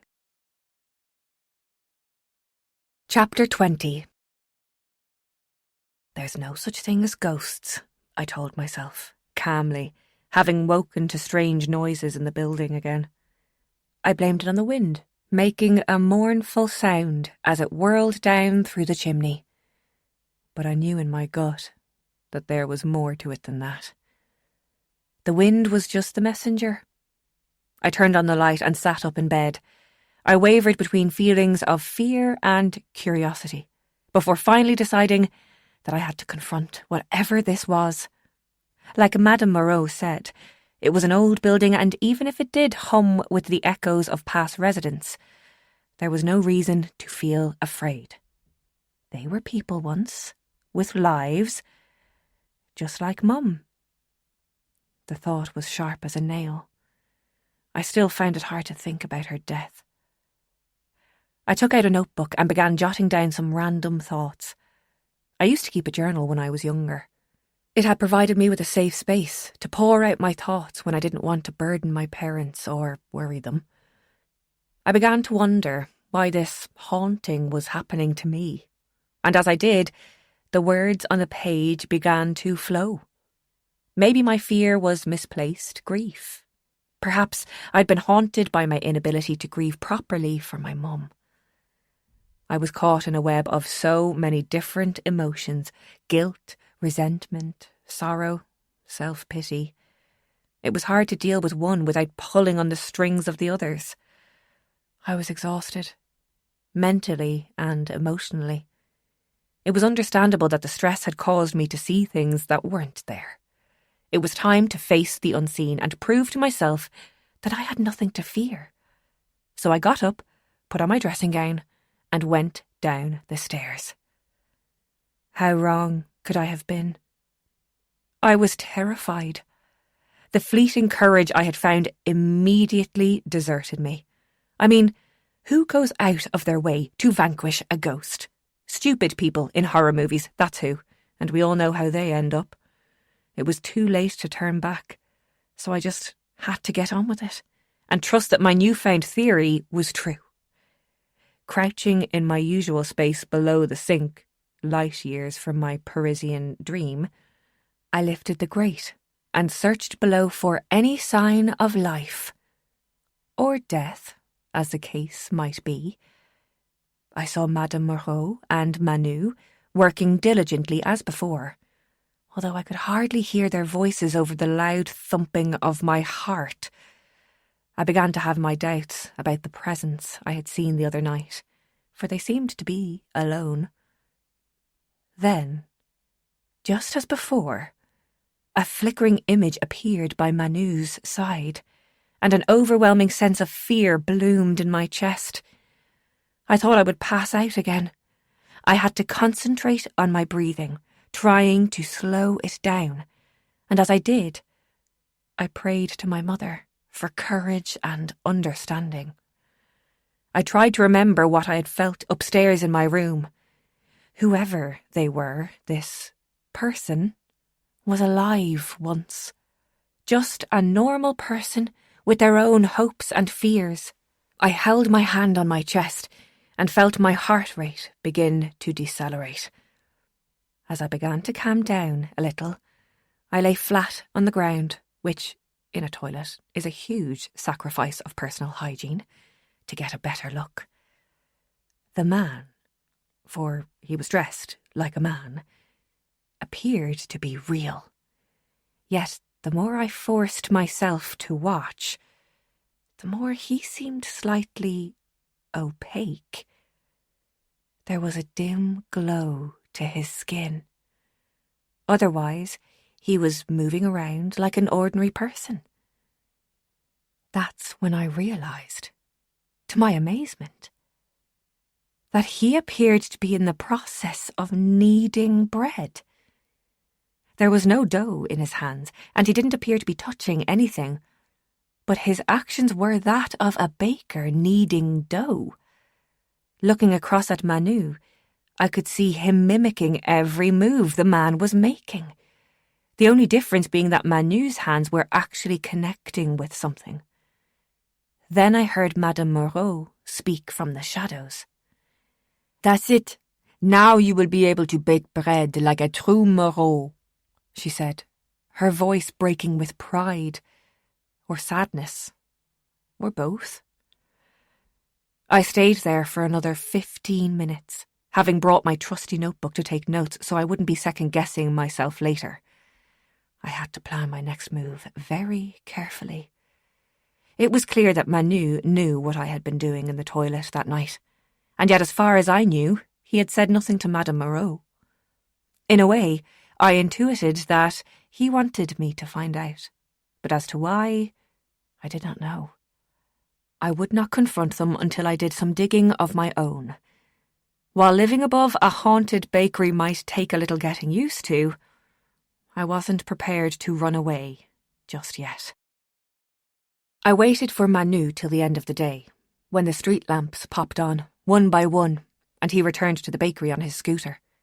As was his routine, he began emptying all the leftover bread into a box for delivery to the homeless shelter. "Why don't I go with you?" I suggested. By this stage, I was accustomed to his and Madame Moreau's complete lack of enthusiasm regarding anything, I said. If there was one thing I had learned in this country, it was to just barge your way through instead of waiting for an invite. Manu sort of sniffed and looked out at the scooter. He had a point. I couldn't see myself riding on the handlebars. "Why don't we, marcher? I'm sure it's pas loin," I said. "It's not too far, is it, Madame Moreau? And I can help to carry some of the boxes." Instead of her usual shrug, I almost detected what might have been considered a smile. Perhaps I was breaking down her walls after all. With that, off we trudged through the cobbled streets. "So you're interested in becoming a baker then?" I asked Manu, starting the proceedings with a little small talk. "Oui. And you are learning from the baker I saw in the basement last night?" I let the sentence hang there until he worked it out. "You saw him?" he asked a little hesitantly. "I saw something, and I definitely wasn't dreaming," I said, matching his frankness. "Ce n'était pas un rêve." "S'il vous plaît, do not speak of last night to Madame Moreau," Manu blurted, in surprisingly good English. Up until that moment, I had doubted my own sanity. Each time that image of the ghost standing there, or hovering there, crept up, I felt slightly weak, and spent the entire day afterwards explaining it away. Lack of sleep, a play of shadows, even having a nervous breakdown seemed a preferable alternative to what I knew in my gut to be true. "I'm not sure what I saw," I replied honestly. "But I think I deserve an explanation." Neither of us spoke for a while. Manu led the way and took a right turn by the side of a large church I hadn't seen before. At the back, there was something of a hall with a line of windows lit up warmly from the inside, and a queue of people extending out the door. Manu greeted some of the people in the queue and quite chivalrously let me go in ahead of him. I hadn't really thought about where we were going. My mind had been so fixed on getting answers out of him.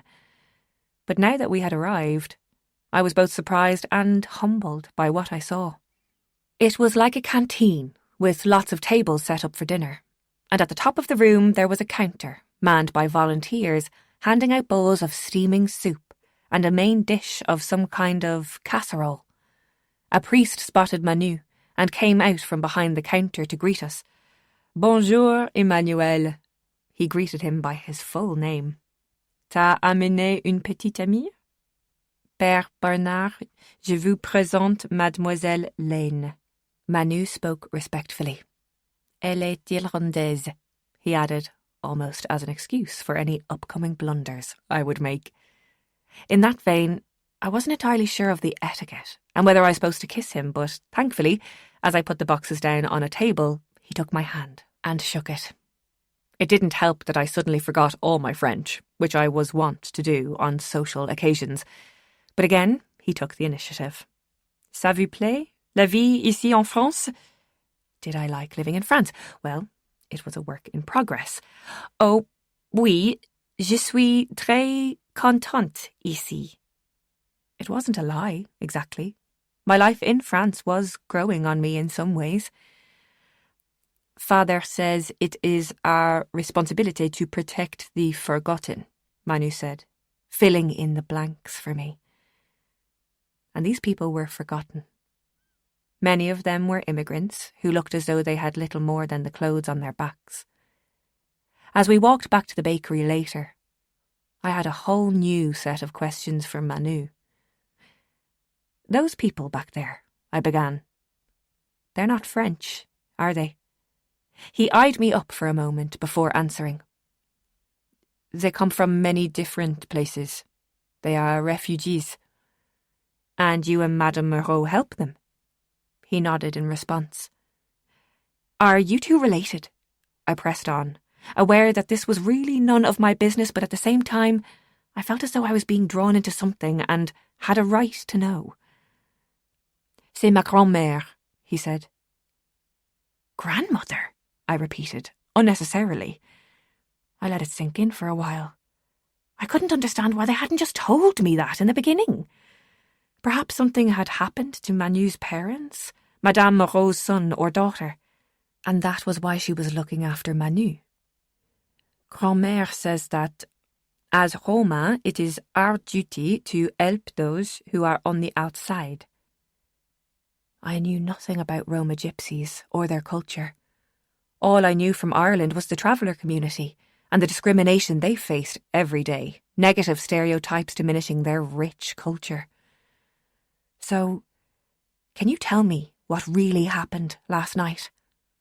Does it happen every night? He was obviously uncomfortable talking about it. But he seemed more concerned about me blabbing my suspicions to Madame Moreau than what I would do with the information. Still, he was guarded. It's okay, Manu, I said, feeling a rush of maternal feeling towards him. Vous n'êtes pas obligé de tout me dire maintenant. We can talk about it later, I assured him. It was clear he wasn't ready to talk to me about it, and I wasn't sure how ready I was to hear it. It was enough to know that I wasn't going crazy and Madame Moreau's secret was safe between us, for the time being. On that mutual ground, we parted for the night. But my curiosity still tugged at me. I couldn't help but wonder where, or rather when, the apparition was coming from. Had something happened in the town's history? Or perhaps the building itself? Chapter 21. Edith, Madame Moreau called. Il y a un coursier qui te cherche. What? I asked, looking up and seeing a courier at the door, his white van parked outside. I came out from behind the counter and vaguely heard Madame Moreau ask if I was planning on doing any work today. I pretended not to understand, a tactic I employed quite often. Signez ici, the courier said, holding out a small electronic machine. I scribbled my signature on the screen, not knowing what I was signing for, as he didn't seem to be holding a package. Dehors, he nodded, and I followed him outside.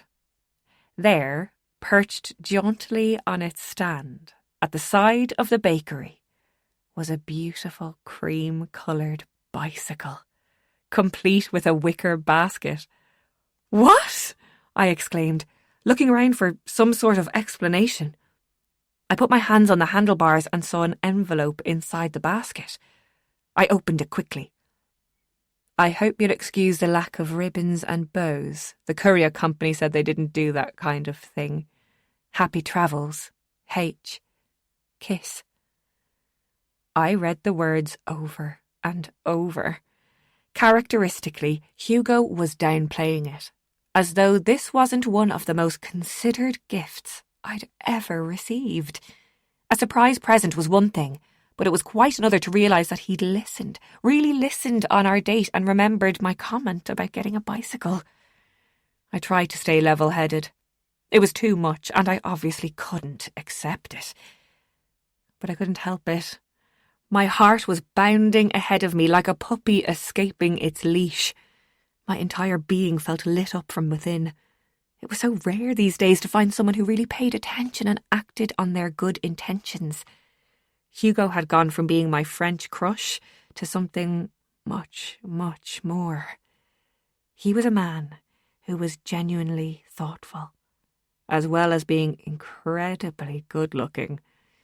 "Où est Edith?" I heard Manu call to Madame Moreau. I didn't have the exact translation for her answer, but I thought she said something like, "That girl is outside smiling like a loon at a bike." And she was right. I was. I cycled down to the river on my new bike during my lunch break. I had fully intended to leave the bike exactly where it was and have it returned. I couldn't keep it. But the more I looked at it, the more I realised that I really wanted it. I would pay him back every cent. I sent him a message saying exactly that. Hugo said he would FaceTime me so we could discuss it over lunch, but he had yet to find out how stubborn I would be when it came to paying my own way. I brought half a baguette, some Emmental cheese, a red apple and an apricot pastry for dessert, which looked like a glowing orange sunrise in golden pastry. Everything tasted so good here, and I even brought half a bottle of white wine with a plastic cup. The weather was bright, breezy, and promising summer warmth. I wondered what my first summer in France would be like. I still couldn't believe that I'd done it. Nothing really matches up to the ideas in your head. Some things are better, some things are definitely worse. But what you can never anticipate is how you will feel inside. And I felt proud of myself. Minutes ticked by, and I eventually received a text from Hugo saying that he was stuck in a meeting. I sent him a photo of my picnic on the bench with my beautiful new bike leaning against it. It looked like a postcard scene. I began to wonder what exactly his job was, but then again, perhaps he hadn't spoken very much about it because it wasn't his passion. In my mind, he was a photographer, and with that, I clicked onto his website, where he had uploaded some of his photos, and began munching my food. The old buildings he'd captured were so beautiful. There was a gorgeous teal-blue chocolate shop with arched windows and golden letters on the front. My mind ran away with itself as I began to imagine visiting Paris with Hugo, him showing me the sights and then staying in some terribly chic hotel together. Or his apartment. I wondered what that was like. He seemed quite well off, so it was probably beautiful, with a doorman and everything. Not like my atelier, with its dodgy plumbing and spooky noises. I poured out a glass of wine and watched as a small motorboat sailed past on the water. It was so easy to dismiss my fears in the middle of a sunny afternoon. But there was a very real possibility that the bakery was... No. I couldn't even say the word. The very idea was too absurd for words. And yet, something weird was going on. I picked up my phone again and opened the search engine. My fingers typed the words ghosts and hauntings. Scanning down the page, I searched for something that looked reliable. After some browsing on the subject, I discovered that a lot of websites referred to two main types of hauntings: intelligent and residual. Something in my gut made me click on the word residual, and when I spotted something on Wikipedia called the stone tape theory, I opened it. The explanation I found was eerily accurate. The stone tape theory is a paranormal hypothesis which speculates that during intense moments in someone's life, places can absorb some form of energy from them as living beings. After their death, this stored energy can then be released, resulting in a display of the recorded activity. According to this hypothesis, ghosts are not spirits, but simply non-interactive recordings similar to a movie. I hadn't even registered that I'd eaten the entire pastry while reading. There was a part of me that wanted to know what was going on, but mostly I was hoping it would all go away, or that there'd be some rational explanation. I felt ridiculous for even looking it up. I was about to shut down the page when I saw the words, "like an echo of past events." I thought of the person I'd seen. The man with the phantom glow lighting up his skin, and his old-fashioned clothes marking him out as being from another time. Could it have been possible? There was only one thing for it now. I had to confront Madame Moreau. Just then my phone rang, and I almost flung it into the river with fright. Then I saw Hugo's name on the screen and tried to compose myself. "Hello," I said, fixing my hair. It took me a moment to realise it wasn't a video call. "Salut, chérie," he said, melting my heart immediately. "I can't stay long, but I wanted to apologise for not making our lunch date. I will make it up to you." "Oh, that sounds promising," I said, taking a bite of my apple. "Perhaps I could bring you back a little something from the city," he said, in that seductive accent that fell somewhere between Paris and London. You literally just bought me a bike," I said, leaning across to the handlebars and ringing the bell for effect. "Does Mademoiselle approve?" "Of course I do. It's beautiful. But I can't possibly accept a gift like that." "Why not?" "Because it's too generous. And that's bad because I like to pay my own way." Of course, I didn't mean..." He trailed off. I was glad I couldn't see his face at that point. Maybe I'd insulted his generosity, but it was just how I felt. "When I've dated in the past, it was expected," he said. Oh, I wasn't sure how to respond. That sounded weird, like I've time-travelled from the court of King Louis or something. "It's okay," I said, laughing. I appreciated the gesture. Very much. "What I mean is, if you were serious about someone, you let them know." Serious. He'd just used the word serious. About me.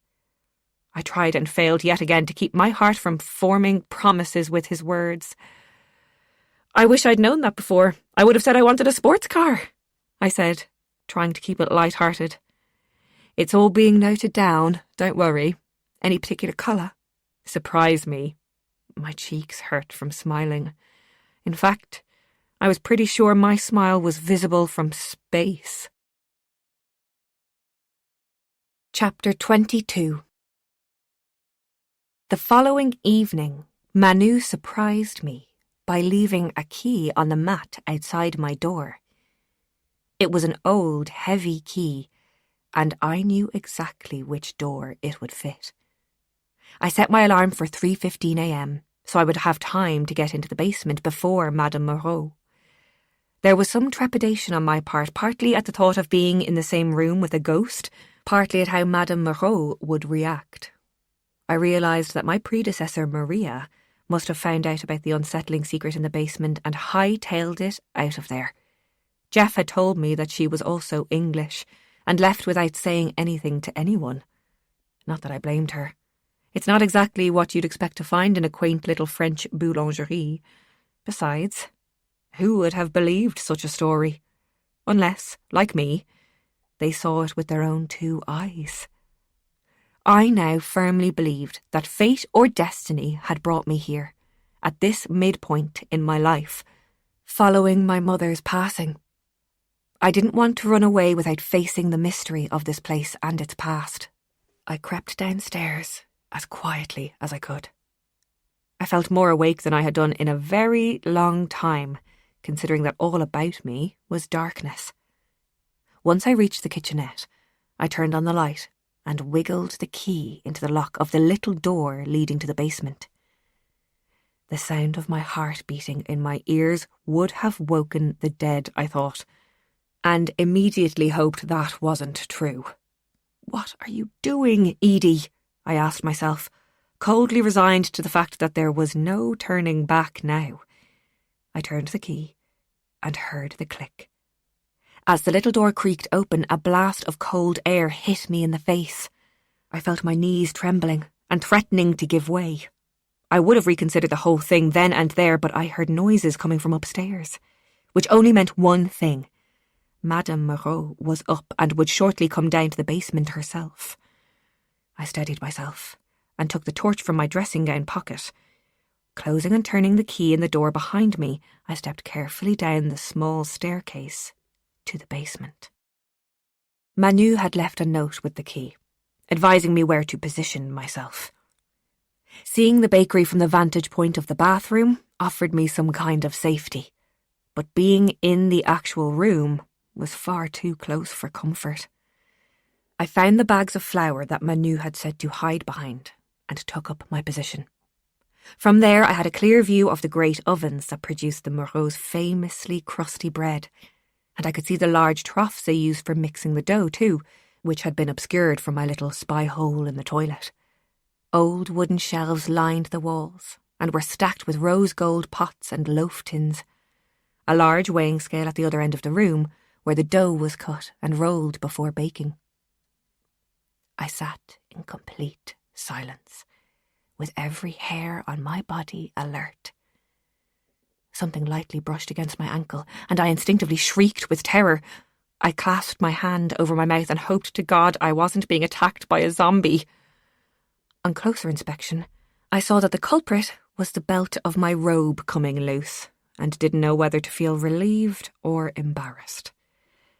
All of a sudden, I heard the key turn in the lock, and realised that Madame Moreau and her grandson were on their way, which meant that he was surely on his way too.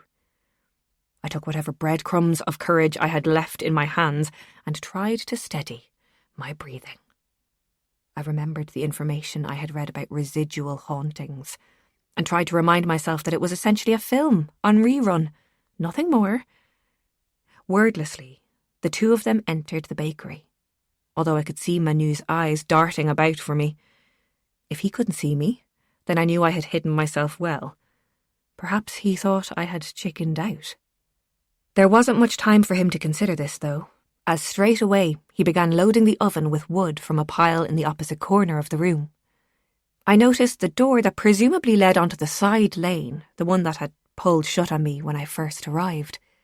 Could I make my escape through it, if things got too much?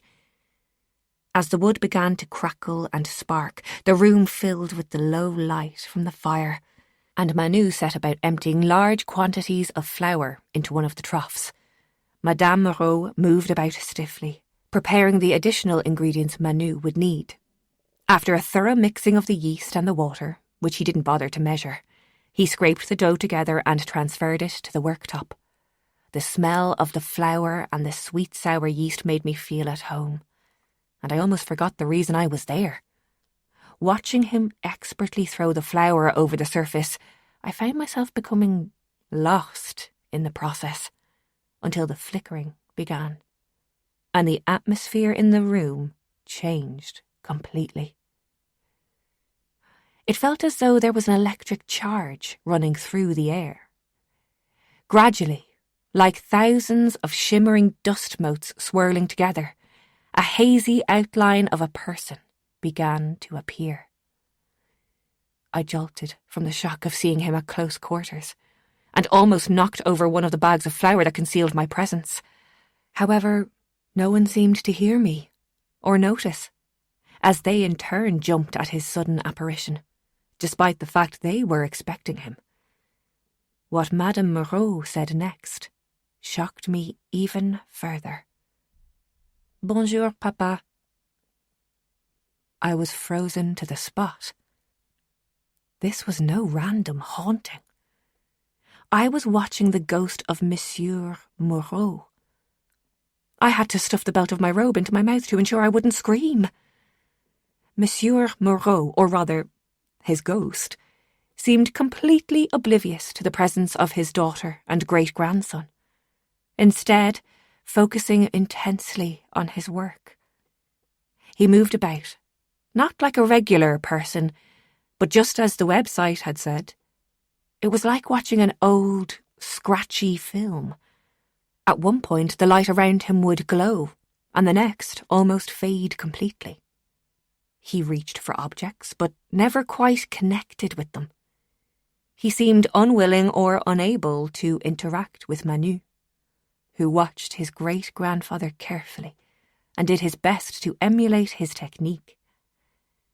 It was startling and amazing to watch.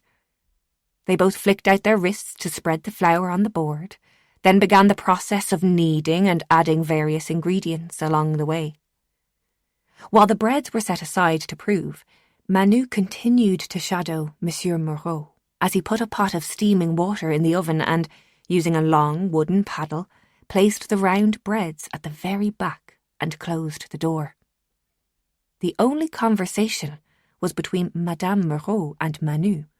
Surprisingly ordinary things like, make sure the temperature of the water is right for the dough, and the baguettes are ready for the oven now. Somehow, this bizarre and unique setup had become normal for them. Madame Moreau watched her father lovingly, but was careful not to get too close. This carried on for over an hour, by which stage my entire body was aching from crouching behind the large bags of flour on a cold floor. It was then that I heard Madame Moreau suggest that she start to take the cooked breads upstairs and get ready to open the shop. With that, Monsieur Moreau, or his spirit, vanished, leaving only a strange charge in the atmosphere, like ripples in water. I knew the moment of truth had arrived, and I had to make my presence known. I didn't want to frighten them by popping out of nowhere, but considered that if they had spent the morning sharing their kitchen with a ghost, my presence shouldn't come as that much of a shock. "Good morning, Madame Moreau," was all I could say, as I stumbled out from behind my hiding place. She staggered at the sight of me, and thankfully Manu grabbed her arm to offer her support. "Mais qu'est-ce que tu—" "You!" she shouted at me, with a mix of fury and guilt at being found out.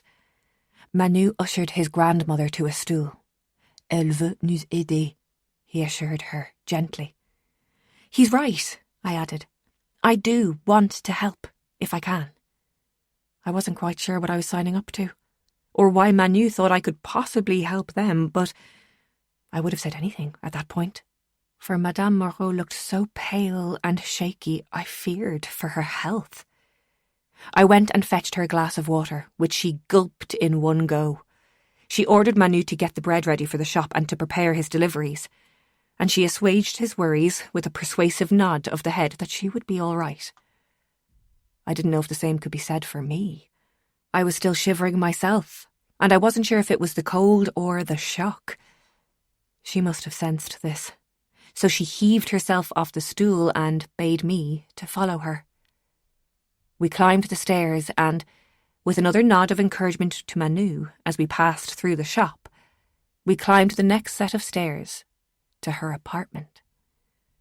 I had never seen past her front door up till now, and the significance of bringing me into her home was not lost on me.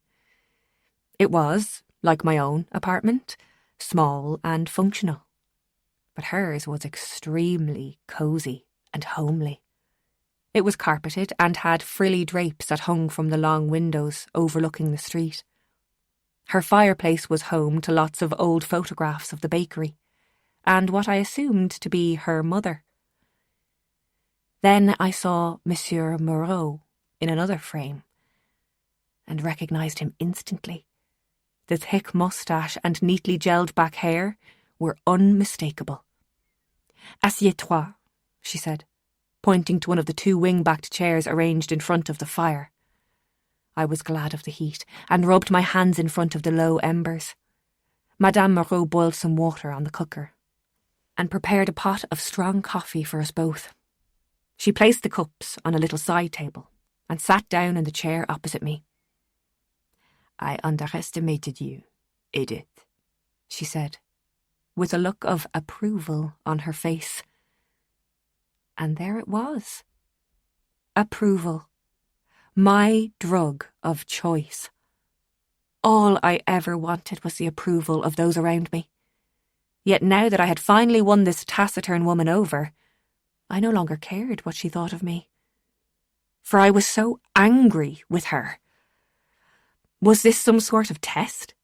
I thought you hired me to become the assistant manager, not a ghostbuster.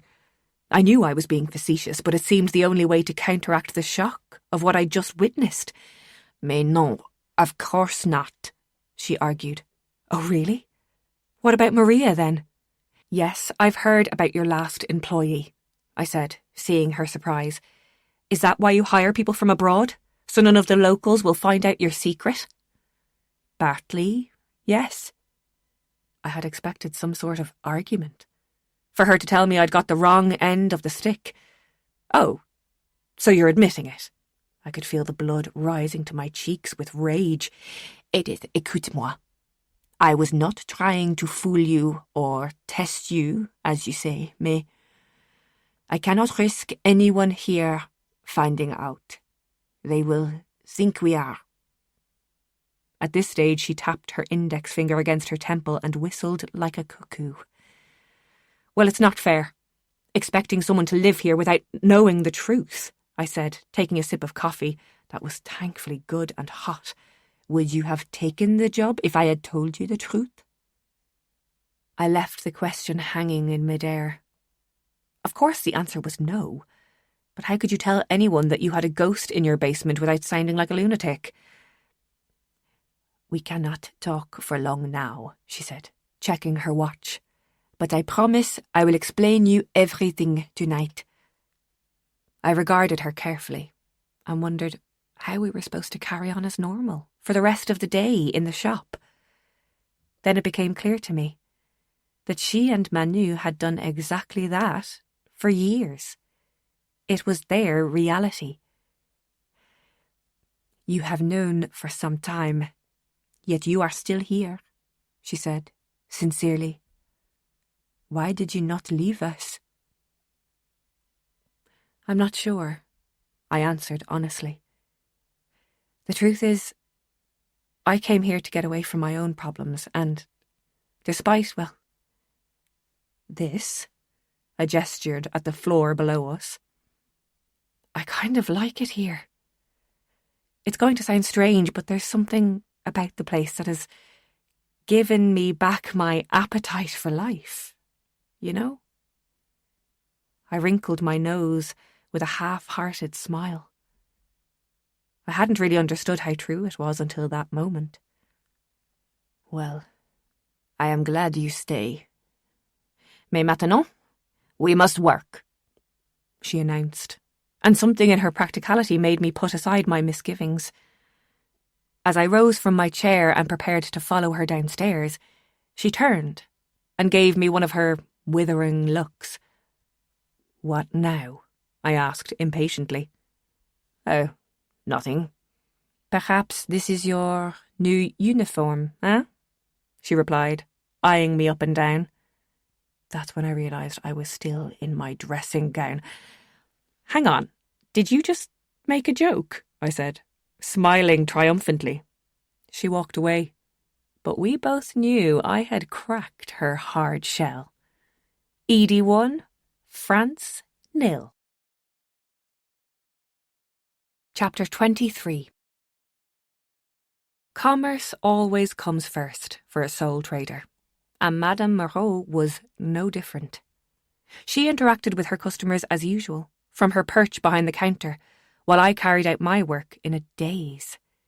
Just before lunch, Jeff popped by for a cheeky eclair, as he put it, and I was never so happy to see anyone in my life. How is my favourite customer today? I asked, while wiping down his table. Madame Moreau must have wondered whether I was going to share her eerie secret with an outsider. But if she was concerned, she did not show it. Her face was an inscrutable mask. How's Ruby? I asked, craving a normal conversation after the extraordinary events of the morning. She's having her nails clipped at the salon. Sorry, what? It's a joke. Oh, of course, I said, rubbing my eyes. The early mornings are catching up with me. That yours? He asked, nodding towards my bicycle that was leaning against the gable. Yes, I smiled, thinking of how happy I'd been when it arrived. You should take yourself off for a nice spin. Clears the head. You know what? That might not be such a bad idea, I said, untying my apron. I might just take an early lunch and see if I can't cycle my way into a better mood. Instead of asking, I simply told Madame Moreau that I was leaving and walked out into the watery sunshine. I unlocked my bike and cycled over the Ponte Solferino and past the train station, searching for some unknown object that might make everything seem normal again. I took the towpath along the river Oise, with only the sound of my tyres on the gravel to keep me company. Seeing Monsieur Moreau that morning had brought up some unwelcome thoughts about death and the afterlife. To think I had come to France to get away from all of that, only to end up coming face to face with a real live, or dead, ghost. Where was his soul, after all? Trapped in some kind of limbo? I wasn't sure if I believed in heaven, but I wanted to believe that my mother was happy, wherever she was. Despite my frustration at being lied to, I couldn't help but wonder what it must feel like for Madame Moreau to see her father like that, night after night. I couldn't imagine seeing my mother in that way, as an echo of herself. On the one hand, it would be so wonderful to see her again, but to not be able to touch her or speak to her. I realised that it would be a kind of breathtaking torture. I wasn't really sure if I could deal with it. I mean, I was still in the process of grieving myself. I pulled hard on the brakes, got off the bike, and stood by a nearby bench. Without thinking about it, I took my phone out of my pocket, and I called my dad. "How are you getting on, Edie?" he greeted me, full of the joys. I could feel the tears stinging my eyes, and tried desperately to hold onto them. I was gripping the bench, watching the river rushing by in front of me. "I miss her so much, Dad," was all I could say, as the tears came in torrents. He said nothing for a while, but from the sounds he made, I felt he was crying too. "Do you want to come home, love?" he asked eventually, his voice hoarse. "Yes," I said, snivelling like a little girl who just wanted her father to make everything go away. But it wouldn't change anything. Besides, I think they need me here. It was a revelation as I said it. I remembered how Manu had told his grandmother I would help them, and I realised that despite their air of nonchalance in the bakery that morning, they were struggling somehow. "They're lucky to have you, Edie. You know that," Dad said, with paternal pride. "You know what? You're right," I said, as though suddenly understanding my position in the world. Maybe it wasn't my destiny to become a chart-topping singer or a domestic goddess with 2.4 children and a dog, but I had the ability to make an impact on people's lives, if only in a small way, just by being myself. And that was enough. I began cycling back towards the city centre and stopped at a set of traffic lights where I spotted a jeweller's on the corner. Something, perhaps intuition, told me I should go in. I stepped off the bike and pulled the handlebars up, lifting it onto the pavement before locking it to a railing. The pretty silver jewellery sparkled in the shop window. A charm bracelet caught my eye. It had a small Eiffel Tower charm and a little bicycle too. Maybe every tourist succumbed to these cliched trinkets, but I didn't care. It immediately put a smile on my face, and I knew that could only be a good thing. I went straight in and bought it for myself. That evening, Madame Moreau had me round for dinner. It had begun to rain outside and the temperature had dropped rapidly, so her cosy apartment was a welcome refuge. She had prepared a delicious rabbit stew with lots of comforting root vegetables. "Manu ne mange pas avec nous?" I asked, when I noticed he was not at the table. "Il sort avec ses amis," she said. "Your French is improving." "Merci. I've always wanted to speak fluent French. That's why I came here, really," I said, enjoying the opportunity to open up to this woman who had kept me at arm's length since I arrived. She dished out our meal from a porcelain tureen onto pretty plates with blue flowers, while I poured the wine. We ate in companionable silence for a time, with only the sound of the ticking clock and the sparking logs in the background. As I mopped up the sauce with my bread, we spoke about ordinary things, like the weather and some of the interesting characters that came into the shop. She had prepared a delicious tarte tatin with caramelised apples in cinnamon, and, despite my full stomach, I cleaned the bowl. After we had cleared away the dishes, we moved to the chairs beside the fire once again, and I knew it was time to discuss the elephant in the room. You didn't really need an assistant manager for the shop who spoke English, did you? I said, suddenly understanding the motivation behind the job being advertised abroad. You didn't want anyone from around here finding out about your father and risking them telling anyone.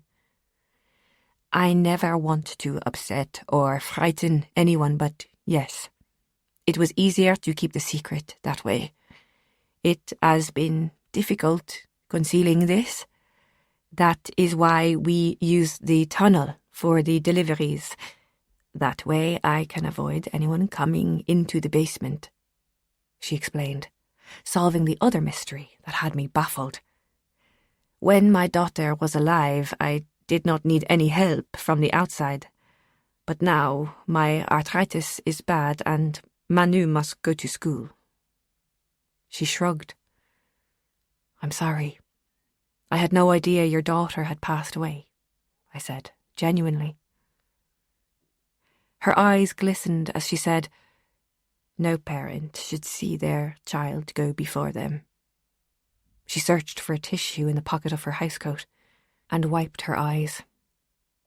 I'm so sorry, I said again, the words sounding so small and insignificant. Now I understood what it was like for my family and friends when they felt so helpless.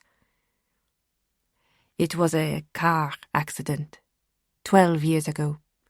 She and son mari, her husband, were travelling south to Spain to visit his family. Little Manu, he was sleeping in the back seat. It was visibly distressing for her to talk about it. So I stopped her with my hand on her arm and told her it was okay. She didn't have to explain. I lost my mother. I know it's hard to talk about it sometimes, I said in solidarity. Her face was the picture of empathy. Such was the softness of her large brown eyes as she placed her hand on mine. C'est dur, la vie, hein? She was right about that. Life was hard. In the silence that followed, I understood how my first impressions of Madame Moreau were completely wrong. I'd interpreted her frosty demeanour as hostile and unfriendly, when in actual fact she was merely doing her best to protect her family and her own peace of mind. She stood up and went to a tall mahogany dresser and took a photo album out of one of the cupboards. Sitting back down beside me, she showed me pictures of her daughter from childhood, right up until before she died. She would have been just a year or two older than you, she told me, in a soft voice. Does Manu remember them at all? I asked, but she just shook her head, saying he had only been a baby then. He's such a bright young man, and a credit to you. Comment? She said, unfamiliar with the term. You have brought him up extremely well, I clarified. Then a thought struck me. Your daughter, Gabrielle, oui? Did she see your father too? I asked. But of course, it was she who was learning the old methods from him. She was to take over the boulangerie. Not that it matters now, she added. Why do you say that? Manu is doing a good job, isn't he? My father used to work as a pastry chef at home in Ireland, so I know a thing or two about baking. And Manu really has the flair for it. Ah, yes, I remember this in your application. Manu said it could be useful. She smiled proudly at her grandson's foresight. Oh, I see. So it's Manu I should thank for giving me the job, I said, smiling too. Indeed, but, as I am sure you know, small bakeries are not so profitable anymore. People are buying those you say, horrible sliced bread in the supermarket because they are cheaper and with all those preserves that keep it from going stale for days and days. Ugh. I suppose the cost of living is affecting everything, and people are just trying to save money. Exactement. So they do not buy their fresh bread and croissants every day. Things are becoming very difficult for us here. I don't know what future there is.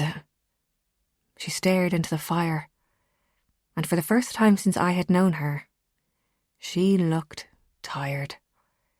I didn't want to press her about the small issue of a ghost in the basement, but I couldn't hide my curiosity either. So, what about your father? I asked, in as sensitive a tone as possible. Ah, yes, well, you deserve to know the truth now, Edith, and I will tell it to you. Mais I have to start at the very beginning. Chapter 24. L'histoire de Madame Moreau. My earliest memories are sitting around a campfire, watching my mother dance. She wore une robe, a beautiful dress with flowers in yellow and red that twirled with her body. My grandmother and all the other women clapped while one of the men played his guitar, and my mother tapped her feet on the dusty earth. Her name was Mirella. In Romany language, it means to admire, which was right, because everyone who saw her admired her. I remember the warmth of our brightly painted caravan, and the sounds when the camp stirred at first light, with pots and pans rattling and children laughing. I know that these are the romantic notions of a child. I mean, what child would not enjoy the freedom of a nomadic life? You are not expected to go to school, and you live close with all your family, so there is always something to do and someone to play with. It is life from a child's perspective. But even then, I could see the hardship for my parents. Roma were very disliked by many of the locals, and we were chased from one campsite to the next, très souvent. My family were Manouche, a small group of Roma who came to France from Eastern Europe. We were so very poor, but we were a proud people and did what we could to make a living. My father traded in horses, and he worked sometimes training them in the stables of the rich. He spoke many languages, and in fact it was he who taught me to speak English. We learned how to survive and use our skills to make a living on the edges of society.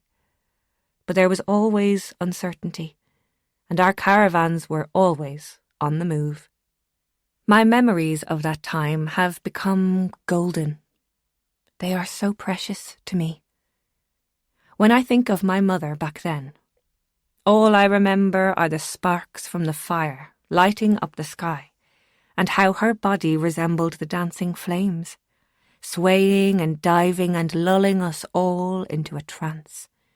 She was très belle, with long black hair braided down her back, like one of my father's stallions. They said she had the duende, that she danced with passion and fire in her soul, and people would come from all around to see her.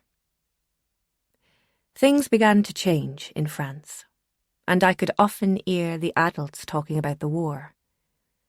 I did not fully understand what a war was, but I knew that people were frightened. When France signed the armistice with the Nazis in 1940, I was 8 years old. I thought I knew what hardship was, but life was to become much more difficult. The Germans made the French pay for the occupation, and the prices for everyday goods inflated. People were already poor, But now there were no jobs, so people were trying to survive on very little. With the curfews and the Vichy regime punishing anyone who resisted the rules, life in France became intolerable. But the worst was yet to come. For some time we had heard the rumours of German labour camps. Hitler's regime had begun the rounding up of minority groups considered racially inferior: Jews, Poles, Roma, homosexuals and people with disabilities were being sent to labour camps, or they were shot, to protect the Aryan race. Of course, my family did not tell me this at the time, but I remember hearing about a crazy man in Germany who wanted to take over the world. It did not seem real to me. Not until my father disappeared. We were staying in a camp just east of Paris when a small troop of German soldiers pulled up in their army jeeps. They said the men were needed for work and that we would all be moved to a town in the north I had never heard of, called Compiègne. The men had to leave with them immédiatement, and the women and children were to take a train. I remember feeling nervous and scared, but my mother reassured me all would be well. She said that Papa was a good worker, and that was why he was being asked to go in such a hurry. He held me fiercely in his arms and told me to be good for my mother. I never saw him again. There was some excitement getting on the train because it was my first time, and despite the confusion, I was eager to get moving. I remember how quickly the landscape moved past, not like our caravan and the old horse that clip-clopped along the lanes. It was no time at all before we pulled into the station and I noticed German guards all around. I did not know why at the time, but my mother yanked me up out of my seat and pulled me behind her, towards the exit, en vitesse.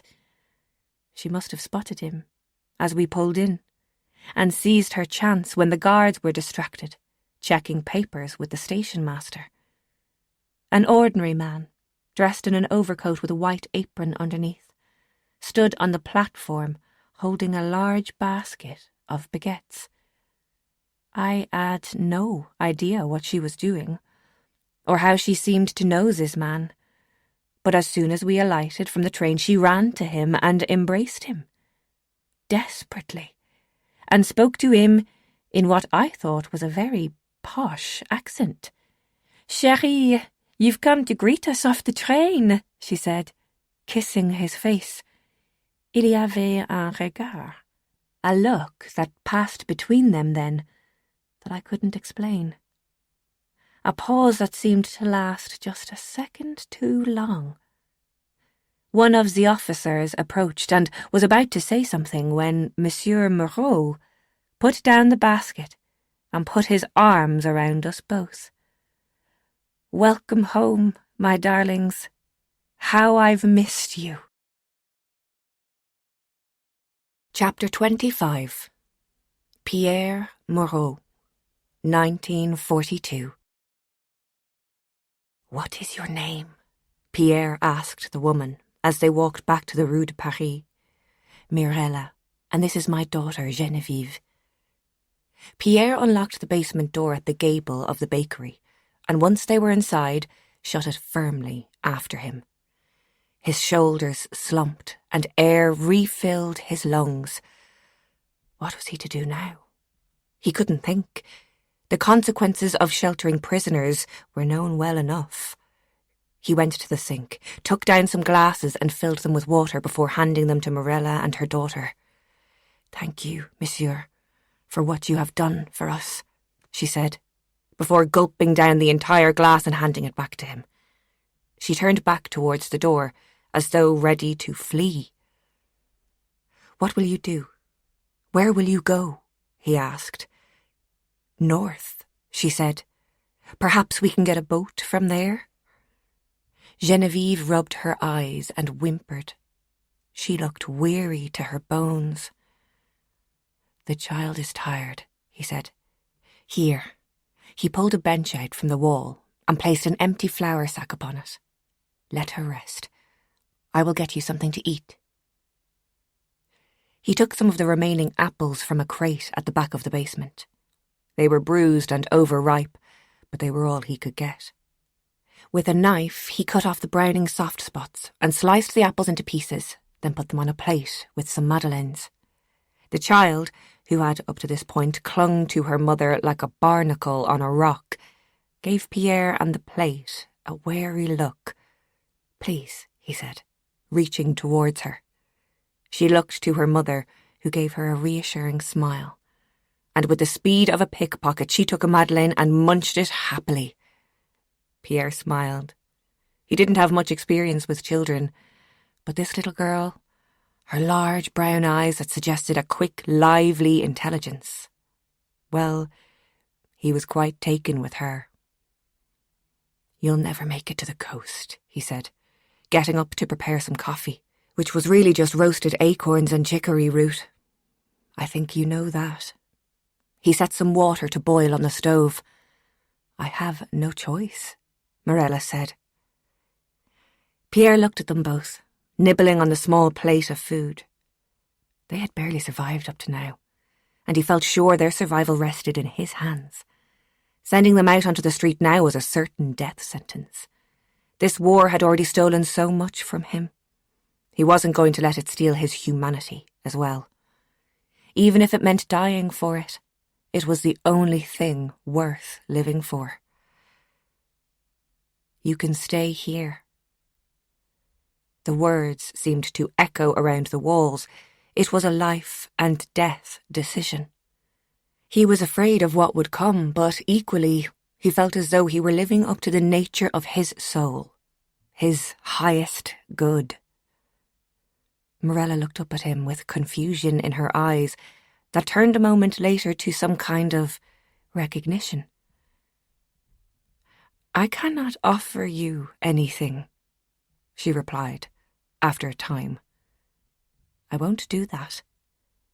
The kettle began to whistle, and with a cloth wrapped around the handle he took it off the boil, then turned to look at her, forgetting about the coffee. "I don't understand," he said. "I love my husband, whether he is alive or dead." Suddenly it dawned on him. She assumed this would be an arrangement of some sort, that he, being a bachelor, would take advantage of her vulnerable situation. "No, you misunderstand. I am no threat to you, Morella. The words died on his lips. How could he say out loud the very thing he had kept secret for years? "I do not see you in that way." She stared into his earnest eyes and tried to listen to him with her heart and not her ears. "Do you understand what I am saying? I cannot love a woman." It was as though an electric charge or a current had been switched off. The tension that had been tying her body in a tight knot released, and with that, the tears began to flow. "Maman?" The little girl looked cautiously at her mother. "I think Maman would like some more madeleines," Pierre said gently. "Shall we make some together?" And that was how Pierre Moreau found himself with a family he had never asked for or dared hope for. They decided on a story that, while unusual, could convince the locals. Pierre told everyone that Morella was his wife. Yes, it was sudden, but in wartime people did strange things, no?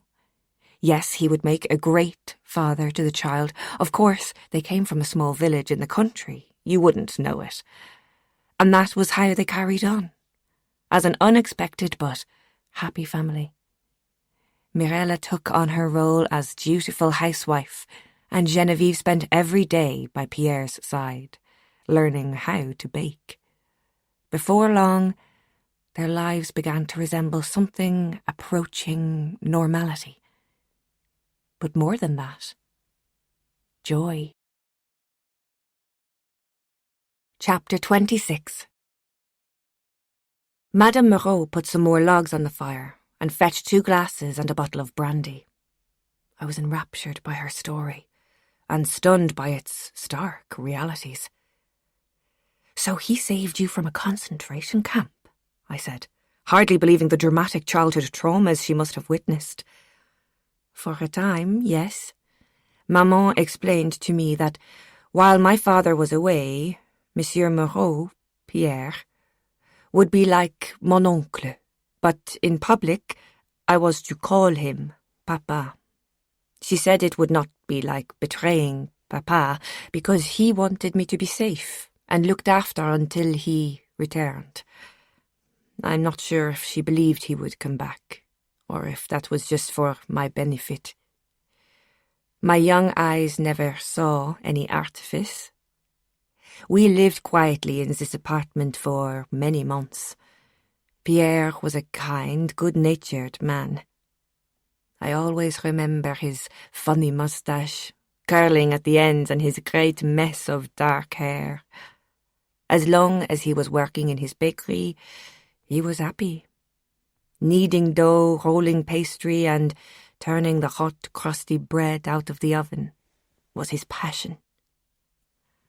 Bread is a living thing, he used to tell me. If you put your heart into the dough, you'll spread happiness to all who eat your bread.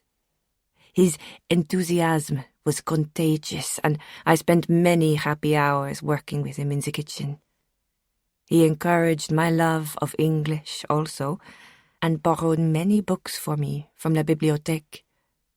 Monsieur Moreau was a very well-respected man in the community, and when he took us in, most of the locals admired his generosity. Most of them, anyway. As always, our presence in the town divided opinion. And one day, when I was in the basement, playing with some dough and making little animal shapes, I heard shouting upstairs in the shop. I climbed the stairs and peered through the doorway. I recognized the uniforms instantly, and to my horror, I saw 2 soldiers holding my mother. She looked at me, terrified, then composed herself and winked. I knew what that meant. I had to disappear. In the basement, there is a doorway that leads onto an old underground tunnel. It runs all the way to an opening by the river. That was how they delivered the flour in the old days, when the boats sailed down from the mill. But it hasn't been used for years. Monsieur Moreau had told us that if anything ever happened, we could escape from the building through the tunnel. Like frightened prey, I ran through the darkness and never looked back. As soon as I reached the opening, I hid in the thicket along the riverbank until it grew dark. I was sure no one had followed me, as I kept an eye on the opening, hoping against hope that my mother would emerge and take me back with her. But no one came. After hours of shivering with the cold, I crept back into the pitch blackness of the tunnel and arrived back to find Monsieur Moreau in the basement, sobbing comme un enfant. When he heard my footsteps behind him, he turned and took me to his breast in pure elation. He kissed my head and my face and cried for joy at my return. But I stood limp in his arms. "Where is Maman?" I asked, though I knew the answer. "I tried to stop them," he explained, "and I will do all I can to get her back," he promised. "But from now on, you must stay out of sight, Geneviève." And so, that was my life until the war ended. I stayed in hiding at the top of the house during the day, in your little apartment, and at night I worked with Monsieur Moreau in the bakery. "My God, I don't know what to say," I said after some time. "There is nothing to be said. War genocide. It exposes the ugliness that some people have in their hearts. But I found that it also brought about the most beautiful kind of humanity. Monsieur Moreau protected me with his life. I was just a young girl, someone he didn't even know, and yet he became my father. Jeff, the English guy who comes here, he took me to the Armistice Memorial in the forest, I said, recalling his commitment to remembering the lives lost during that terrible time in history. There was a camp there. That is where they were taking us. Royalu, Compiègne. My mother used her wits that day at the train station, and we were lucky to escape. But I found out late there, that is where they took her. It was an internment and deportation camp. Between 1942 and 1944, they deported 40,000 people from there to Auschwitz. How did you survive? I mean, how did you carry on after that? I asked, cognizant of my own struggles after my mother's death, which, in contrast to Mireille's, was peaceful and dignified. Monsieur Moreau, she said, simply. He saved me in every way. He gave me an appetite for life again. When the war ended, I began working in the boulangerie and learned to bake at his side. We spent every day together, kneading, folding, and baking the stuff of life. Do you think that's why he's remained?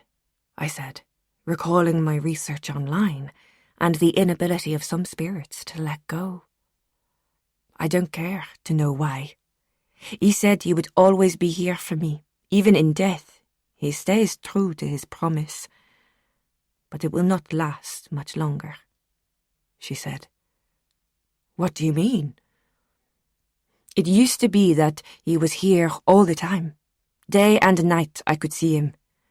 Now he stays for just 1 or 2 hours, that's it. It will all end soon. She sipped her brandy and let her gaze fall onto the dancing flames of the fire. I guessed that these residual hauntings couldn't go on indefinitely, but it seemed almost cruel to think of Madame Moreau and Manu carrying on without his reassuring presence. But what about Manu? He is going to take over someday, isn't he? I mean, he is learning from the master. I could see that. Madame Moreau's eyes shone with pride, then clouded with uneasiness once again. We are being forced to sell the business, Edith, she sighed. I have to sell the boulangerie. I don't believe it. After everything you've told me. It's impossible. I had not expected to hear that, and couldn't hide my shock. You think I want this? She shouted. Her voice full of emotion, she reached to the mantelpiece and took a letter down. It was an official one, and when she showed me the letterhead, I saw it was from her bank. I could guess what the contents were. The Moreaus were in debt, and the bank wanted them to sell. A howling wind had picked up outside, and the snow whirled in circles outside the window. Madame Moreau got up with difficulty to close the shutters, her arthritis clearly paining her. I've worked hard, every day of my life, to keep our home, she said, sitting back down and looking at her hands in her lap. But now, with these useless things... I could see her fingers were curled and stiff. This was why she couldn't go on, and why she couldn't pass on the Moreau legacy to Manu. It was physically impossible. I married a man with big dreams and a false heart. When he died, he left me with much debt. He gambled, you see. So when my Gabrielle died, there was only me left to take care of Manu. The bills kept coming in. Books for his school, his clothes, food, and the cost of running the boulangerie. I had to borrow hypothèque on our home, And I can no longer make the payments. A mortgage, I said, looking down into my lap. Oh, I see. They came last month. The men in their suits with pale faces and avarice in their eyes. It would seem there is a buyer, eager to develop the building into a boutique hotel. What? But that's ridiculous. The bakery has been here for years, hasn't it? Since 1920. The Moreaus have been baking their bread here, she said, distraught at the thought of losing the legacy that had been entrusted to her. Surely the town council wouldn't allow it, I argued. I mean, this has got to be a listed building. Mais c'est ça le problème. It's expensive to keep up the building, and the developers have promised the council that they wish the exterior to remain the same, but they will restore the interiors to preserve the building for years to come. These historic societies are very strict about such things, sensibility to the building's origins, but they don't care who is paying for it. The bank believes a hotel will be more profitable, so they are supporting the deal. The developers have promised the council increased tourist numbers with an historical hotel. I don't see what I can do. I stared into the flames, trying to take it all in. I had no idea when I arrived that their situation was this dire. In fact, I began to wonder, why had they hired me at all? Why did you place that ad online, if you knew things were this bad? I felt the heat of resentment rising in my throat. Manu, she said, shrugging her shoulders. He thinks he knows what is best. There was a mixture of pride and irritation in her voice. I suddenly felt ashamed of myself for bringing it up. Given what they were facing, it wasn't the time for blame.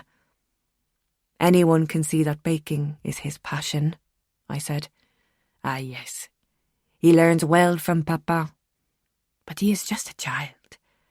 I wanted to give him the home Monsieur Moreau gave to me after my parents died. But now we will lose everything. Even him. That was when she finally broke down. The pressure of keeping everything together must have been enormous. I knelt down beside her and put my arm around her shoulders while she cried into her tissue. Manu's words in the basement that morning came back to me. Maybe she can help. What on earth did he think I could do? Well, I couldn't make things any worse, that was for sure. I would have to think of something. Chapter 27. I woke to the sound of my phone buzzing with a simple message. I'll be back in Compiègne next week. Hugo. Kiss. My stomach performed a backflip that left me unsure whether I was excited or terrified, or both. If I was being honest, I had pushed any thoughts of him to the back of my mind since my evening with Madame Moreau. Her tragic story had affected me deeply and raised a lot of issues surrounding my own mother's passing. I now found myself feeling unutterably grateful for the time Mum and I had had together. All those close hours sharing each other's likes and dislikes, singing songs and eating cake. I realised how privileged we all were as a family, to have shared such a wonderful life together. And even when I thought of her lying on her deathbed, I could no longer experience the grief of loss without it being tempered by gratitude for having shared so many precious years with my mother. I knew Madame Moreau's story held far more pain and terror than she had revealed. Not only had she lost her parents, but she had lost her culture as well. She grew up as a French girl, daughter to the local baker, and was never again to speak about her Roma heritage. I didn't want to keep bombarding her with questions of the past, so I began doing some research of my own. The Poremus, as some called it, or the Romany Holocaust, was responsible for the near annihilation of the Roma population in Europe, killing hundreds of thousands of people. Just as Madame Moreau had said, I discovered that there had been an internment camp in Compiègne, used for members of the resistance as well as Roma and Jews, before sending them on to camps such as Auschwitz. It made for horrifying reading. But to know someone who had lived through that time, who was now about to lose everything she had fought for to some greedy developers, well, I simply couldn't let that happen. "I've got to find a USP, you know," I said to Dad later that night on the phone. "A what now?" he said, confused. "A unique selling point. Come on, Dad, get with the programme. I just thought with all your expertise you might be able to think of something that would get the business going again and attract new customers," I explained. We had already discussed the shift from baguettes to supermarket sliced bread and the ailing European economy. "Loyalty cards are always a nice incentive for the regulars," he began, clearly happy to be asked for his opinion. "Yes, I was thinking that too," I agreed, jotting down the first bullet point in my notebook. "But I'm not sure if that's going to move the needle. We need something more imaginative." "You did say it's a bit of a touristy place, yeah?" "Yes, lots of Brits come here, and people come here from Paris too, at the weekends," I said. "Let's see." He took a sharp inhale. "Right, well, it is France," he began. "Yes, we've established that," I sighed with impatience, staring up at the discoloured ceiling of my room. The whole place needed a revamp, but there was no budget for anything like that. "So, there's no point in competing with the finer patisseries," he continued. "No, I suppose not." "Well then, I think the best you can do in the short term is to bring a bit of fun to the shop front window. Entice the customers in, you know. So, I'd say cupcakes. Your only man." Huh? I felt a bit deflated that this was his big plan for saving the bakery. Aren't cupcakes a bit, well, passé? That's like saying the Victoria sponge has gone out of style. Some things will always sell, and it sounds like that's what you need right now. Cash in the till. "I don't really think Moreau's is a cupcake kind of place," I said, uncertainly. "It's a gimmick, right enough, but there's good business sense behind it. You'll earn a bigger return for minimal expenditure. Go on, Google it now while I'm talking to you." "Okay," I sighed, failing to keep the unenthusiastic tone out of my voice. "Oh, hang on," I said, my spirits lifting. As I scrolled down the screen, I found rows and rows of images featuring the most decadent cupcakes I'd ever seen. Tiny macarons in every colour of the rainbow sat like little confectionery hats on top of cupcakes sprayed with gold and sprinkled in coconut snowdrifts. Even entire cakes covered in macarons. "Wow, these actually look amazing." "You're welcome," he said, and I could almost hear his smug grin. "It could work, but I don't know, Dad. I'd have to make these myself, and I only ever baked at home," I said doubtfully. "Don't worry, love. I'll give you the perfect recipe. Just give it a few practice runs and you'll get the hang of it." "Seriously, though, you think I could do it?" I asked. "Sure weren't you taught by the best in the business?" I laughed despite myself, then thought of Monsieur Moreau. Suddenly, family legacy seemed far more important than I ever realised. "Look," he said, with a more serious tone, "do I think you can save a business in debt and keep a roof over your boss's head? I don't know, Edie. But do I think you can get more punters in the door with colourful cupcakes? Absolutely." He boomed, with the deep baritone voice that had always kept his sous chefs on their toes. "She's lucky to have you on her side." That was all the moral support I needed. He was right. It was a start, and in the meantime, I would try to come up with some sort of long-term business plan that Madame Moreau could take to the bank. I decided to start right away and make use of the kitchen while the bakery was closed for the afternoon. The next day, I asked Madame Moreau and Manu to have lunch with me in the shop after we closed. It felt quite nice, the three of us sitting together. Madame Moreau had prepared a tasty chicken liver pâté and served it with a green salad and, of course, sourdough bread. Manu was visibly more relaxed than I had ever seen him, and he talked animatedly about the future. The day he would finish completely with school and work full-time in the bakery. Not until you complete your baccalaureate, Madame Moreau rhymed off, as if this was an habitual argument they had. Having heard about her own lack of formal education, I could understand her vehemence, but Manu was obviously keen to become the next Monsieur Moreau. "Right, order. I call order," I shouted to get their attention. "I've been trying to think of ways we can drum up more business. I've been talking to my father, and we were thinking of maybe targeting the tourists with some high-end macaron cupcakes." I half expected tumbleweed to blow through the shop, such was their lack of enthusiasm.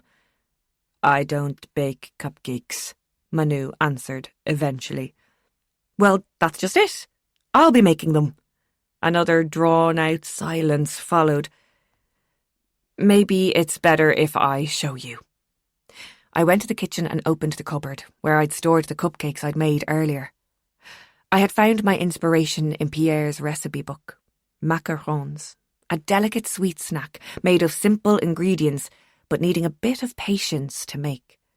Having scoured Instagram for ideas, I had decided to merge my father's cupcake notion with something a bit more chic. I lifted the glass cake cover from the plate like a waiter lifting a cloche. "I present to you vanilla cupcakes with a white chocolate buttercream filling topped with gold leaf macarons and a Bailey's ganache." Their eyes, wider than dinner plates, said it all. "Where did you get these?" Madame Moreau asked. "I made them, of course." I gave them a detailed overview of the process as they ate. Following Pierre's instructions, I had gathered my ingredients and began by whisking egg whites to stiff peaks. Then the recipe suggested an Italian meringue for a glossy appearance by heating a mixture of water and castor sugar. At this point, I poured the mixture into the egg whites and gently folded in almond flour and sugar. Then came the tricky part. I cut out a rectangle of parchment paper and traced circles using a small glass. Once I had a piping bag filled with the mixture, I tried to make 20 identical macarons. The recipe said to let them sit in order to finish spreading and get on with making the filling. I decided to add a bit of Irish flair and make a Bailey's ganache by heating some cream and Bailey's in a small saucepan, then adding chopped white chocolate and letting it melt. I checked the temperature of the oven and wiped my brow with the back of my hand. I hadn't noticed it happening, but at some point along the way I had started to really enjoy myself. It felt so good to be creating something and adding my own flair to it. The final ingredient, 3 drops of vanilla bean liqueur, and I spread the mixture on the cooled macarons. I could see by their expressions that I had gone up in their estimations. "Not bad, eh?" I said, peeling the paper off one and biting into it. "I think if we stick these in the window, we might bring in some new customers," I explained, munching all the way. "I had no idea you could bake like this, Edith," Madame Moreau marvelled. "It's all thanks to this recipe book," I said, taking the red notebook out of my back pocket. Madame Moreau's features froze. "Where did you get that?" she asked. I found it," I said, feeling as though I had just put my foot in it again. It was hidden under a floorboard in my room. I looked at Manu, who shrugged his shoulders. Clearly he was just as clueless as I was. I looked down at my hands, holding fast to the notebook. Why hadn't I told Madame Moreau about it before? Had I been too immersed in her story and my efforts to turn the bakery's fortunes around? I should have realised how important this family heirloom would be to her. She reached out her open hands for me to give it to her. She touched it like it was a priceless artifact, turning it this way and that. Once she opened the cover and saw the handwriting within, her hand went to her mouth. "I remember when he wrote this," she said, tenderly caressing the recipe book. "He filled it with all of my favourite recipes. It was after my mother." "I'm sorry. I should have told you about it sooner," I said, but she batted away my apology. "I hid the notebook myself," she said. "I must have left it there and forgotten about it." "I didn't even know who Pierre was when I found it," I said, although it didn't seem as though Madame Moreau was even listening. "It's the strangest thing," she said. "As I was eating your cupcake, I remembered something that I haven't thought about for a very long time." I bit my lip. So it's not just me, I thought to myself. I once asked Pierre what I should do with all of this love in my heart for Maman. Love that now had nowhere to go. My own heart juddered at her childhood question, and for a moment I felt like I couldn't breathe. He told me that the love you have in your heart for someone you cannot be with is never a burden to be carried. It is a gift, he said, a gift you can share in other ways. How? Manu asked, speaking for the first time since we'd sat down to eat. Well, for him, it meant he put all of his love into his recipes and baked them for the people of Compiègne. He said it was so that everyone may know love. That's beautiful, I said, wiping away a stray tear with my apron. I like them, Manu said. They remind me of my maman. Another memory? I wondered. That was it. I had to say something. I got up and fetched the special ingredient out of the cupboard. Is there something I should know about this? Chapter 28. I set to work the very next day, and began my baking in the afternoons when we were quiet.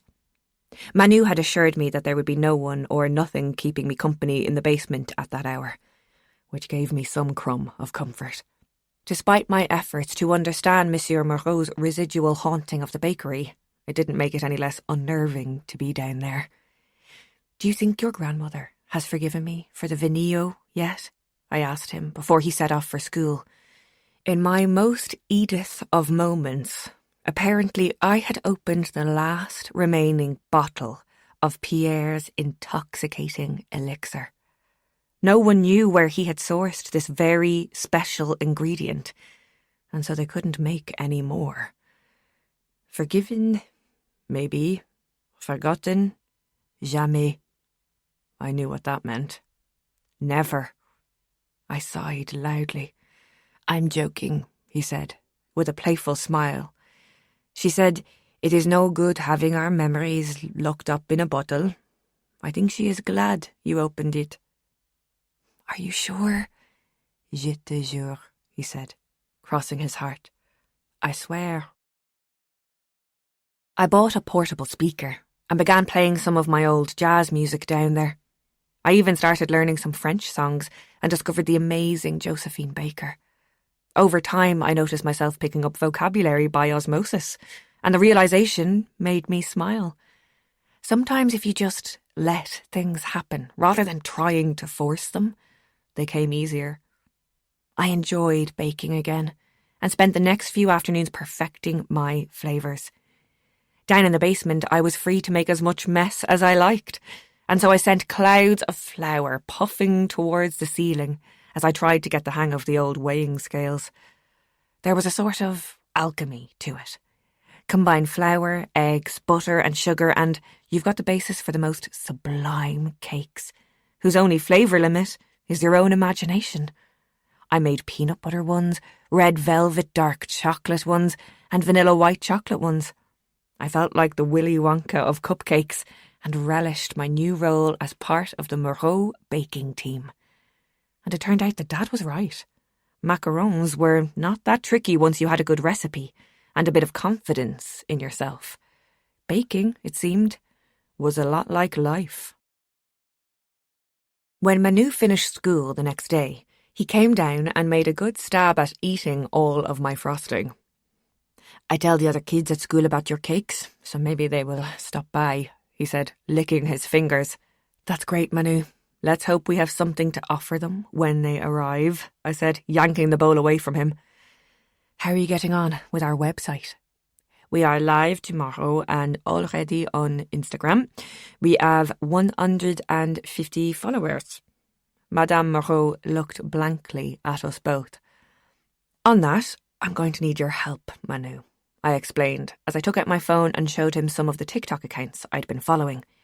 Videos featuring preppy home bakers that looked as though they'd been directed by Scorsese and produced by a Hollywood studio were garnering hundreds of thousands of views. "I want to create something like this, but on a tiny budget," I said. "Ah oui, mais c'est super," he enthused, and he arrived back later that day with a ring light on a tripod stand and a wireless microphone for me to wear. I didn't have much by the way of props, but I figured the original ovens as a backdrop were even more authentic than anything I'd seen online. "Okay," I said, as I stood behind a trestle table we'd set up with a gingham tablecloth. Manu gave me a thumbs up and began recording on his phone. I looked down at my ingredients. Pale blue ceramic bowls were filled with flour and sugar. A jug of milk and some eggs wobbled on the surface of the table. Hang on, can we start again?" I asked, before retying the belt on my apron. "Take 2, Manu said, before pressing the record button again. "Welcome to... what are we calling ourselves?" Manu pressed stop on his phone again and gave me an impatient look. At this rate, we'd be pulling an all-nighter. "Compiègne cupcakes," he suggested. "Okay, it'll have to do," I said, nodding at him to press record again. "Hello, everyone, and welcome to Compiègne Cupcakes." Manu gave me a big, encouraging smile, and so I carried on. "So, today we are going to be making, well, I'm going to be baking, oh damn. It's okay, Edith. Keep going, we can fix it after," he assured me. But it was a disaster. I kept forgetting to say what ingredients I was adding, and my voice was so monotone, I almost put myself to sleep. After I put the batch of cupcakes in the oven, Manu stopped recording and I buried my face into a tea towel. "This is rubbish," I groaned. "I'm crap at this. They make it look so easy." Manu sat down beside me. "Okay, so maybe it's not parfait." "Oh, thanks. Don't feel you have to lie to save my feelings or anything," I said. "You just need to relax a bit. You are too... like a robot," he said, performing a robot dance in case I hadn't fully understood. I glared at him. "We can stop for tonight, if you like. Finish tomorrow." "No, I want to do the frosting. That's the best part." Baking at home with my dad was usually so much fun. I had the best memories of being in the kitchen with Mum, laughing and singing. That was when it dawned on me. We need music. I grabbed my phone and pulled up the Django Reinhardt playlist Johnny had sent me. All of a sudden, it was like I was in my own little world, and I hardly even noticed when Manu pressed record. I was smiling, making jokes, and whipping up some of the best-looking cupcakes I'd ever made. It felt like something magical was happening as I mixed the butter and the icing sugar and swayed to the rhythm. I was finding my flow. It just felt right. Everything was coming together in a way I hadn't anticipated. I stopped being so nervous about it, and by the end, I felt like my real personality had come out of hiding. "You're a natural," Manu says. "I kind of am, aren't I?" I laughed. I was really enjoying myself. For the first time in my life, I felt like I was starting to shine. "I knew you would help us," Manu said, as we began to clear up. It was a rare moment of openness. and out of Madame Moreau's earshot. "How did you know that?" I said, rinsing out a cloth before wiping down the surfaces. "Because you are alone too," he replied, simply. That's not really a compliment, Manu," I stuttered. "I thought you were going to say something like, 'You have kind eyes.'" "Well, no, I mean, of course you do," he explained, backtracking. "But you see, we're lucky that no one else found you before we did." He was happy with this cockeyed explanation, although it made me sound like a stray dog. It was at this point I decided to give him a buttercream face mask. "Mon Dieu, my English is not so good," he said, wiping the frosting off his face. "Family is important for you. I see that, so I am glad you are part of ours." Manu's little PR trick paid off, and that afternoon the boulangerie was crammed with students from the local lycée, all curious to try out les gâteaux irlandais. It was a roaring success, and Madame Moreau was visibly pleased to see such a young clientele livening up the place. Still, I knew we would have to keep up the momentum if this was going to make any impact on the business plan for the bank. The following morning I went to the printers to pick up our new loyalty cards, offering a free croissant when you bought 5 or a free baguette. They were a bit gimmicky, but at least it showed the boulangerie's customers that we were moving with the times and planning to stick around. "I take it this is your input," Jeff remarked, when he and Ruby stopped by for their weekly treat. "Well, you know you can't stand still in business," I said, not entirely sure of what I meant. "Looks like it's cupcakes for us today, Ruby," he said, and the terrier lifted her paw on cue. Chapter 29. Hugo Chadwick. "I think we should pull out of Rue de Paris. Financially, it's not viable." Hugo had his father on speakerphone in the car. "Listen, Hugo, if you cannot or will not ensure this venture goes ahead, I can easily have someone take your place. There are countless junior associates who would kill to have your position. Not everyone was handed their job on a silver platter." Hugo inhaled sharply and took the next exit off the motorway. "Listen, Papa, I am on my way to Compiègne now. I will visit Maman first and call you from there." "Why call me from La Retraite?" "I don't know. Maybe you'd like to speak with your wife?" A strained silence followed.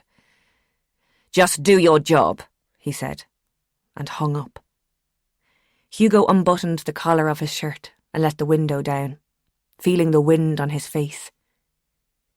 He felt trapped. Everyone wanted him to be someone other than who he was. How could it be that no matter how hard he tried, he would always end up disappointing someone?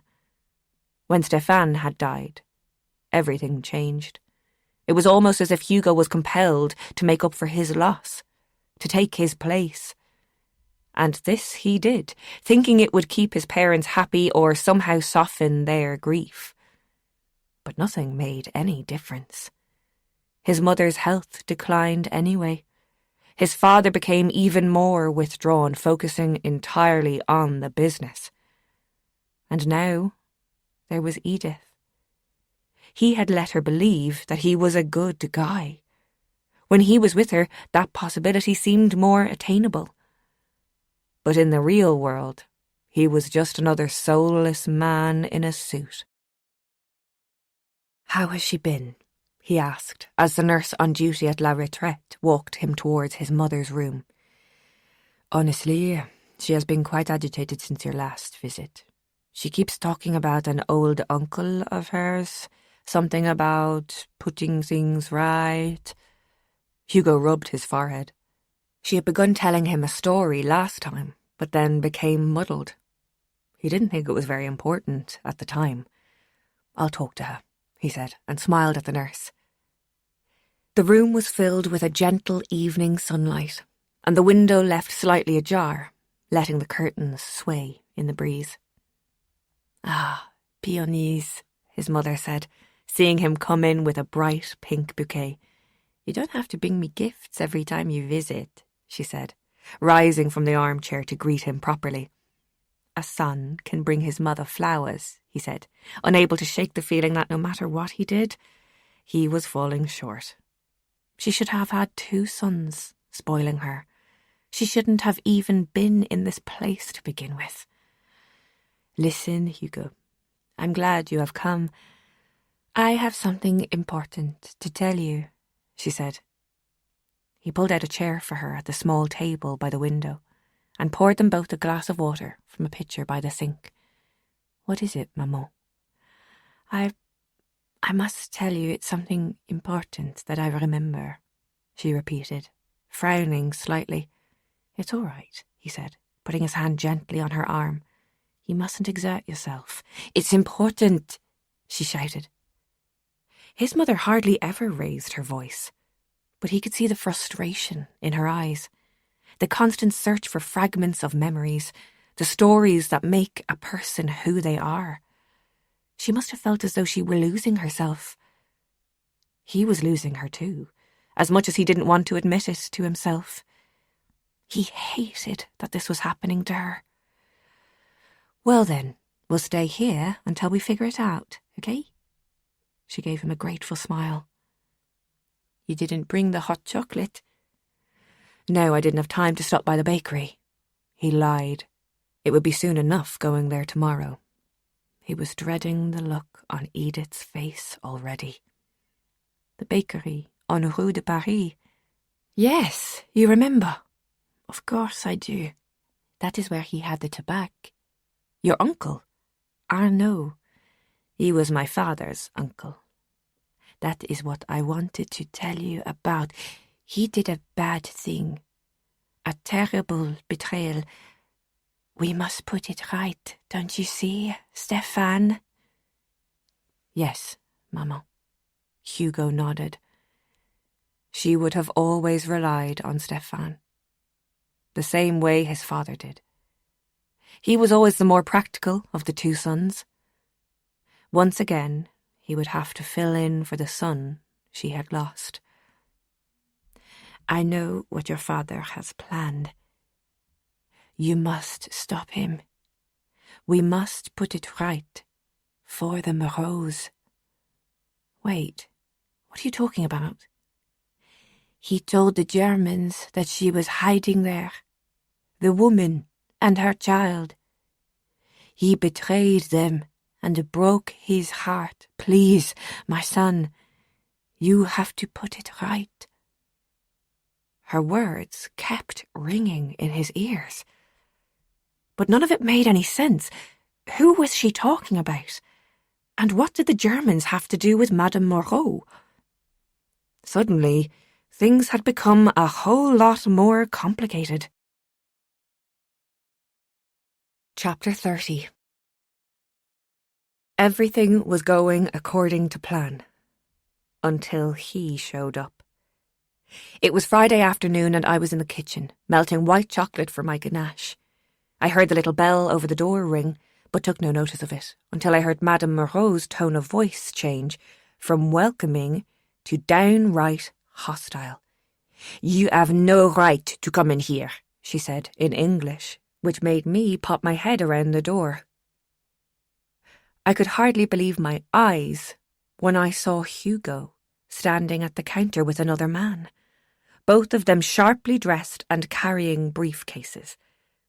A love-struck smile crept across my face as soon as our eyes met, but that soon faded when I heard him speak. "We have been given permission by the bank and their estate agent to view the property, Madame Moreau," he said, in a clipped tone. Then the man beside him stepped in. "You did receive my letter regarding our visit, madame?" This was when Madame Moreau broke into a tirade of abuse in French that I could hardly understand. It seemed I had been frozen to the spot while they argued, as I physically had to pull my feet from their entrenched position to go to her aid. I put my hand on her shoulder and guided her back to her stool, giving her a glass of water despite her considerable efforts to ignore me. I turned back to the men. "Edith," Hugo said, in a tone of voice that sounded almost regretful for my presence there.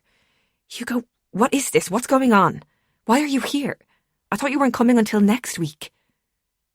He looked visibly uncomfortable as he fidgeted with his briefcase. Look, I'm sorry about this. I was hoping... Well, never mind. He produced a letter and asked if I would mind giving it to Madame Moreau once she had calmed down. I'm sorry, I really don't understand all of this, I said, glancing down at the envelope. I spotted a logo on the top right-hand corner that looked familiar. Chadwick Holdings, Inc. It took some time for the thoughts to form cohesively in my mind, but when I looked up at him, it suddenly became clear. Hugo Chadwick, are you? He turned his head to the side and sighed. Will you step outside for a moment? I don't really want an audience, he said, looking around at the regulars who were all staring at us. I agreed and closed the glass-panelled door behind me, aware that our audience were all but pressing their noses against the glass.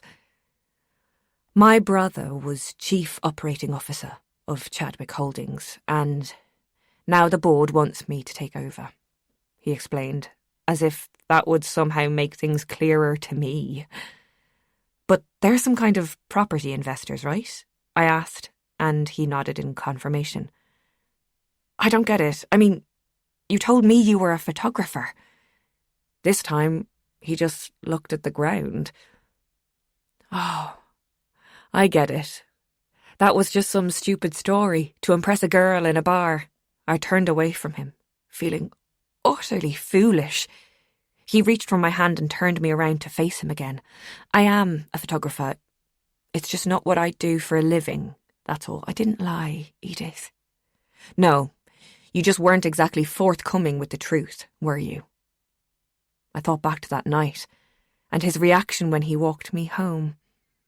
That's why you acted so strange when I told you I was working here. You knew all about it, didn't you? Of course I knew, he said angrily, trying to keep his voice down.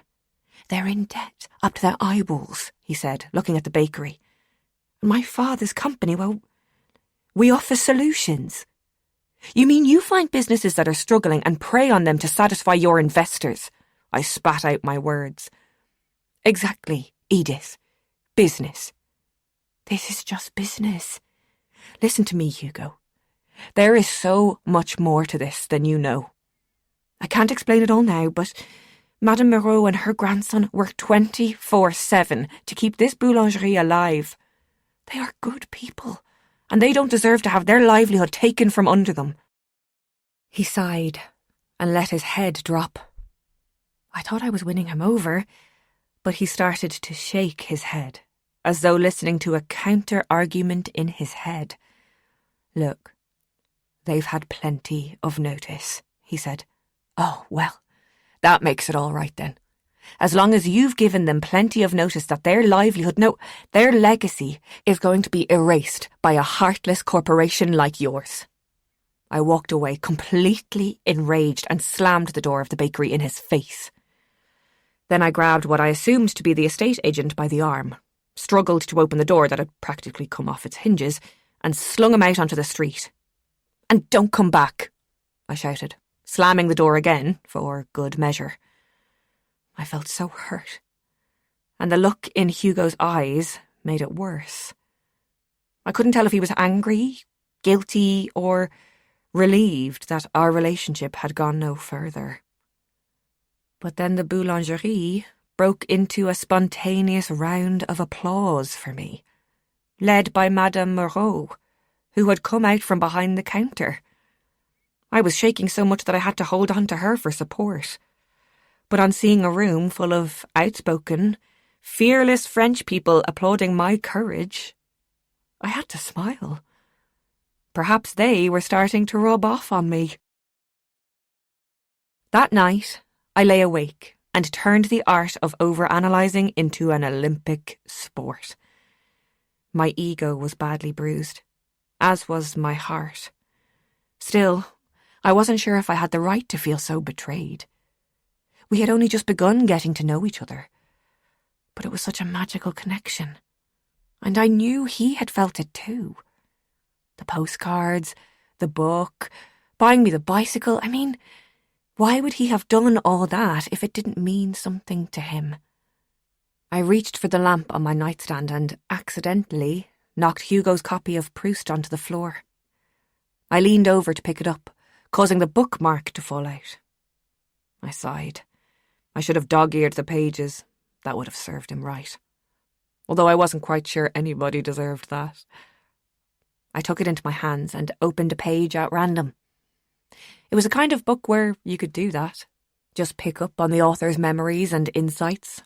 Almost like a journal. I found it comforting to read the thoughts of someone who'd lived years ago, in very different circumstances, and still feel like it was written just for me. I liked how Proust fleshed things out, connecting the dots in hindsight and finding some kind of meaning. Maybe it could work for me too.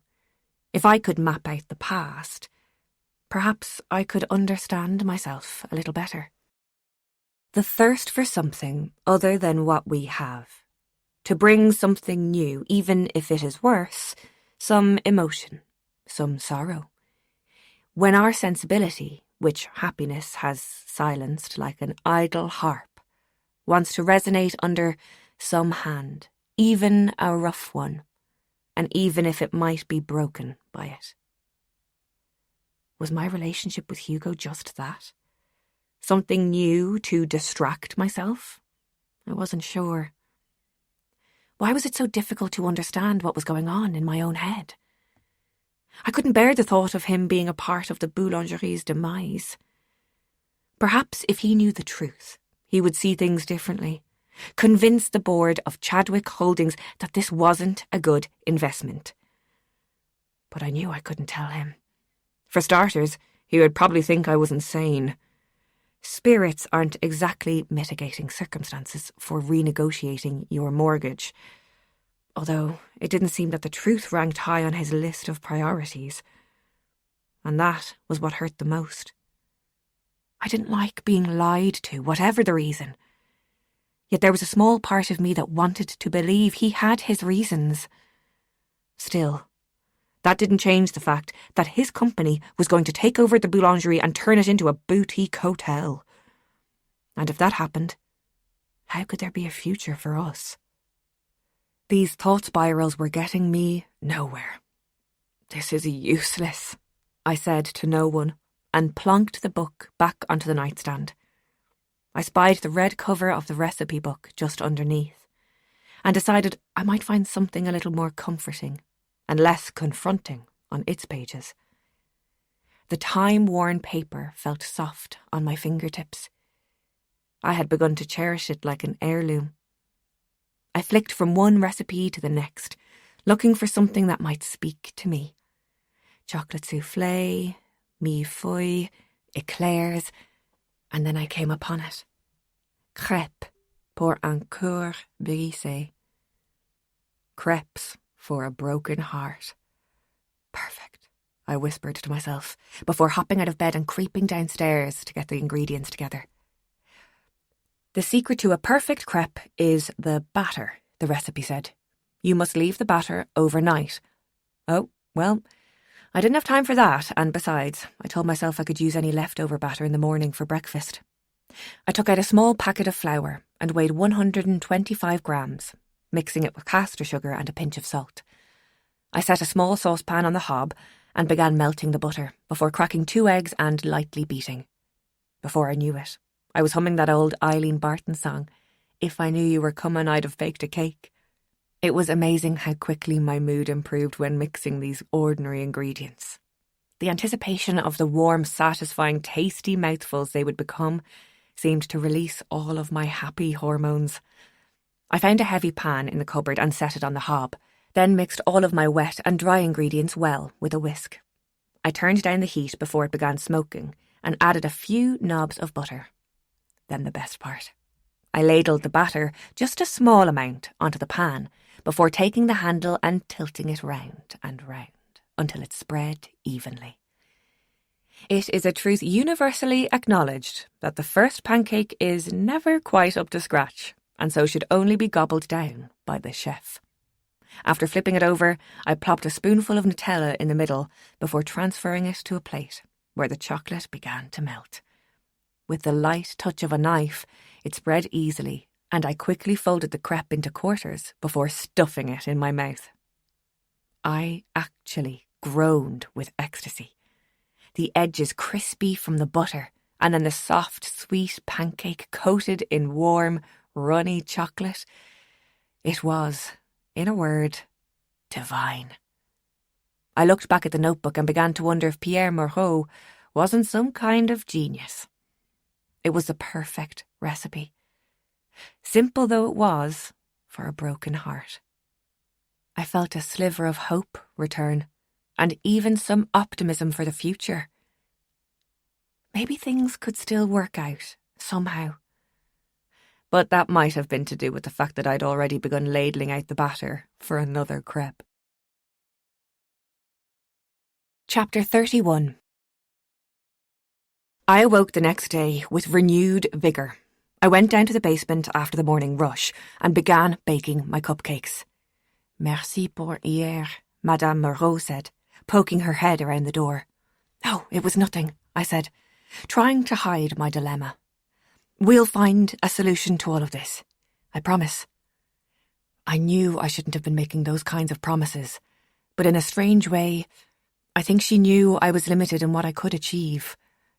I was sure she must have tried all kinds of initiatives to try and fix things before I arrived, and it obviously hadn't worked. Then again, she wasn't the type of woman to ask for help, and their particular circumstances meant that they had to be extremely secretive. I would have to do the asking on their behalf, and begin that very afternoon. I stood outside a 4-story building with cream-coloured bricks and tall windows. The number on the door matched the address on the card I held in my hand. Edith, it is good to see you, Monsieur Legrand said, welcoming me into his office. I'm sorry to just show up like this, I said. I hope I'm not interrupting. He waved away my apology and motioned for me to take a seat on the opposite side of his desk. I explained the situation with the bakery and showed him a copy of the bank's letter. His countenance altered as he read the words on the page. I had no idea, he said, after a time, laying the letter on the desk in front of him. Madame Moreau is a very proud woman, and honestly, she would probably kill me if she knew I was here. But we need help. You have done the right thing, Edith. Néanmoins, I understand Madame Moreau's desire for privacy. He stared into the middle distance and bit the inside of his cheek, an endearing habit of the overthinker. I will compose a letter to the bank on your behalf. Oh, that would be wonderful, thank you. And you will sign it, so Madame Moreau will never hear of our conversation? Absolutely, I said, grateful for his tact and willingness to help. Monsieur Legrand also gave me a template, so I could create a business plan to show the bank that we were serious about increasing our turnover and ultimately our profits. He walked me to the door, and as I waved goodbye, I spotted Nicole's mother, Jacqueline, across the street. She gave me one of her biggest smiles, and I rushed over for one of her warm hugs. Es-tu amie avec Monsieur Legrand? She asked, after some pleasantries. Oh, well, not ami, exactly, I explained. He is a customer. Il est client de la boulangerie? Her smile did not need any translation, as Monsieur Legrand waved across at us before closing the front door. Needless to say, I had no intention of interfering this time. Well, not right away. It was a mild enough night for April, so I simply wore a black shrug over my dress. I knocked on Madame Moreau's door on my way out, and her expression made me blush. Très belle, Edith. You are beautiful in that dress. It is good to see you having fun. I'm afraid I didn't give you such a warm welcome when you arrived, but I was glad to hear Nicole had taken you under her wing, she said.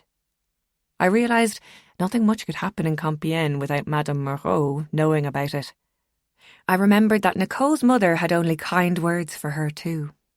This gave me a little hope as I strutted down the street to meet Nicole at Nostalgie to watch Johnny and his band play. It was strange going back to the jazz club. I hadn't been there since the night I met Hugo, and even though it had only been a few weeks, it felt like a lifetime ago. It was a bittersweet feeling, and I found myself half hoping that he would be there, although, if he had been, I wasn't sure if I would hit him or kiss him. Nicole embraced me warmly as usual and oohed and ahed over my dress. "How's little Max?" I asked, pulling out a chair for myself. "Learning to play the guitar like his papa. It's quite the noise at 6 a.m, she grimaced. I was practically bursting to tell her all about the goings-on at the bakery, so as soon as I'd ordered some drinks, I spilled the beans about Hugo, Chadwick Holdings, and the bakery's financial problems. I was so tempted to paint the full picture, haunting and all, but I was sworn to secrecy. "Connard," she seethed. "Duck?" I was confused, but I suppose calling him a duck was as good as any other barnyard animal. "No, a duck is a canard, not connard," Nicole snorted. "A bastard," she translated. I couldn't help laughing too. "I hate those corporate pigs. They don't care about the little people." I almost felt the need to defend Hugo then. It was awkward being so torn. I wanted to hate him too, but I just couldn't. Instead, I tried to steer the conversation towards what we could do to help save the bakery. "We'll think of something, Edie. Don't worry. We stick together in Compiègne." She winked, full of fighting spirit. After another night of jazz at the club, Johnny and Nicole walked me home. I invited them upstairs for a little brainstorming session and stuck on my Django playlist for inspiration. Just as we settled around the stove with a bottle of red wine and some snacks, a light knock at the door gave me a start. I was terrified that Monsieur Moreau would make some unplanned appearance and frighten them away. I walked hesitantly to the door and called out a tentative, "Hello?" But when I turned the knob, there stood Madame Moreau. I was about to apologise for waking her or making too much noise, but she waved my apologies away. She asked if she might come in for a moment, and, of course, we all welcomed her in. "C'est la musique," she said. "I heard you playing it again, and I had to come upstairs to be sure. It is Django, no?" I remembered her displeasure the last time I played his music. But this time, she seemed to be smiling. Johnny, being the expert among us in all things musical, confirmed that it was, and this seemed to please her to no end. "I remember him as impulsive and wild. A bit of a gambler, too." "You've met Django Reinhardt?" Johnny said, astounded. "Met him? Why, he was my cousin," she laughed. While Nicole and I were surprised, I thought Johnny was about to experience heart failure. His mouth hung open for a very long time, and on seeing little or no response from us, Madame Moreau continued. "He was a second cousin of my mother. He used to come and play in our camp sometimes. Everyone admired him. The way he learned to play the guitar again after that terrible fire in his caravan. He's like the king of gypsy music. He even invented his own style after his hand was crippled in a fire. I mean, he's the reason I wanted to come to France and play guitar," Johnny enthused, until a light cough from Nicole made him rephrase his words. "Well, him and Nicole, of course. I came here for you, chérie," he smiled meekly. Madame Moreau leaned against the sideboard and closed her eyes for a moment, lost in the music. "He came to visit us here once, before my mother." She broke off. I looked at her and tried to let her know with a slight shake of my head that I hadn't told them the whole story. "They've come to help," I said, hoping that she would trust them enough to tell them about her real parents. "I'll put on some coffee," I added, guessing that this would be a very long night. Chapter 32. When the Second World War broke out, the original quintet was on tour in the United Kingdom, Madame Moreau explained. Django returned to Paris at once, but Stéphane Grappelli, the violinist, remained in England. Django had word that my mother and I were living here with Monsieur Moreau, and so he came by one evening to visit us. Some friends of Monsieur Moreau's heard that he was staying with us and came by to hear him play. You understand, at that time, there was very little to celebrate. So that evening stands out in my memory like it was yesterday, she said, with a fondness in her voice. I actually can't believe I'm hearing this, said Johnny, for what seemed like the 100th time. He was enthralled by Madame Moreau and her stories of 1940s France. But there was the harsh reality, too, that life for the Romany in Europe at that time was perilous. And while her story had a happy ending, there was no escaping the atrocities suffered by her parents and countless others. Still today the Romani are treated as outcasts.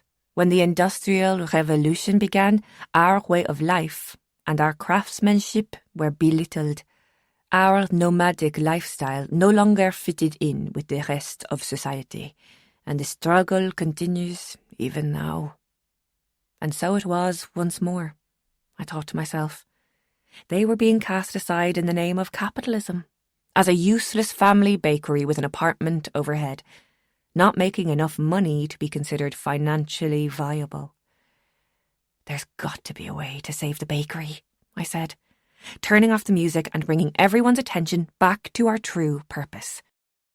I remember Django complimenting Monsieur Moreau on his bakery, saying that you could taste his heart in every baguette. In fact, he joked that we should send deliveries of bread to Germany, that Moreau's bread would melt the stoniest of hearts. Madame Moreau was still lost in her memories. Well, I think we have our answer right there, Johnny said, looking at us all as though we were blind. Django Reinhardt, one of France's best-loved musicians, came to his cousin's bakery during the Second World War to play an impromptu concert for the locals and declared Moreau's the best baguette in all of France. I mean, you couldn't make up a better marketing campaign. Really? Asked Madame Moreau, looking doubtful. Of course. Do you have any idea what a big deal that is? Especially for musicians like me, he said. It's easy. All we have to do is put some photos up, maybe display an old guitar and the story of the night he played here. Actually, you might be onto something there, I said, picking up the thread. Jeff, you know the tour guide? He would love any story that connects to the war. He could bring all his expat tours here. I was so pleased because despite my misgivings, we actually had something of a plan. What do you think, Johnny? Absolutely. I'll mention it to him tomorrow. Unless you don't want us taking advantage of your connection to Django, I said to Madame Moreau, just in case we were getting ahead of ourselves. I knew how much she guarded her privacy. Tu plaisantes? That cheeky musician won money from my father plenty of times playing billiards. I think he would be happy to help his little cousin, she smiled. It is a marvellous idea. And if you like, I could play here at the weekend, create a bit of an atmosphere, Johnny suggested. You'll sing, Edie, right? I audibly gulped. Mm-hmm, I mumbled, a frozen smile plastered on my face. What had I gotten myself into now? We all had our jobs to do the following week, and I started by revisiting the printers and designing new flyers to give to Jeff, the local hotels and the tourist office. I was able to find a black and white photograph online of Django Reinhardt, playing guitar with his crippled hand, which was quite remarkable. He sported a thin moustache and slicked back hair. He had a mischievous look about him, just as Madame Moreau had said, and she was delighted to see her long-lost cousin helping to bring new customers to her bakery. I found a beautiful antique frame at the market and had another photo printed to hang in the shop, just beside the front door. Johnny sourced a very old-looking guitar that we hung behind the counter, and just below it I hung a poster detailing the events of the night Django Reinhardt played La Boulangerie et Pâtisserie de Compiègne. I felt such a renewed sense of optimism about our plan that I was sure the bank would change their minds about the bakery's future. Manu helped me to translate a cover letter into French, and we polished up the business plan that Monsieur Legrand had given me. Despite my hopefulness, there was no way to predict what would happen or how the public would respond to our ideas. All I knew was Madame Moreau could not be kicked out of her home. She could not leave her father, and Manu's future was riding on our plan's success. Still, there was one issue I couldn't fix. Hugo. Seeing him in the bakery that day was so unexpected. I thought he had come to surprise me, take me out to lunch, or ask me to dinner. I never imagined for a moment that he was part of the problem that was pushing Madame Moreau out of her home. Even though I didn't like admitting it to myself, I had quietly been building up my hopes and expectations around him. I had never felt that way about anyone before, and even though our time together had been short, I was able to open up to him in a way that came so natural to me. Now, that only felt like a betrayal. And that should have been enough for me to turn my back on him, but I couldn't. I checked out Chadwick Holdings online and discovered that Hugo Chadwick had only held the position of COO for 18 months.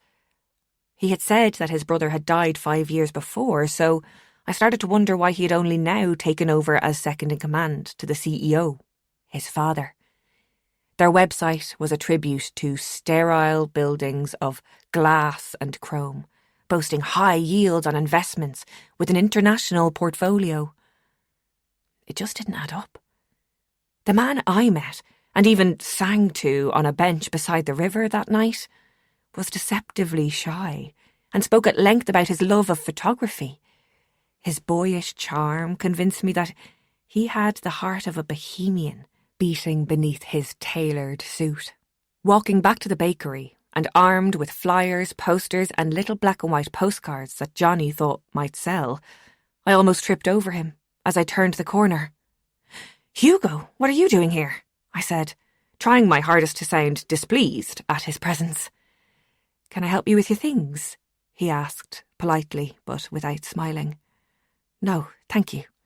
I can manage fine on my own. Besides, I don't think you'd be welcome inside, do you?" "Just give me the opportunity to explain, Edith. You can give me that much at least," he said. I considered it, and figured there was nothing to lose by hearing him out. "Just let me drop these inside," I said, rather coolly.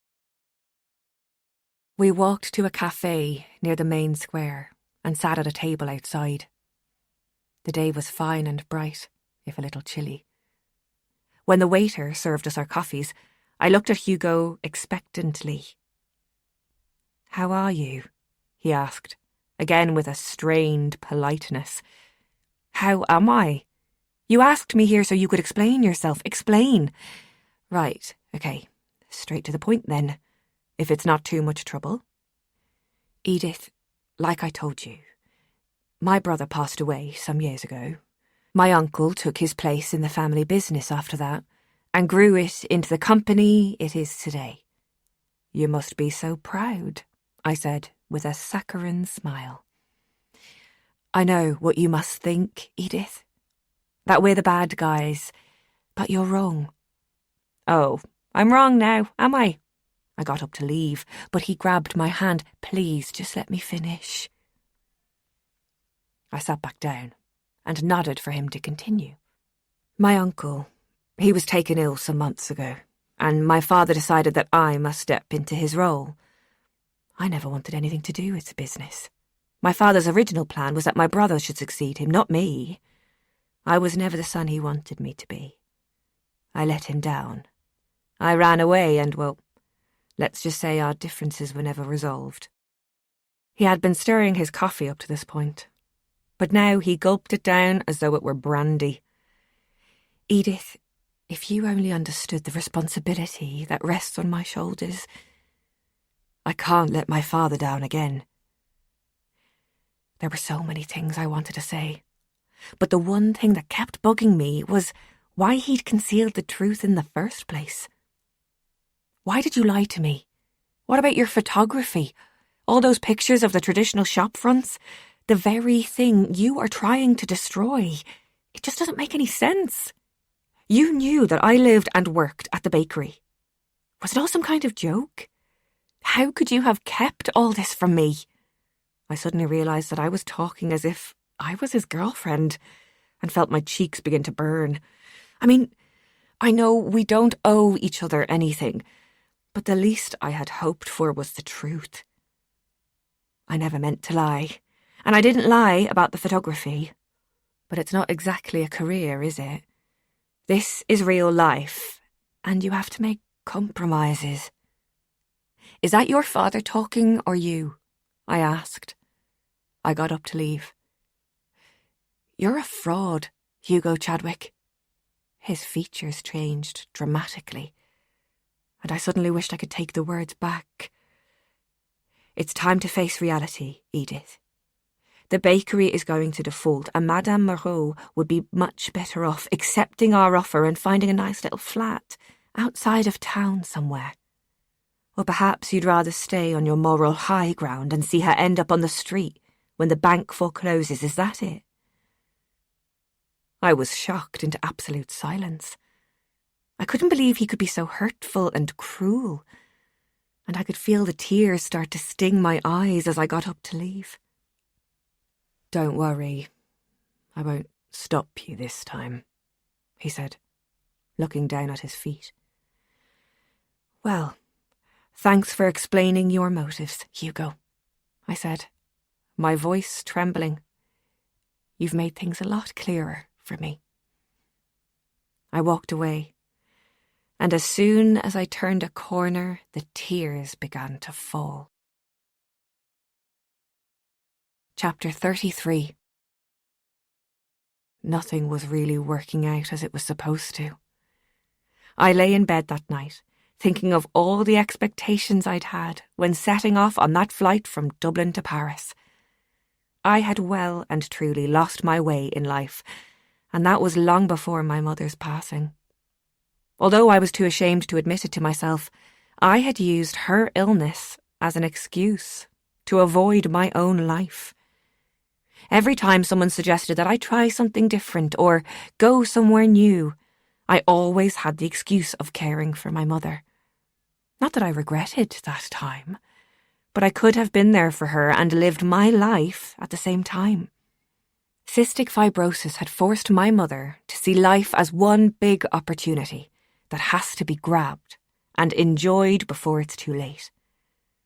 I admired her for her courage and wanted so much to be like her. But life doesn't work that way. Maybe Hugo was right. Maybe it was time I faced reality and took some responsibility for my role in how things had turned out. If my purpose in life was to look after my mother, then I didn't have to explain to anyone why my own life was so empty. Looking back, I could see that I never gave myself time to grieve or acknowledge what was really going on. I distracted myself and everyone else with endless tasks and things to be done. The reality was just too difficult to accept. What will we do without her? How will we keep on living? They were the kind of questions I couldn't ask my father at the time. And so instead, I either buried myself in the practicalities or escaped into a marathon of black and white films. The well of grief is deep, and I was afraid I would drown in sorrow if I ever acknowledged its presence. But just before her death, my mother sat me down and made me face the inevitable. I don't want to leave you and your father, Edie. We've had such a happy life together. But that's what I want you to focus on. How lucky we were to have had this wonderful time as a family. We've got to be grateful for that. Otherwise, you'll spend the rest of your life full of bitterness and resentment, and I don't want that for you. She smiled, brushing my hair from my face with her soft porcelain, delicate hands. "But I am bitter," I said. "It's not fair," I said, then buried my head in her lap, crying all of the unshed tears that had stored up over the years. She had soothed me then, like she had countless times before, saying that no, it wasn't fair, in a voice that made resignation seem like the right thing to do. "I can't lose you," I said finally. "You'll never lose me, Edie," she said, smiling. "I'm in here," she said, tapping my chest. Her words gave me courage to carry on, but it didn't stop me missing her. I still wished I could be back there now, watching an old film with her and rhyming off the lines we knew by heart. I needed a friend. Picking up my phone, I texted Nicole and asked her if she had ever seen The Wizard of Oz. It was a bit late for such random questions, but she said she hadn't. So I suggested a DVD with Max the following evening, and she enthusiastically agreed. The next morning, I began baking macarons and frosting my cupcakes as usual, and placed them on a tiered stand on the counter. They looked so bright and cheery, and to my delight, sold out rather quickly. One remained when Manu came back from school for his lunch, and he happily gobbled it down in 3 large bites. "It's going well, no?" he asked, pointing to the empty cake stand. "Yes," I agreed, "but it's still not enough to help our business proposal. I'm going to meet Jeff now and see if he can bring some tourists our way." No sooner had I said the words when Jeff and Ruby arrived. "Hello, cutie," I greeted, fussing over Ruby, who rewarded my efforts with sloppy, wet kisses on my cheek. "For a moment there I thought you were talking to me," Jeff joked, and I laughed despite myself. "Right, Johnny tells me you've got a business proposal," he said. I brought them inside and turned the closed sign on the door for lunch. I made us all some coffee and served warm croissants with butter and jam. "Only thing is," Jeff mused after I'd suggested the bakery as a stop on his tour, "a lot of those history buffs might not be that interested in coming back into the town for coffee. Most of them just hop back on the motorway or the train and back to Paris." "Yes, but what if they were coming to visit the house where Django Reinhardt played during the war? The bakery where his cousin now lives and works?" I held my breath, hoping he would be interested. "You don't mean here?" "I do, indeed," I said, rather smug.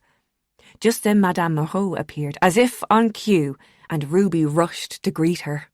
"Oh, bonjour, ma petite," she cooed, obviously a dog lover. "Madame Moreau, you remember Jeff Harding?" "Ah oui, Monsieur Eclair," she joked affably and shook his hands. "Well, Jeff runs a tour guide business," I continued, "and he might be interested in bringing his tours here." I beamed with pride. They embraced warmly, and Madame Moreau sat down to discuss the details with him. She still wasn't comfortable talking about the loss of her parents to the camps in Germany. But Jeff was so experienced in the area that he made it a little easier for her. However, she became highly animated when talking about Django and his visit to the boulangerie that night. It was wartime, and so, of course, with the curfew, it was quite dangerous, so Monsieur Moreau was worried for her safety. But Django had that charming way about him that seemed to make everyone forget about the war, just for that night. Word spread quickly for our little soirée, until all of the locals knew. They quickly shuffled through the side door that led downstairs and into our candlelit basement, where no light or sound could be seen or heard from the street. I helped my mother set up some chairs and tables, old crates and flour sacks for tablecloths.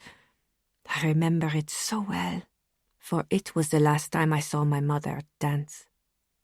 I can hear it even now, her heels click-clacking on the flagstones, the laughter of our voisins, all enjoying themselves for that one joyeux moment Even Monsieur Moreau clapped along to the playful plucking of Django's guitar.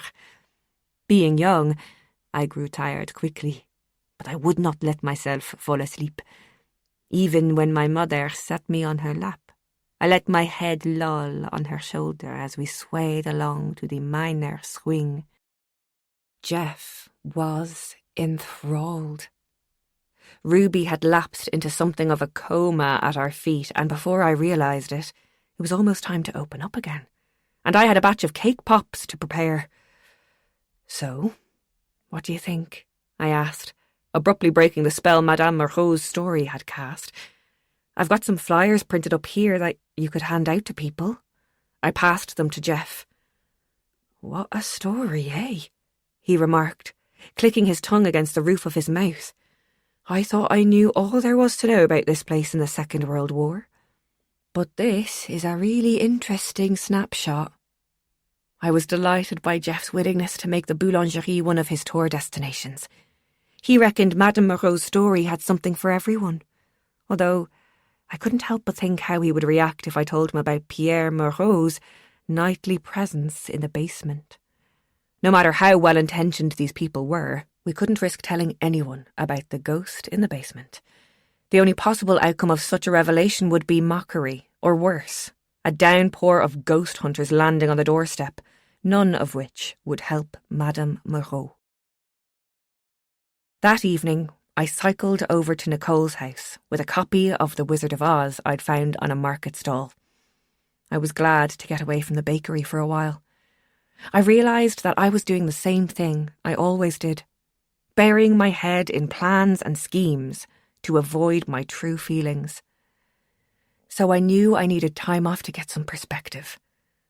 It was clear I had made the right call when, snuggling up on the couch with an overexcited Max gnawing on my white chocolate cake pops, my heart soared with joy. Seeing him experience the magic of the Emerald City, Dorothy and her faithful friends for the first time, was extremely special. He didn't make it to the end of the film, which was just as well because I'd never liked the flying monkeys when I was a child, and I wasn't sure how he would react.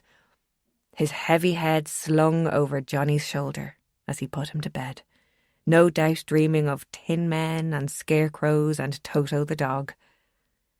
Nicole opened a bottle of wine, and I let her pour me a very large glass. "Now I know who you remind me of," she said, out of the blue. "Who?" "Emma, from Le Roman, by Jane Austen." I shook my head, mystified. "Johnny is doing so well on the history tours. Maman has not stopped talking about Monsieur Legrand. It seems someone mixed their order up at the bakery the other day, and he came to the salon to exchange pastries. Would you know anything about that?"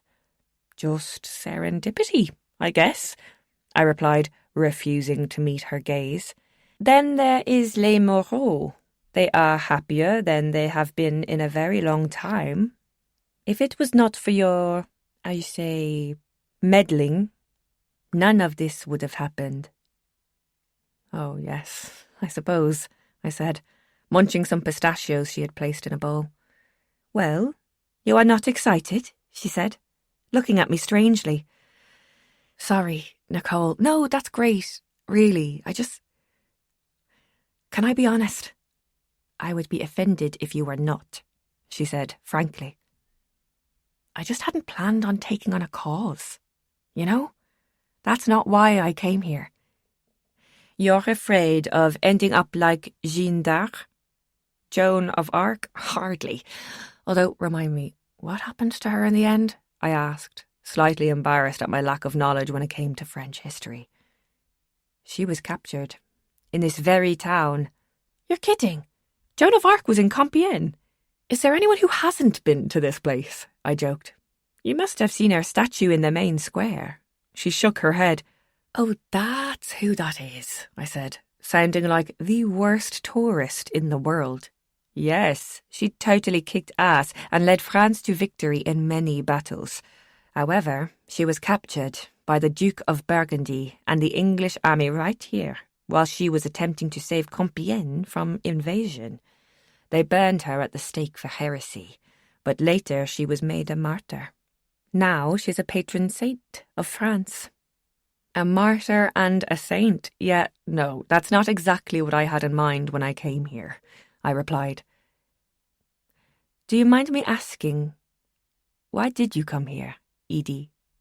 I don't want to be nosy, but I didn't understand your story, really, she said in her candid way. I took a large gulp of wine and tried to be brave enough to share my real story with Nicole. My mother died 1.5 years ago, and after years of putting my own life on hold, I wanted to honour her memory by living the life she gave me. Saying it quickly kept the tears at bay. Oh, Edie, I am so sorry. You poor thing, she said, embracing me warmly. It's okay. We always knew her time was limited, so we just got on with it. But ever since she passed away, I've just been sort of lost and drifting.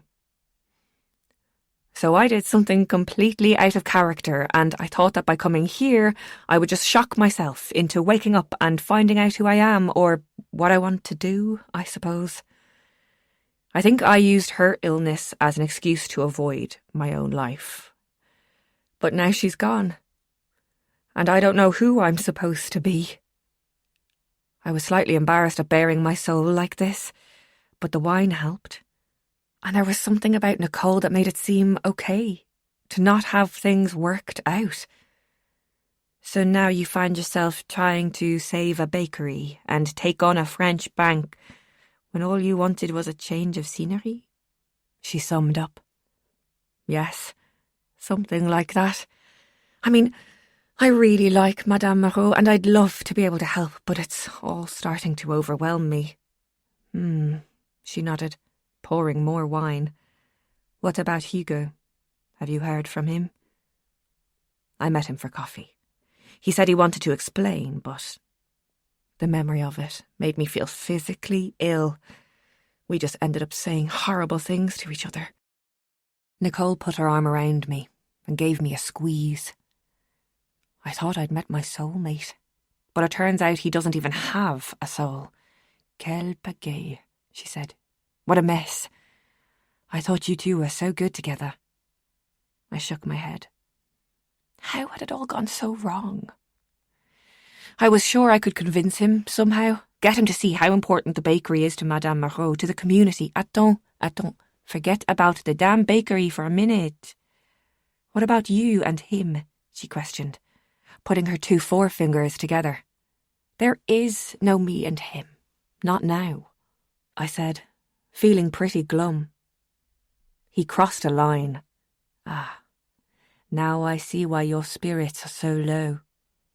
He said some really nasty things, like how my life is just so boring that I had to come over here to try and find myself, as he put it. I was still fuming at the memory. I noticed Nicole quietly smirking to herself, and despite my reservations about her sometimes brutal honesty, I asked her why. This is just what you said to me, about why you came here. It sounds as if he read you like a book, and you're upset because he said it. That's not the point, I argued, despite the fact that her argument made perfect sense. It's the way he said it. I was a little surprised. I just assumed that she would take my side. But as I was coming to learn, French people speak their minds no matter what. She was still smiling. Anyway, it doesn't matter. His company is still going to go ahead with the purchase, unless I can convince the bank not to foreclose, I said.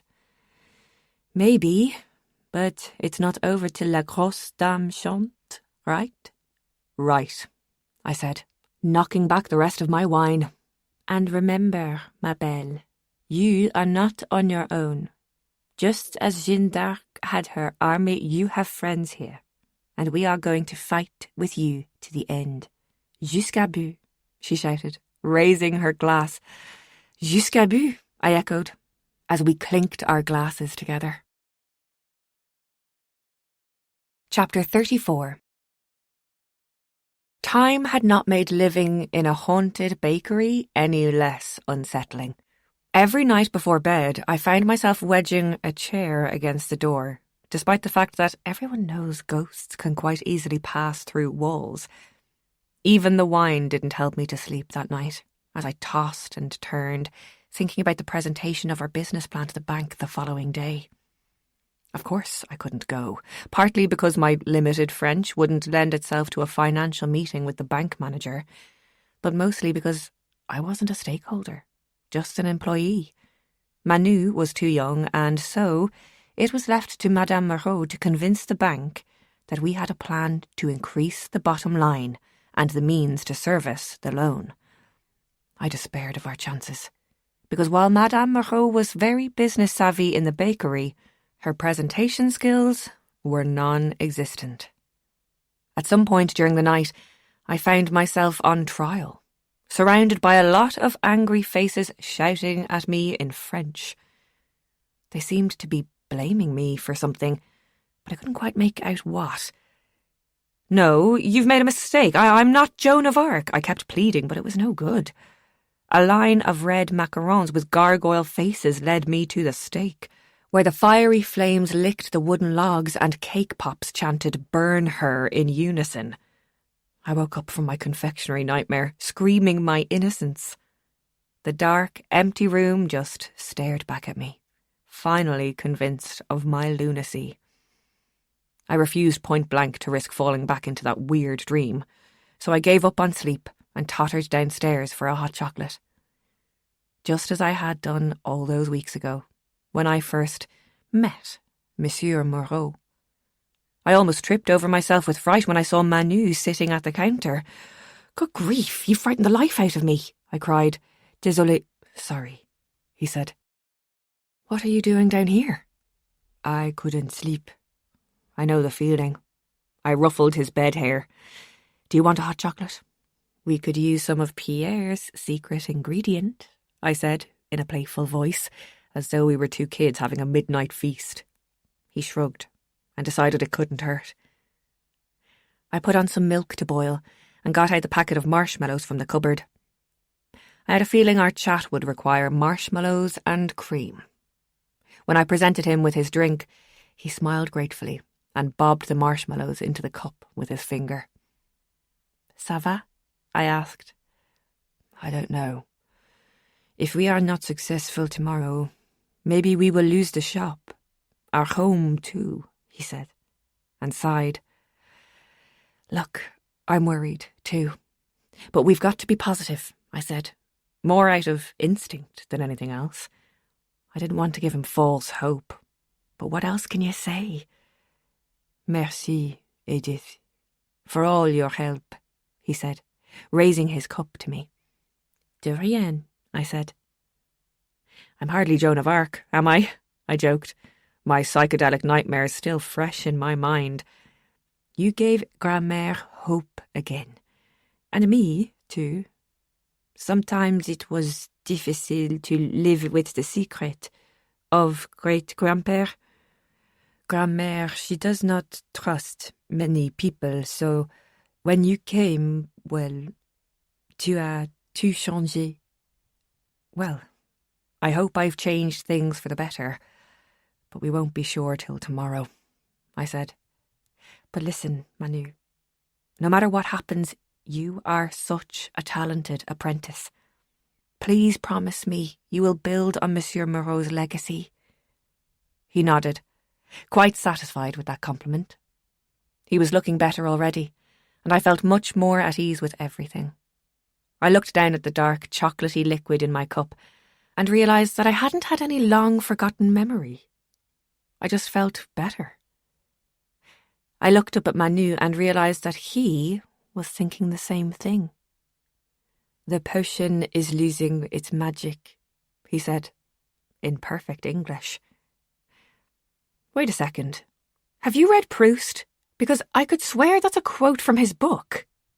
He gave his usual shrug, which told me nothing at all, then checked the time and decided he should get downstairs and start the ovens.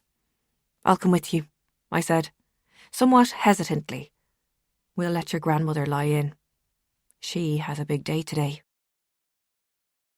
Despite my own misgivings, working with the spirit of Monsieur Moreau was not the terrifying experience I feared it would be. In fact, there was something reassuring about his presence there. A timelessness that made you feel as though life could carry on, regardless of all the change in the world. Still, I did my best to tiptoe around the general area where he stood, although, to be exact, his feet never actually touched the ground. It was hard work, filling the mixing troughs with industrial amounts of flour, mixing the water and yeast at just the right temperatures. For a skinny teenager, Manu wrestled the dough like a prize-fighting champion, pounding it into submission.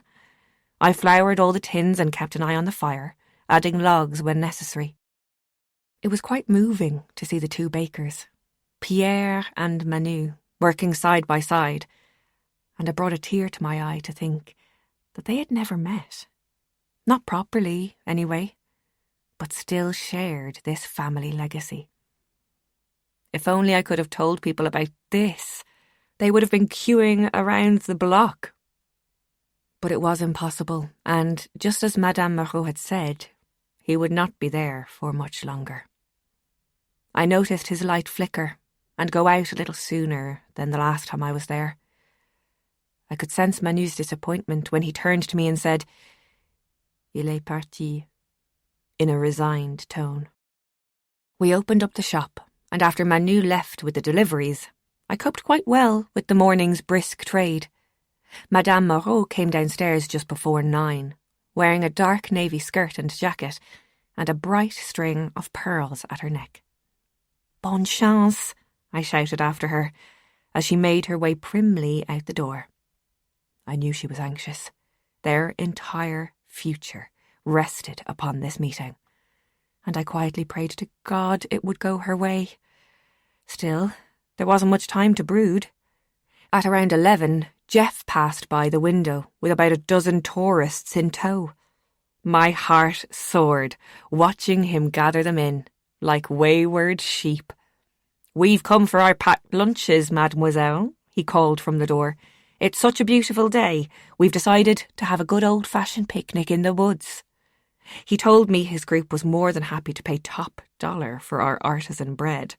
"They want an authentic French picnic, so load her up," he said, presenting me with a giant wicker basket.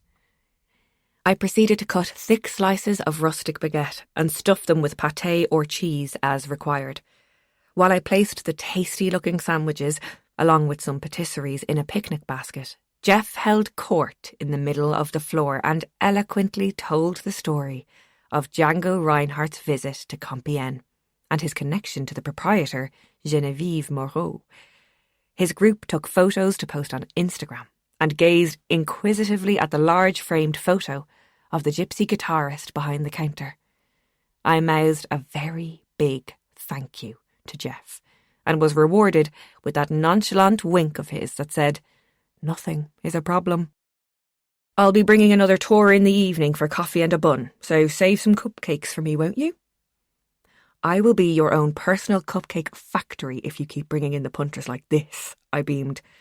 For the first time, I really believed we could make this work. Then Madame Moreau returned. "I can't believe it," I repeated for the 100th time. "Did you show them our projections?"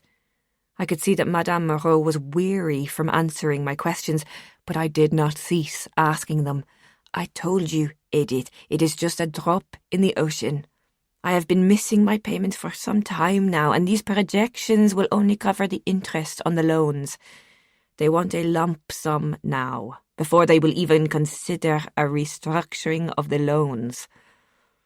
It seemed unthinkable, but I felt that Madame Moreau was not as upset as I was about the news. "You look like you're just giving up," I said. "And what would you have me do, Edith? Chain myself to the door and refuse to sell?" "Well, yes. Where is your fighting spirit?" I asked. "I'm old, Edith, and I'm tired. I don't want to fight anymore. They are offering me a little apartment in the suburbs. At least Manu and I will have a home, she said, slipping off her leather court shoes and climbing the stairs. My heart sank, and all of my hopes with it. The more I thought about it, the more I started to wonder if it wasn't the bakery I was trying to save, but myself. I just couldn't let it go. I texted Nicole with the news, and she replied with a simple, "I'm on it." I had no idea what she was on, but I hoped it would happen soon. Chapter 35. Saturday morning heralded another visit from Hugo. He wore a black suit with a black mac flying open behind him like a villain's cape. I was serving coffee to two elderly ladies who always stopped by with their teeny tiny dogs for some sweet treats and a gossip.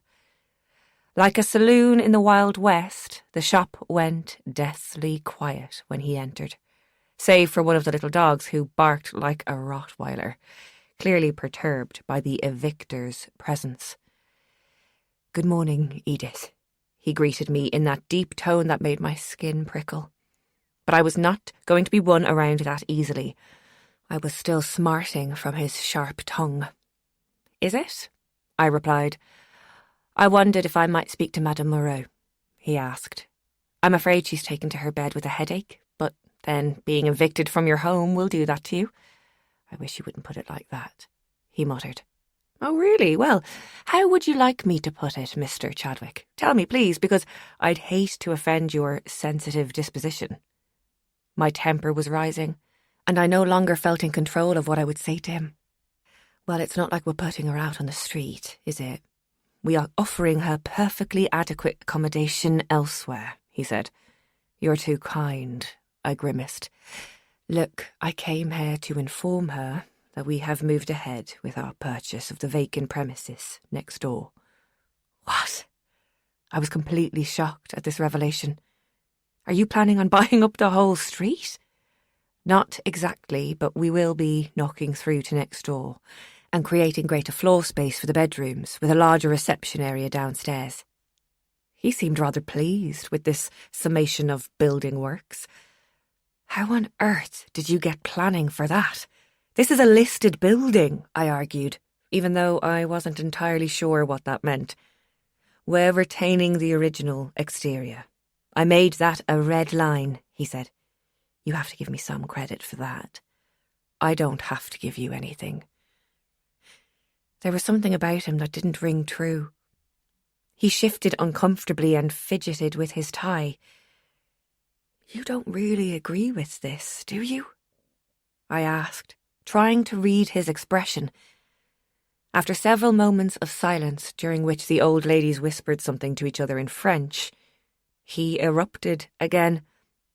"Look, this is happening whether you like it or not. Now, I know this bakery is your little project, but my company is going to make a real success of this building and bring more tourism to the area. So just tell Madame Moreau, will you?" "Don't you mean your father's company?"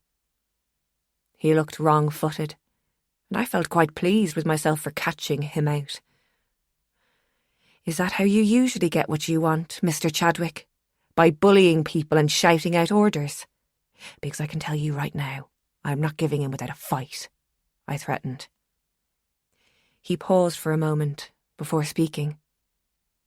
"Don't you mean we?" he said, with something approaching a grin on his face.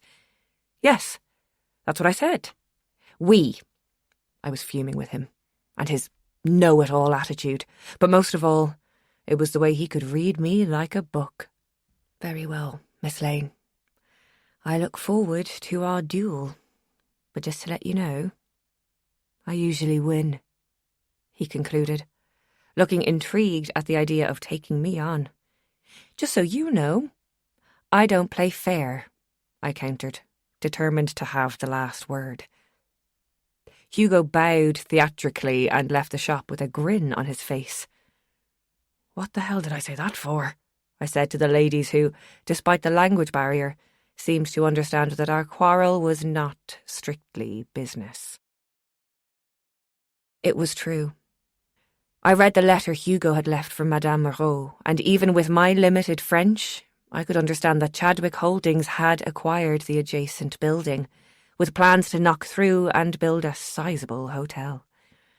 I gave the letter to her that evening, after we had closed the shop.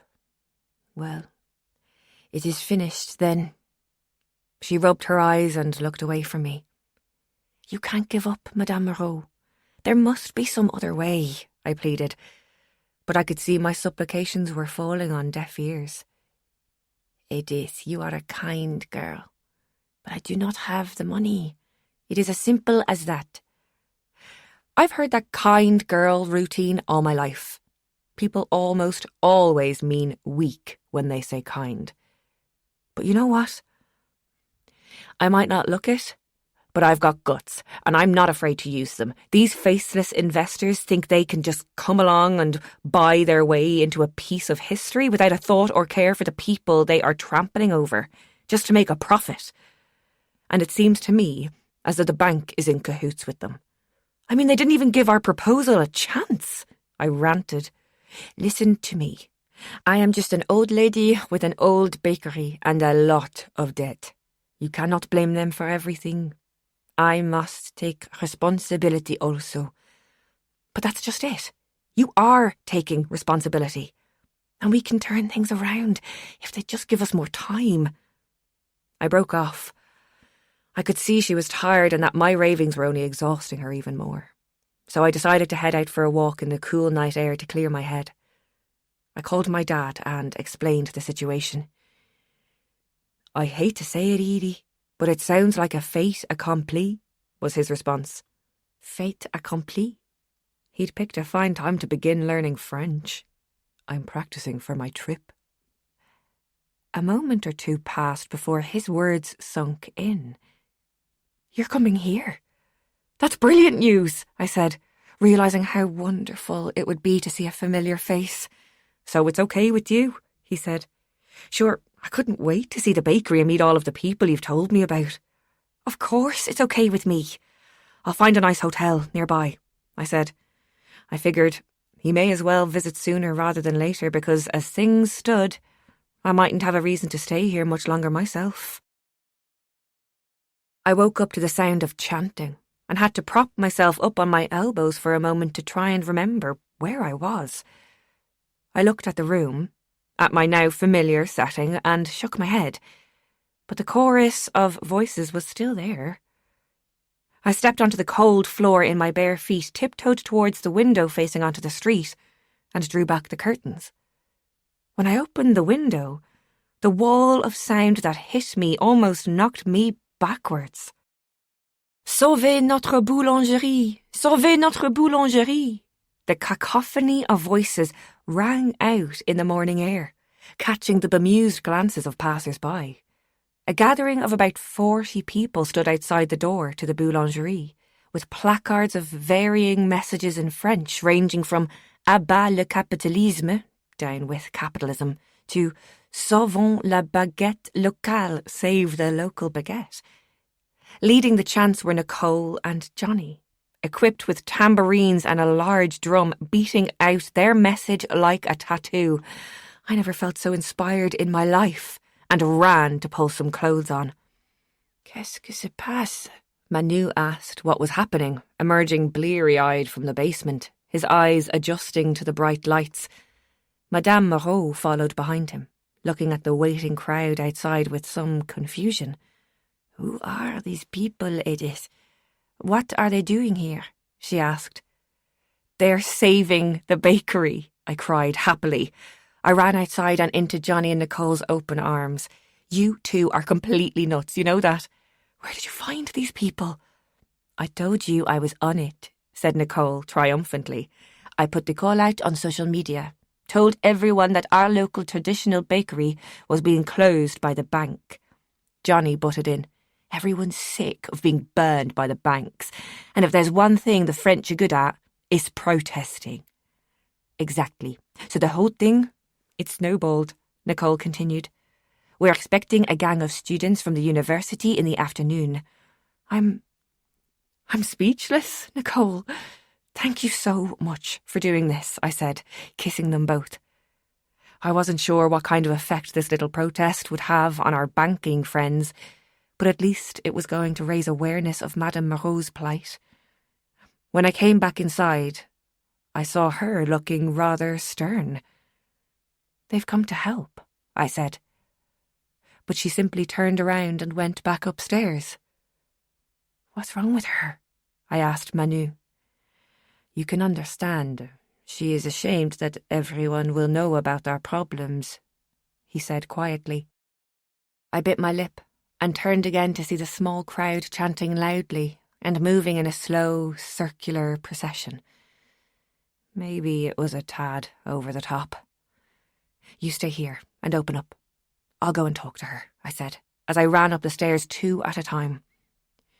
When I got to her apartment, I noticed that the door was left ajar. I stepped cautiously in and saw Madame Moreau clutching the photograph of herself and Monsieur Moreau, taken outside the shop. It was his ambition that I should take over from him, she said gently. He never had any children of his own, and he considered me like his own daughter. I edged close enough to see the smiles on their faces in the sepia-toned image. I didn't mean to upset you, Madame Moreau. To be honest, this wasn't even my idea, but people want to help. She looked at me then. I hardly know the people down there. Why are they here but out of pity? It's not pity, I promise you. It's support. I know it's hard to accept help, especially from people you don't know. But they're doing this because they want to stand up for what's right. Just like Monsieur Moreau stood up for you and your mother that day at the train station. I hoped I wasn't crossing a line with her. But I desperately wanted her to know how much the place meant to everybody around here. Besides, I think you'll find you know quite a few of these protesters. Just come to the window and have a look.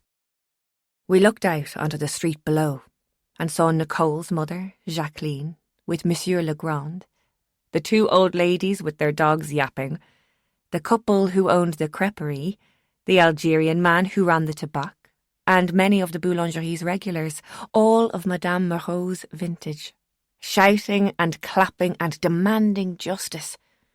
Mon Dieu, she cried, clutching her hand to her heart. You see? People care about you. And the bakery.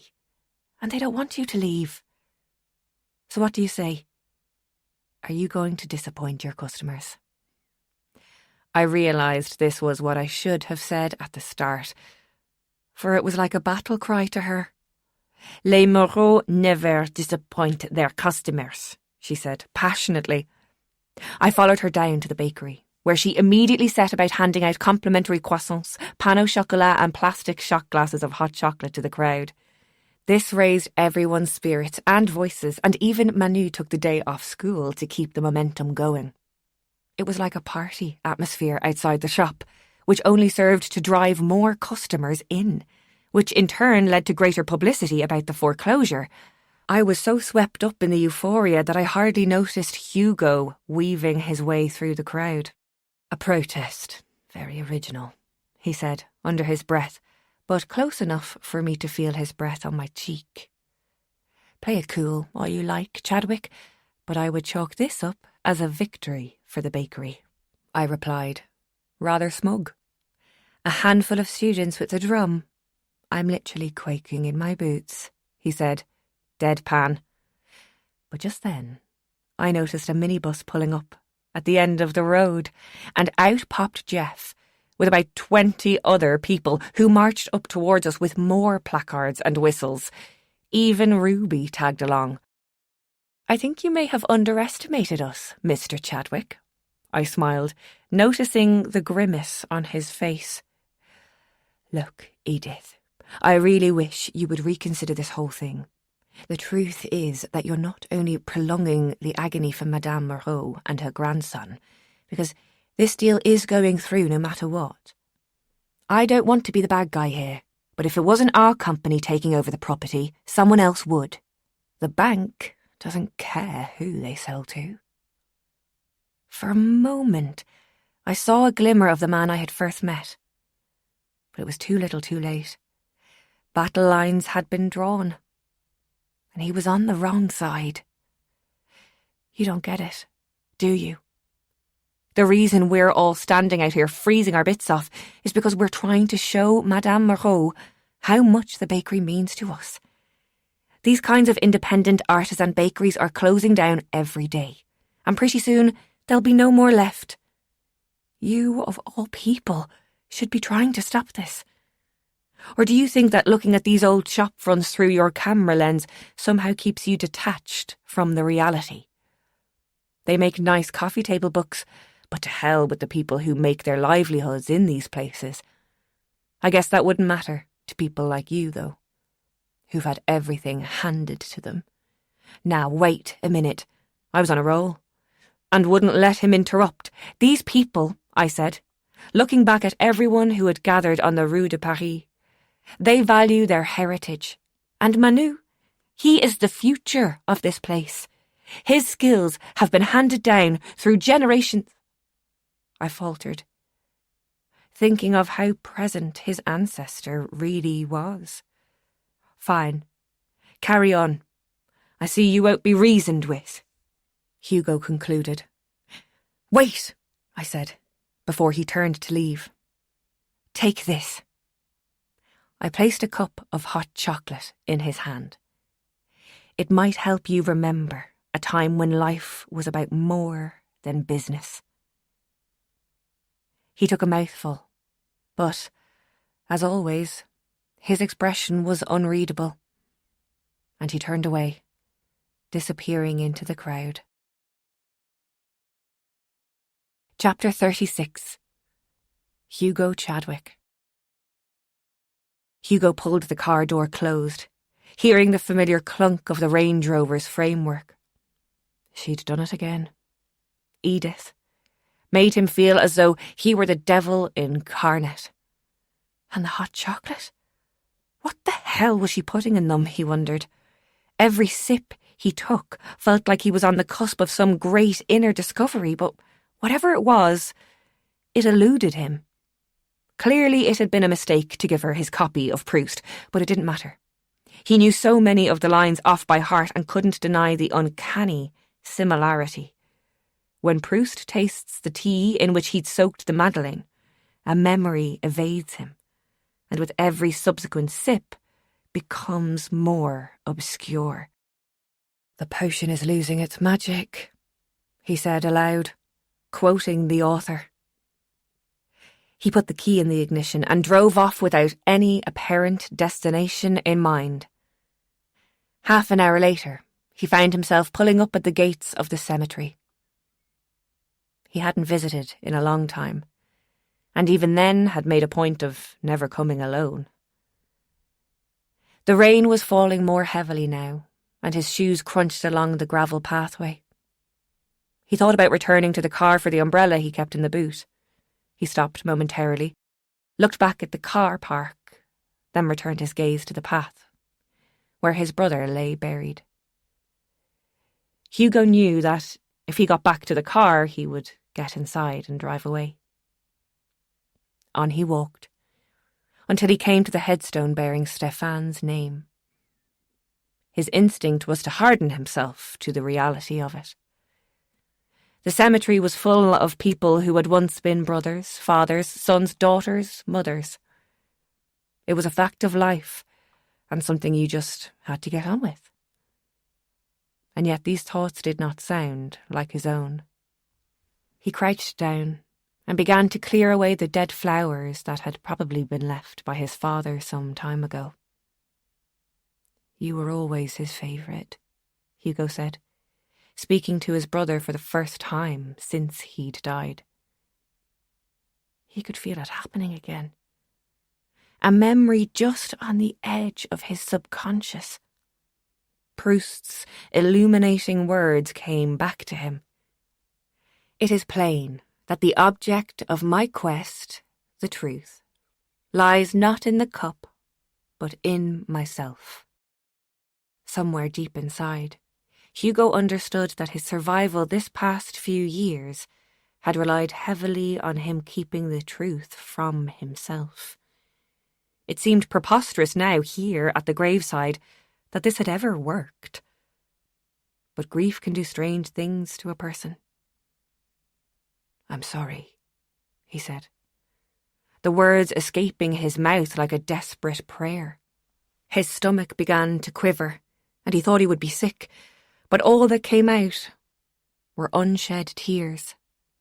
Tears he hadn't permitted himself to cry at the morgue, the funeral, not even when his mother had asked over and over what had happened that night. It was a stupid party that Hugo hadn't even wanted to go to in the first place. Stefan had been seeing some model and was getting invited to all of these celebrity events. These kinds of things always had free champagne and free drugs.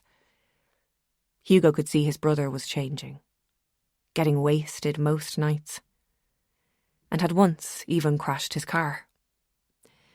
"This is a wake-up call," Stefan assured Hugo at the time.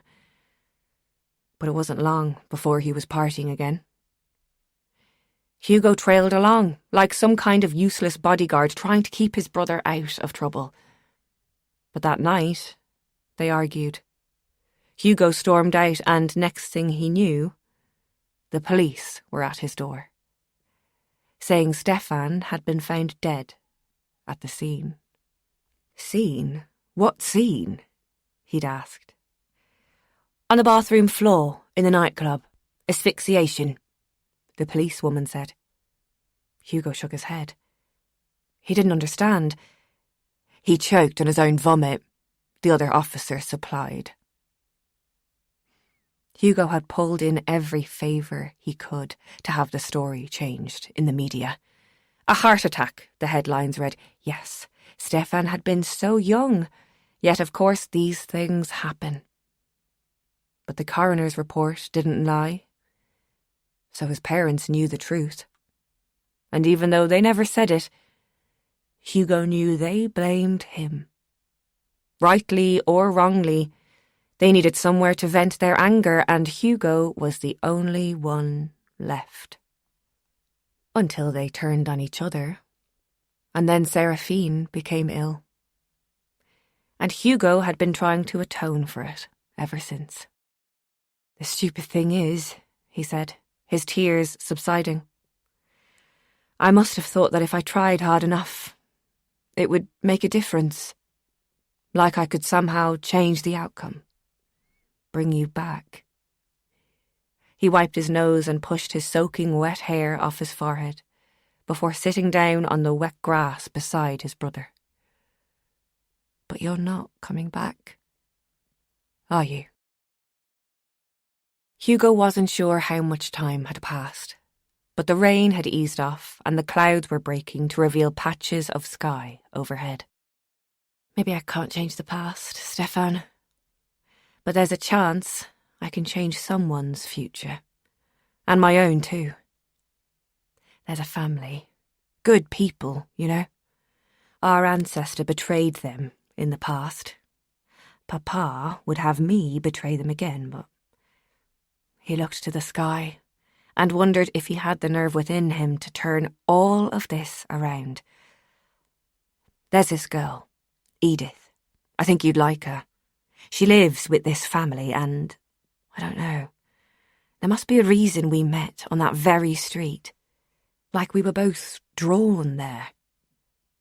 It felt so good talking to his brother again, like embracing a long-lost friend.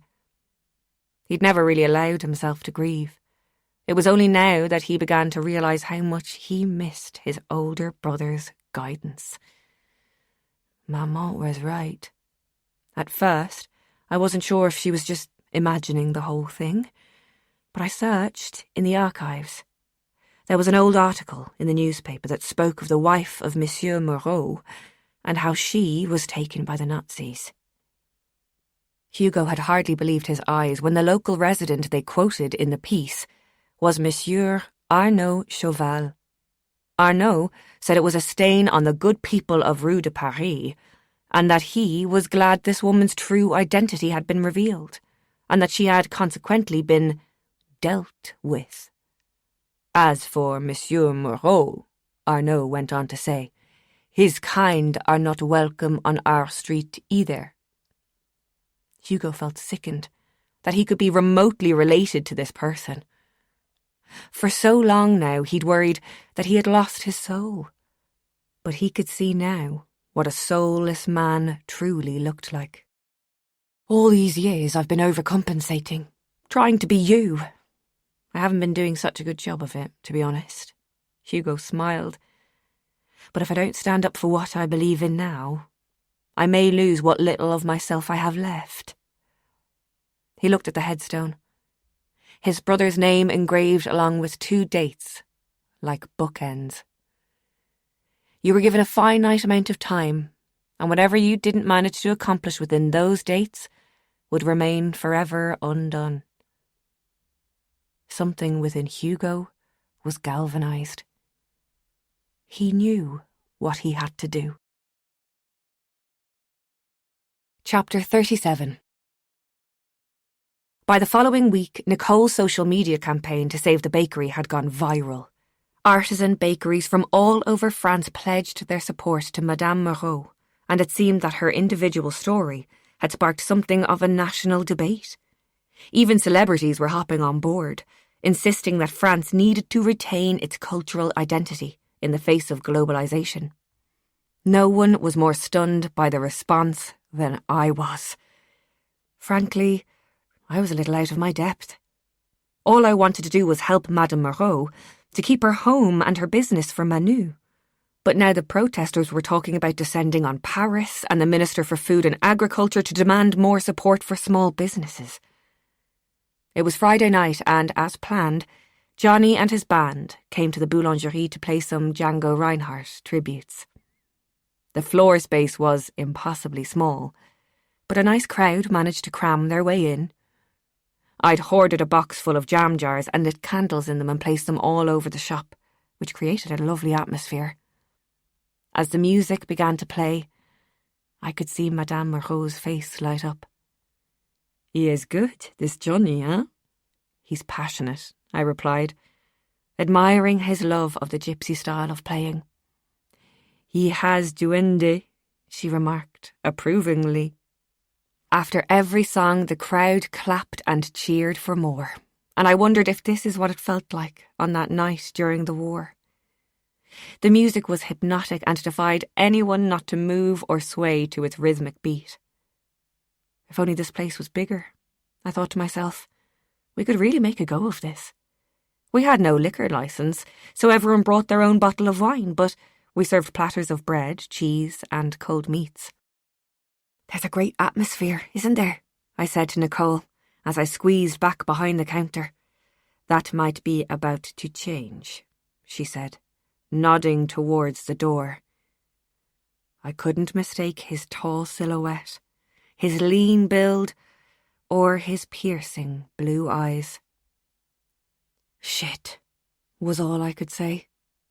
Not because he was the enemy, or that he might be bringing us more bad news, but because I hadn't done my hair in ages, and at that moment it was scraped back into an unflattering ponytail. Why wasn't I wearing my new red dress? Instead, I was in my usual black blouse and skirt with my pink polka dot apron. It wasn't exactly a power suit, or an outfit to stop traffic in. "You're blushing, Edie," Nicole whispered. "It's just hot in here," I assured her, trying to hide behind the counter. Johnny and his boys wrapped up another swinging number by Django Reinhardt, "I'll See You in My Dreams," and the small audience clapped their appreciation. I could hear a voice shouting something beyond the hubbub, and everyone else stopped their cheering in order to hear. "Let's hear Miss Lane sing a song," came the taunting words from the door, then repeated in French for everyone else's benefit. Heads turned in search of this elusive Miss Lane, and people asked each other if anyone knew of her. That's you, Edie?" Nicole pointed out needlessly. Johnny, in his enthusiasm, shouted at me to join him on the imaginary stage. "Come on, Edie, give us a song." My head now resembled a well-roasted beetroot. "No, I replied. "I'm not a singer," I assured everyone, while my nails dug into the counter. "Au contraire," the goading voice came again. "You told me you were a singer, and I'm sure the lovely lady wouldn't tell a lie." He smiled mischievously, like the villain in a pantomime, entertaining the crowd. It had the desired effect, for the audience assumed that this was an act, that I would feign reluctance only to turn around and belt out a heartwarming number like Edith Piaf. They all clapped, including Madame Moreau, Manu and Nicole. There was no way of backing out, and he knew it. I smiled graciously at the audience and took my apron off. They all cheered supportively, and I made my way, jelly legs and all, over to Johnny and his band. "You can do this," he said, with an encouraging nod. "You haven't heard me sing yet," I whispered out of the corner of my mouth. "So, what will it be, Miss Lane?" Johnny asked, returning his guitar. The first song that came to mind was "Cry Me a River." But I didn't want to give Hugo the satisfaction of thinking I had shed any tears over him. "I'm a fool to want you," I said, with my tongue firmly in my cheek. "Oh, I love Billie Holiday's version of that," said Johnny, as he began discussing keys and arrangements with the guys, while I stood looking out at the expectant crowd. It was one of those moments when you think to yourself, how the hell did I end up here? I could feel Hugo's eyes upon me, and saw his Cheshire grin from across the room. He was calling my bluff, and was probably going to make a fool of me in front of all these people. Correction. I was going to make a fool of myself. He had just instigated it. Once again, I found myself in a moment of intense fear. And once again, I prayed to my mother for help. 1, 2, 3, 4, counted Johnny, and I took a deep breath. Think Billie Holiday, I whispered to myself. Slow, relaxed, and sultry. I opened my mouth and began to sing. But all that came out was a whisper. I missed my cue. The band kept playing, but I looked at Johnny with terror in my eyes. "I can't do this," I whispered. "Tiens." Madame Moreau appeared with a glass of water. "Take a sip, clear your throat, and let the world hear you." I had not been expecting a pep talk, but it seemed to do the trick. I did exactly as she said, took a sip of water, cleared my throat, and waited for the band to play the melody again. I took a deep breath and tried to remember what Johnny had said before. I didn't have to perform. I just had to let people see the real me. I closed my eyes and let the words flow out. I'm a fool to want you. I'm a fool to want you. To want a love that can't be true. A love that's there for others too. I'm a fool to hold you. Such a fool to hold you. To seek a kiss not mine alone. To share a kiss the devil has known. I lost myself in the song. And the words. And by the last verse I was actually enjoying myself. Despite my complete lack of confidence, I knew that I was somehow captivating the audience. Perhaps it was the song, or the story I was telling, but I believed it. And I knew they did too. It was my first time singing with a live band, and I relished every second of it. Instead of hearing myself a cappella, my voice was supported by a soft snare drum, a deep resonating bass, and a rhythmic guitar. When I sang the last line, I finally dared to look over where Hugo had been standing. He was leaning against the door, his head cocked to one side, and a sly grin on his face. Our little gathering of people erupted into wild applause when I stopped singing, and I was showered with kisses and shouts for an encore. For the first time in my life, I felt as though I was doing what I was always meant to do. It felt natural and just right. I'd found the same flow I'd experienced when doing my TikTok videos. Something magical happened when I stopped putting pressure on myself to be someone. The person I thought people wanted me to be. I discovered an inner self. Someone who'd been there all along, just waiting for me to stop getting in my own way. I saw the door opening, and Hugo's tall frame exiting, and it was only then that I realised he had done me a favour. Perhaps he wasn't trying to humiliate me, after all.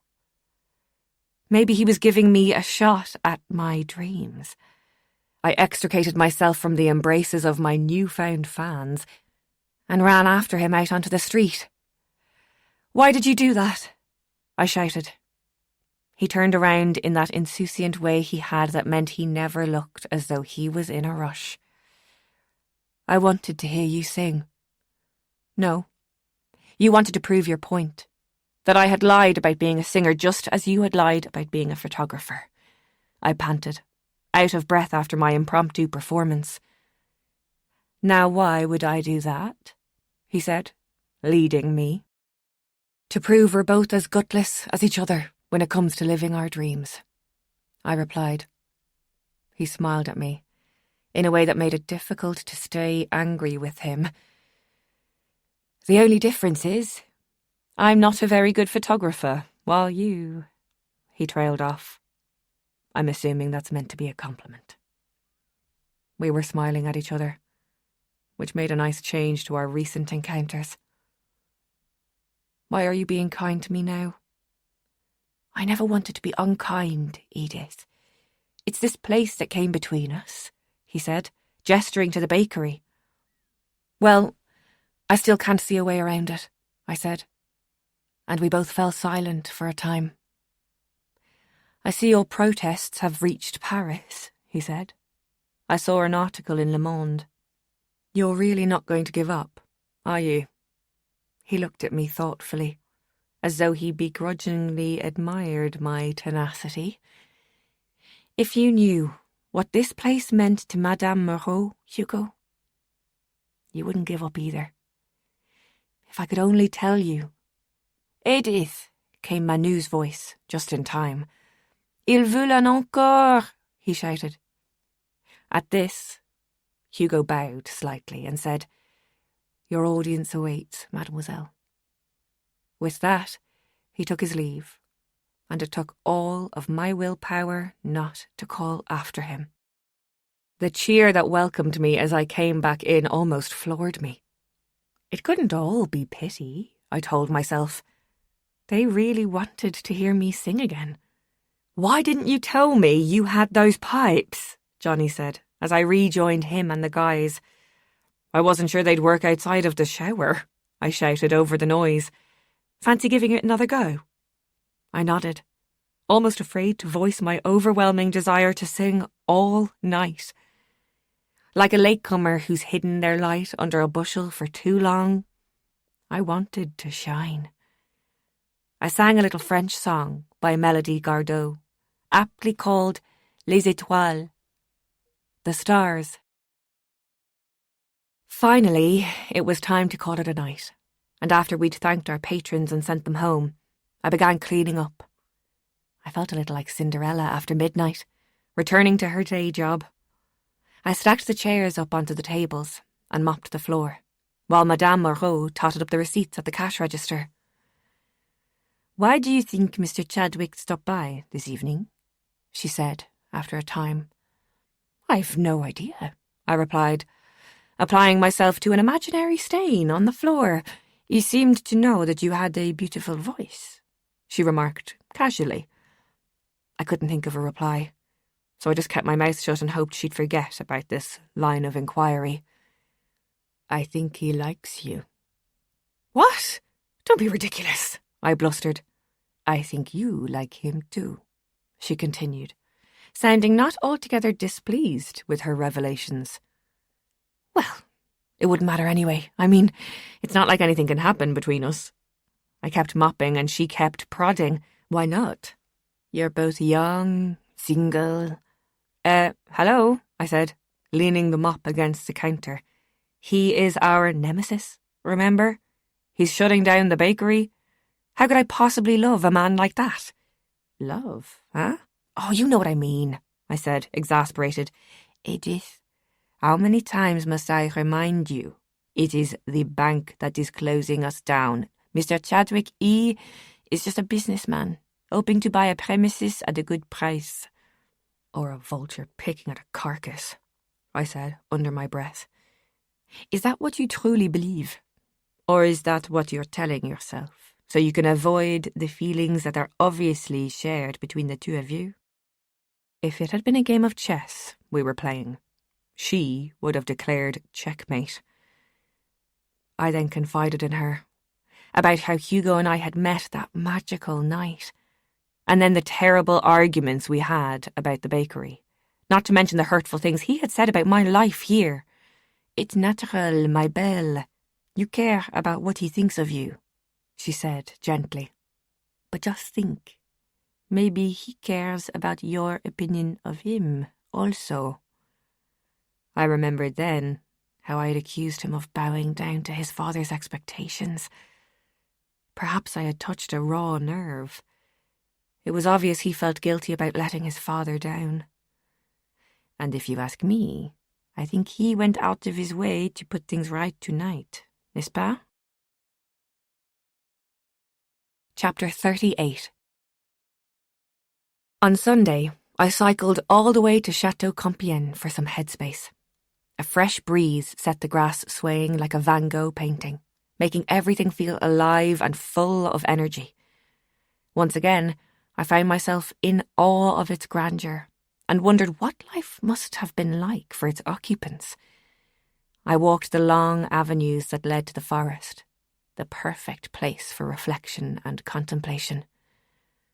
So much had happened since my arrival in France, not least my singing debut the night before.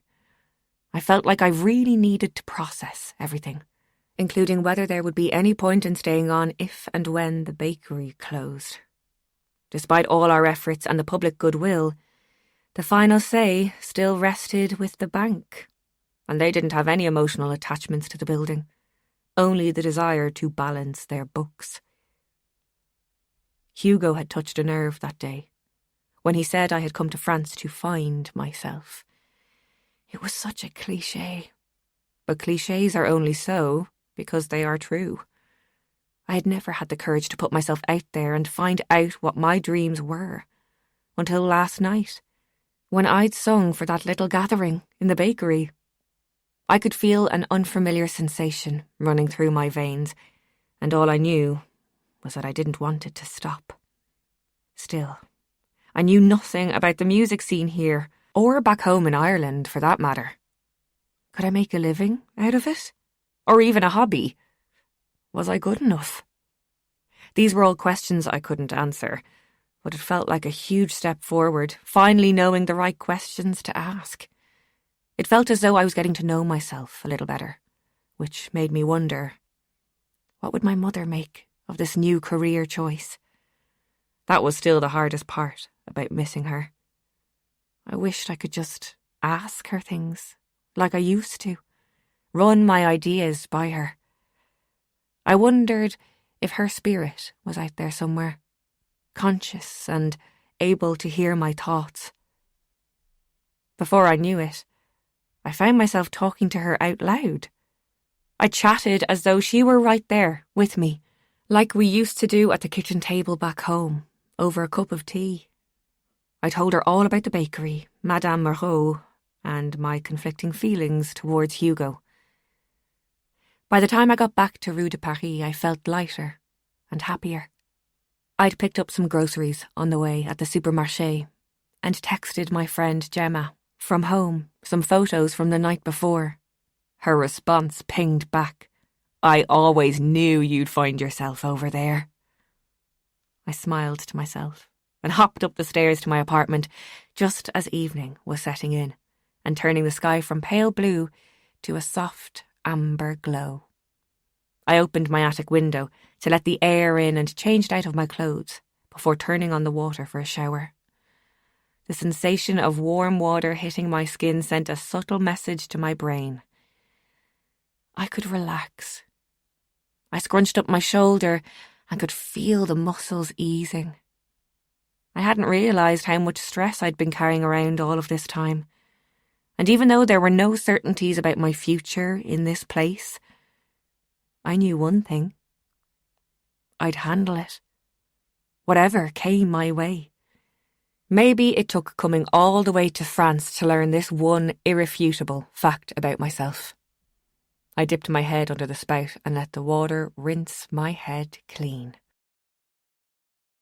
Wrapped in a towel and sorting through my laundry for a clean t-shirt, I thought I could hear voices outside. I leaned out the window and saw 2 figures standing in the lamplight. I could hardly believe my eyes. It was Manu and Hugo. Their voices were hushed, so I tried to judge what was going on by their body language. It didn't seem as though they were arguing. That was good. If Hugo said anything to upset Manu, I would have been down there like a shot, towel or no towel. Well, preferably with my towel. Then I caught a few words on the breeze. "How much do you need?" Hugo asked.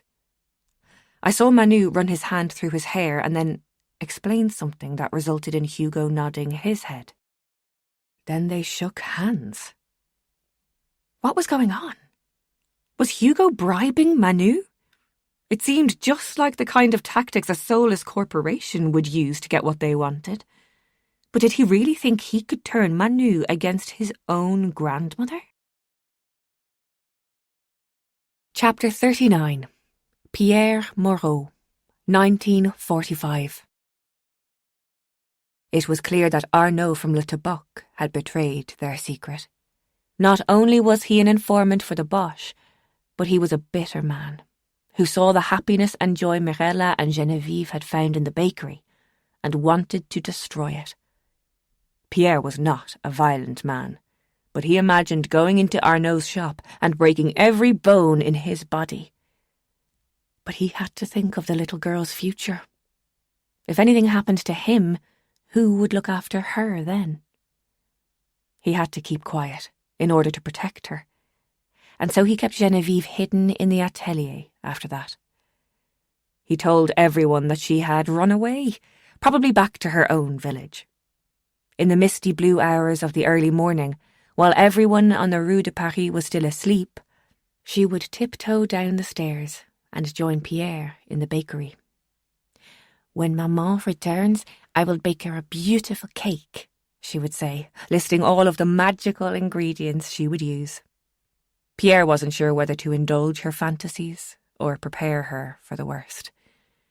He had never heard of anyone returning from the camps. What was a greater cruelty? A harsh truth or a kind lie? Being a thoughtful and methodical man, he considered it for some time. In his new role as sole guardian, it was up to him now. The responsibility might have overwhelmed him if it weren't for the fact that his love for this little girl was stronger than anything he'd ever known. He would give his life for her and would never, ever abandon her. She needed him. It was clear. But he needed her even more. One day, not long after the war was over and Geneviève no longer needed to hide, Pierre made them their favourite breakfast, crepes with blackberry jam, made from berries they had foraged along the hedgerows. "Do you like living with me at the bakery?" he asked. She nodded her head, her mouth smeared with purple streaks of jam. "Good." He took a sip of his coffee, then began biting the inside of his lip. How could he tell her that her mother might never return? That they would have to live with not knowing what happened? "We are a family now, you and I. You know, for years I never thought it would be possible for me to have a family of my own. And now, if you would allow it, I would love nothing more than to call you my daughter." Genevieve put her crepe down on the plate and looked up at him. Her eyes were overflowing with bright, happy tears. She didn't need to say anything. He knew in that instant that these were the words she had been waiting to hear, and the words that he had so desperately wanted to say. She jumped up from her chair and flung herself into his arms, weeping with relief, joy, and woeful sadness. "Maman," she kept saying. "Maman." I know," he soothed, rocking her slowly. She knew. Of course she did. She was the brightest child he had ever laid eyes on. The war had forced everyone to grow up too quickly. "I can stay with you forever?" Pierre Moreau thought his heart would burst. "Of course, ma petite. Forever and ever." But there are some promises, no matter how much we wish it were otherwise, that are impossible to honour. When Pierre Moreau's heart began to weaken at the age of 68, it was Genevieve who took over the running of the bakery and nursed him on his deathbed. "I will always be here," he said, with his last breath. And with every particle of stardust and bone that made up his spirit, he stayed true to his word. Chapter 40. As I turned the key in the lock, I noticed a red envelope tucked under my door. Bending to pick it up, I saw that it was addressed to Miss Lane in a familiar script. Inside was an invitation. "You are cordially invited to dine at number 20, Rue de Paris, this evening at 7:30 p.m. I flipped the card over, but no more information was forthcoming. I leaned against the door jamb for a minute, trying to figure out what was going on. That was the vacant building next door to the boulangerie, the one Hugo's company owned and planned to convert, along with the bakery building, to create a larger hotel. I couldn't understand what it was all about. I jerked myself out of my thoughts when I realised that it was nearly 6 o'clock. I was still standing in the doorway dressed in jogging pants and sporting 4-day-old hair. Obviously I wasn't going. Well, maybe I would show up, but I wouldn't stay long. I'd just dress up so he'd know I had other plans. I rushed into my little apartment, switched on the immersion for a hot shower and hung Nicole's red dress in the bathroom to get the creases out. By 7:15 p.m, I had finished drying my hair and was brushing the side parting to the left like Nicole had shown me. I put on some red lipstick and pressed powder on my face with a puff. A little dab of Chanel behind my ears and I was ready to go. One last look in the mirror showed me a shapely woman with something approaching joie de vivre. I was no longer a waitress watching the world go by. I was a waitress living her life, and it felt good. I realised I didn't need to be like everybody else. I just needed to be me. Madame Moreau was out at Sunday evening mass, and Manu was over to friends. So all was quiet as I stepped carefully down the stairs in my high heels. I had wrapped a shawl around my shoulders, but I still had goosebumps, either from the chill or the anticipation. I walked out of our door, locking it behind me, and took 3 steps to the left. Number 20 was also a timber-framed building, and while I had passed the burgundy wooden door plenty of times, I'd never really noticed it before. Now the door was open, with a dark velvet curtain obscuring my view. I pulled the curtain aside and peered into the dimly lit room. Once my eyes adjusted, I could see a table at the far end of the room, with a candelabrum lighting the corner. Then I saw him, sitting patiently, wearing a suit and waiting for me to come in. "What are you doing here?" I asked. "What's all this about?" "Good evening to you too," was the reply. "Would Mademoiselle care for a glass of champagne?" He got up to pull out the other chair. "That is some dress," he said admiringly. I felt slightly hypnotised by the whole thing. It was ridiculously romantic, and he looked simply ravishing in a black dinner jacket and white shirt. I felt so flattered, but my integrity tugged at me like a persistent child. I couldn't let myself be swayed so easily. A sweet female voice sang in hushed tones from a stereo in the corner, creating a seductive atmosphere. "You're not going to change my mind with all of this, you know," I said, taking my seat. "I don't doubt that." Something tugged at the back of my mind, and then I realised what it was. I didn't see your car outside. "The Range Rover? No. I sold it," he said, as he poured the champagne. "Oh, that was a bit weird." But then the whole setup was a bit weird, and Hugo's demeanour was at odds with the man I'd been fighting with. I noticed a silver cloche on the table, and when he lifted it, I was surprised to see a pepperoni pizza. "Pizza?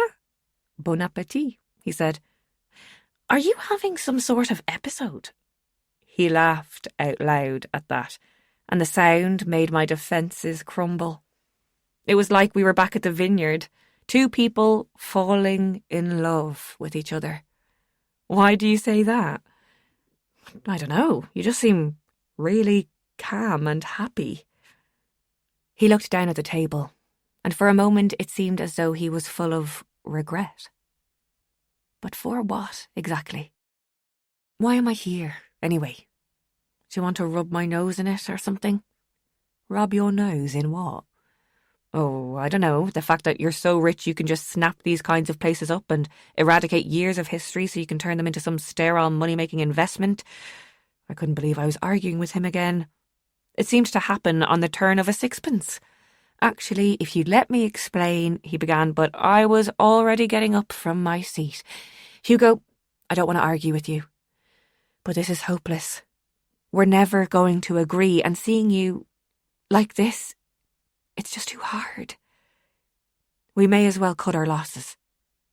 I told him straight. "Thank you for dinner, though." I walked towards the door, but in the gloom, tripped over something hard and ended up splayed out on the floor. Edith, are you okay?" Hugo called out. "Ow," I groaned, as I held my arm up to assess the damage. "Hang on, I'm coming. Whoa!" Hugo shouted, as he landed in a rather ungainly fashion on top of me. "Oh, God, I'm so sorry," he began. "Are you hurt?" "It's okay. I don't think I quite broke all my bones with the first impact, so thanks for that," I said, panting under his weight. I could barely make out his features in the gloom, but I could feel his warm breath on my skin. "Are you okay?" he asked, in a deep voice. I lifted my arm and reached up to touch his face. We were both breathing heavily. Before I knew what was happening, my lips had betrayed me and met his hungrily.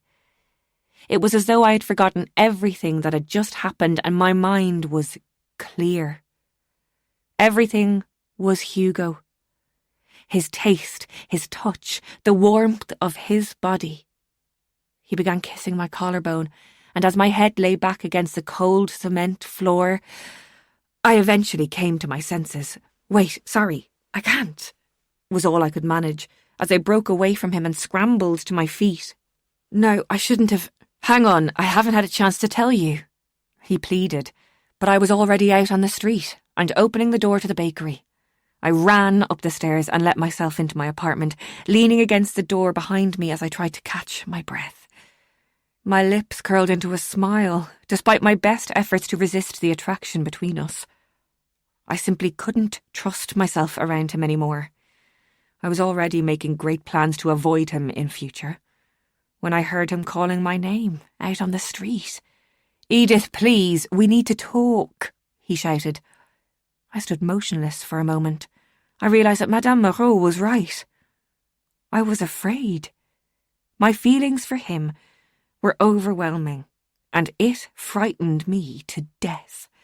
"Will you come down, please?" he asked again. I moved towards the window, which I opened wide.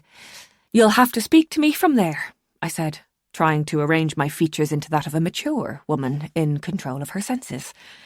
"And have the whole street listen in." I just shrugged. "Fine. Have it your way, Miss Lane. What I was trying to tell you, if you had given me half a chance, is that Madame Moreau will not lose the bakery." He stood awaiting my response, but I just leaned on the window frame, staring at him agape. "You'll catch flies doing that, you know." "I'm coming down," I called, and almost did myself another injury, taking the stairs at speed. I ran out into the lamplit street and saw him there, casual as anything, leaning against a lamppost. "What did you say?" I panted. "I said the bakery will not close. I've cleared Madame Moreau's debts with the bank, so she won't have to sell." "You've cleared her debts? You, personally?" He nodded. "But how?" "I sold my apartment in Paris." "I don't understand. Why would you do that?" The enormity of what he was saying was almost too much to take in. "To settle an old family debt," he said, looking up at the building as though it held some kind of personal resonance. I was still confused, and my expression confirmed it. "It was something my mother said." He began to explain. "At first, I wasn't sure. Her memory is... She suffers from Alzheimer's." "Oh, Hugo, I'm so sorry," I said, my hand instinctively reaching for his and gripping it tight. I had some idea of what he must be going through. "But I did some research," he went on, "and I found some old archives of newspapers, and it turns out she was right. Madame Moreau's mother was sheltering with the baker who lived here, Pierre Moreau. She was discovered by the Nazis and taken... Yes, I know. Madame Moreau told me. Well, what she doesn't know is that it was my great-great-uncle who betrayed them." I shook my head in disbelief. No one in the family had ever spoken about it before now. I think the shame and the guilt they felt must have kept them silent. I don't know how or why my mother remembered, but I knew I had an opportunity to put the ghosts of the past to rest. My whole body shivered. Little did he realise the significance of what he was saying. The hotel group pulled out when they couldn't get the bakery, so I've taken ownership of number 20. Or rather, I've inherited it from my mother. I'll run through the details with Madame Moreau tomorrow, but I wanted to tell you tonight. I struggled to take it all in. Look, I know it's a lot, but I realise that we only get a short amount of time in this life, and I don't want to spend another second of it in Paris working for my father. I want to live closer to my mother and spend as much time as I can with her now. I reached up and ran my fingers through his hair at the back of his neck. "You're mad. You know that?"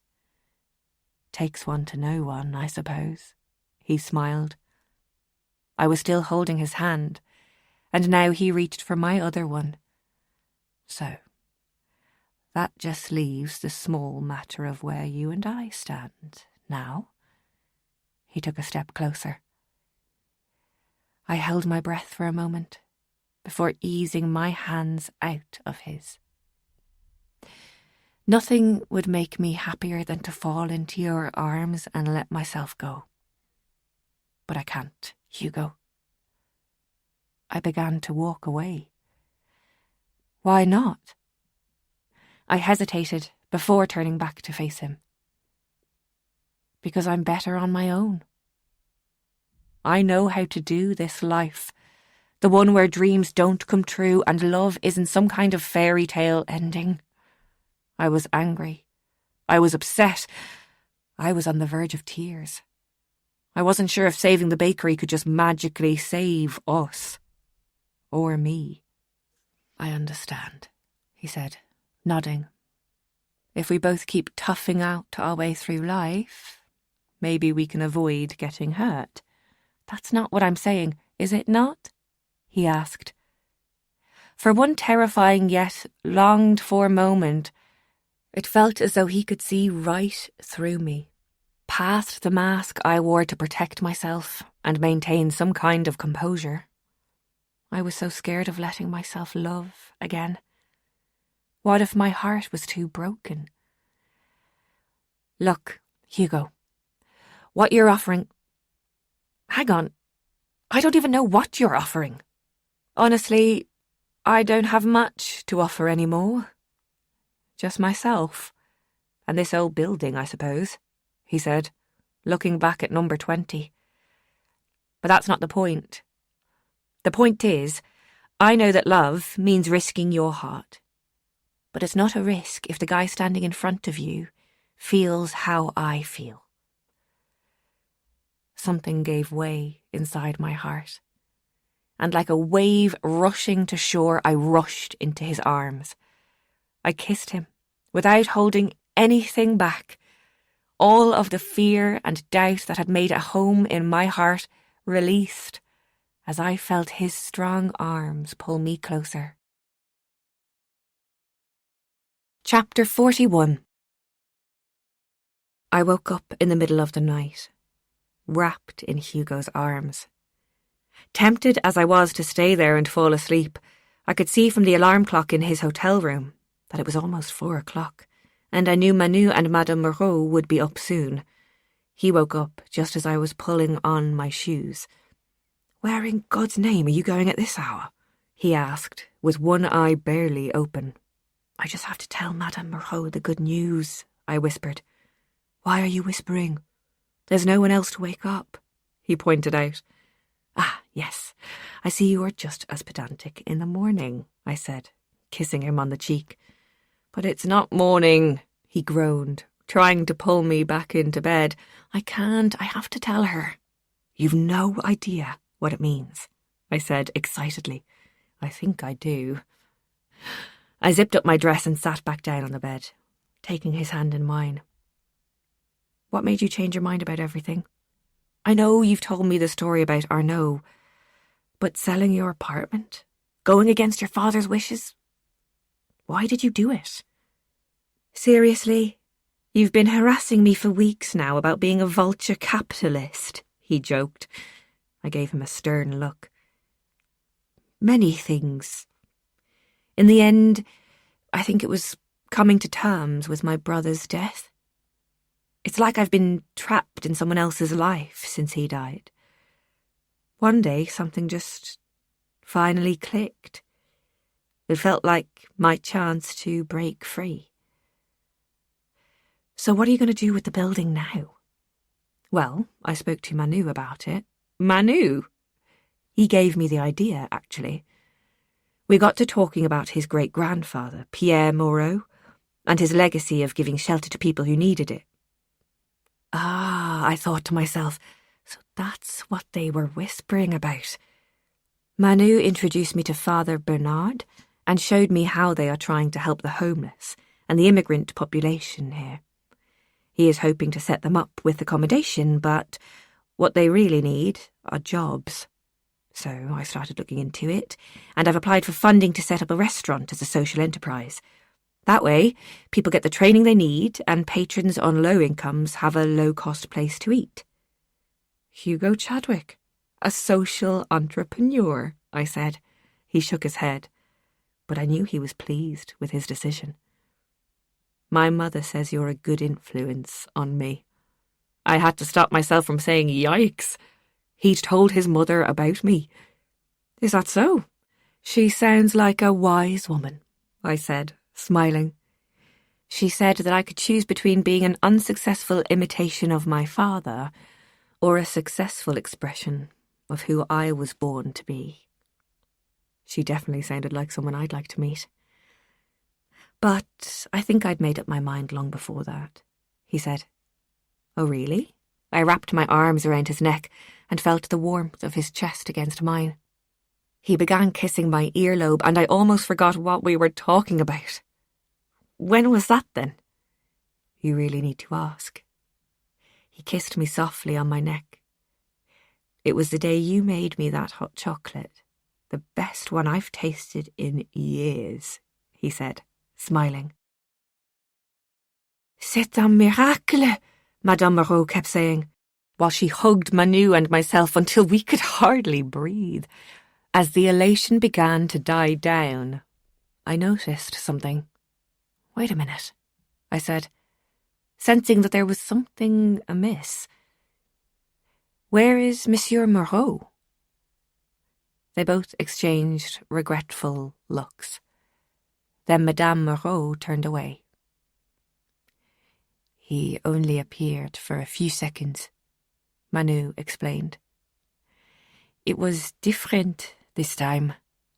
His light burned so brightly, like a kind of golden glow, like never before. Then, nothing. He glanced over to where Madame Moreau was standing, arranging some bread pans. I walked over and put my hand on her shoulder. He's gone, she said, in a very small voice.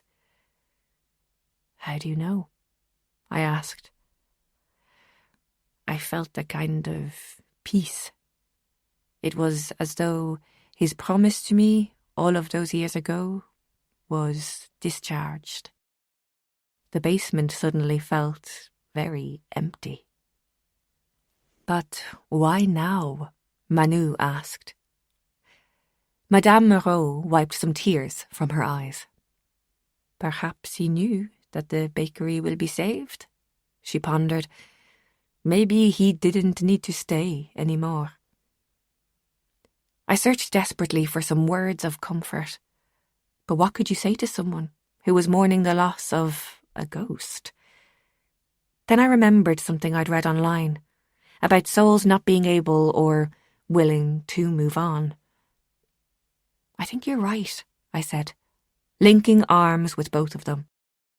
I think Monsieur Moreau's instinct to protect you was so strong in life that he could not let go of his role in death. But now the future of the bakery is safe. He can finally let go of you, Genevieve. It was the first time I had used her first name, because it seemed a bit too formal at this stage to be calling her Madame Moreau. There's something else, Manu said, his eyes lighting up as he reached up to the long wooden shelf that held all of the spices. He took down a rectangular tin canister and placed it on the workbench. What is it? I asked.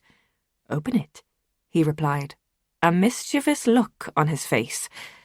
I prized open the lid, and immediately the scent filled my nostrils. I knew what it was before I saw them. Rows and rows of long black vanilla pods. These aren't. I looked to Manu for confirmation. He nodded. Vanille. I knew it. That cocoa flavour mixed with the vanilla. It's Pierre's secret ingredient. There was something so intoxicating and comforting about that scent. It was unparalleled.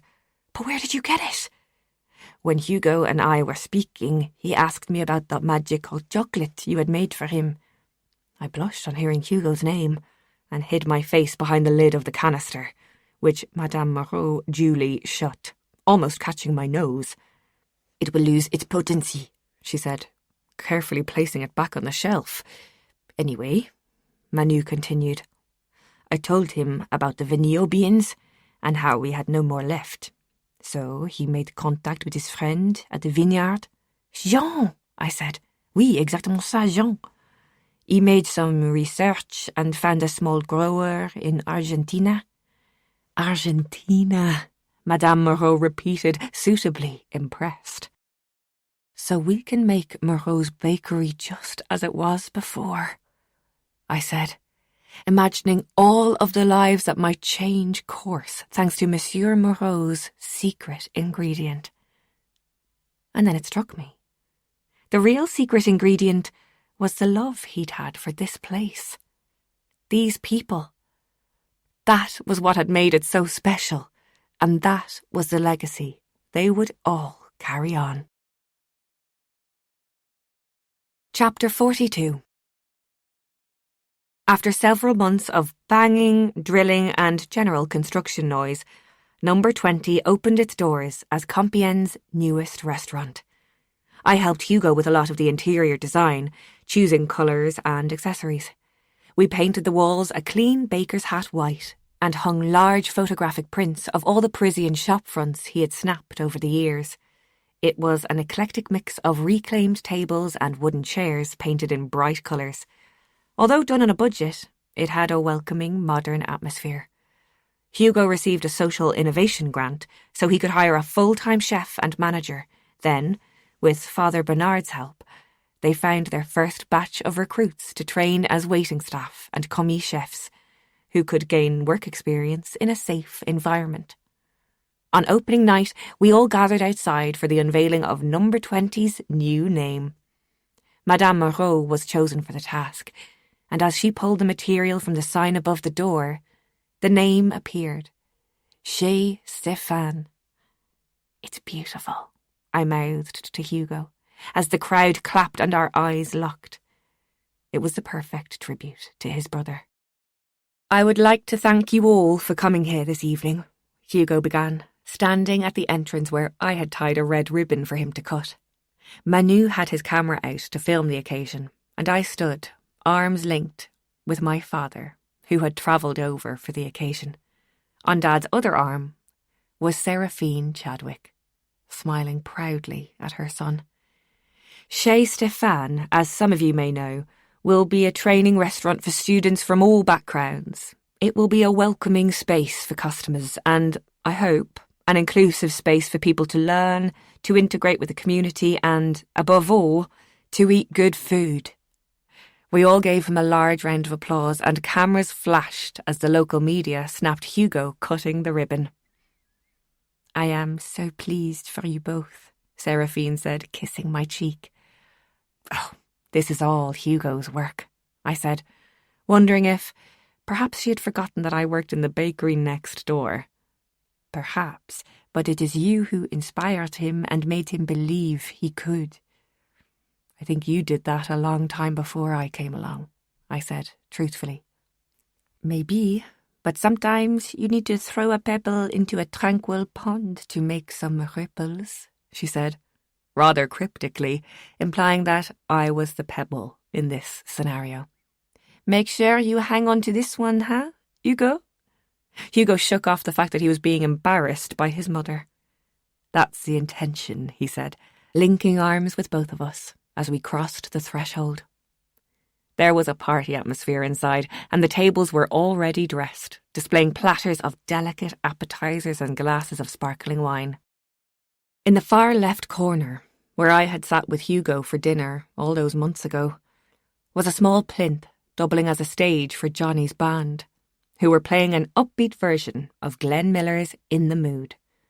The staff moved efficiently between tables, wearing monogrammed shirts and navy aprons. I could hardly believe that the empty old building had been transformed into something so vibrant and welcoming.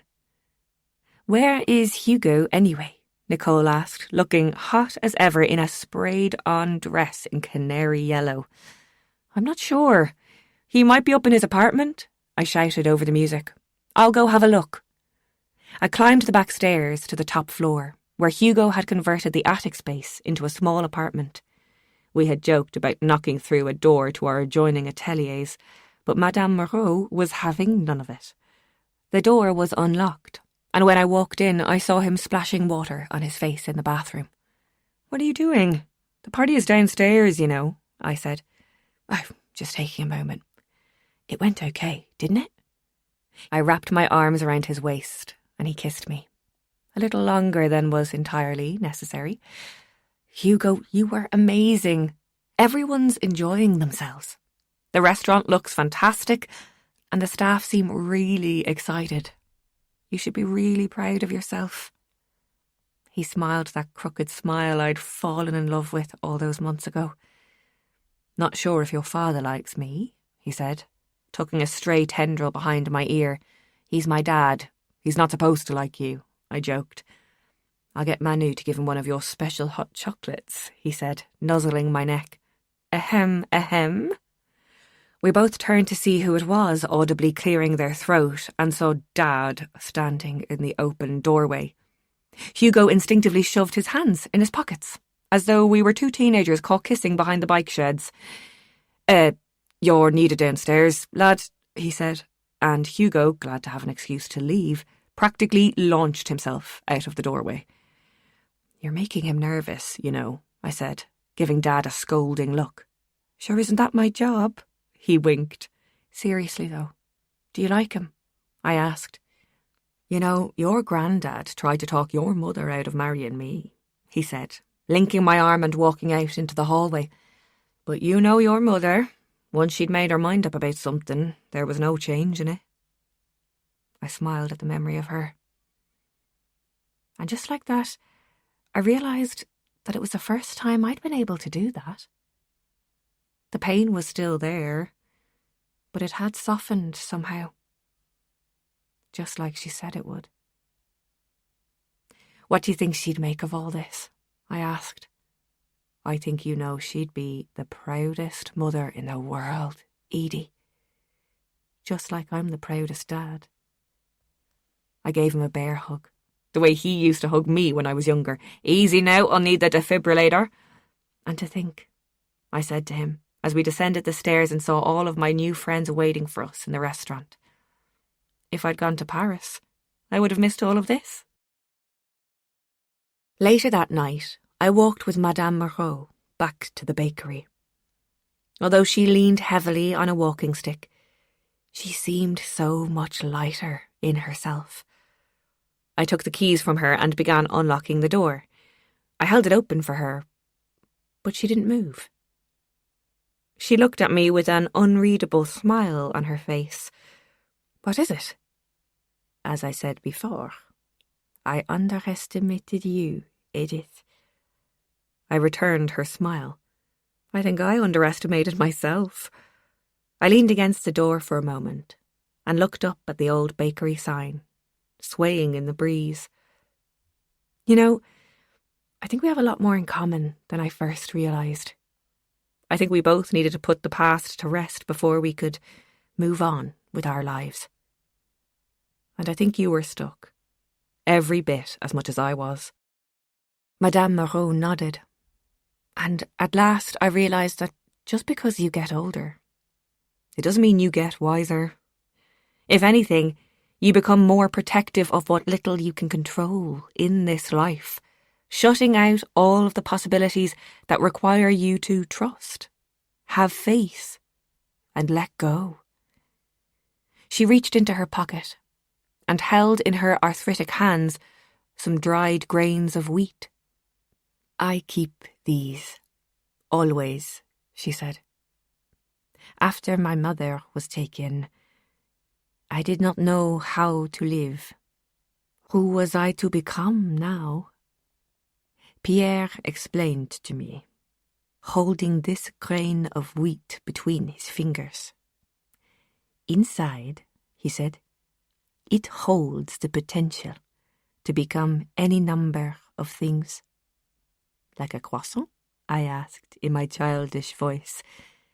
Yes, like a croissant, or a baguette, or an entire meal if you were a little field mouse.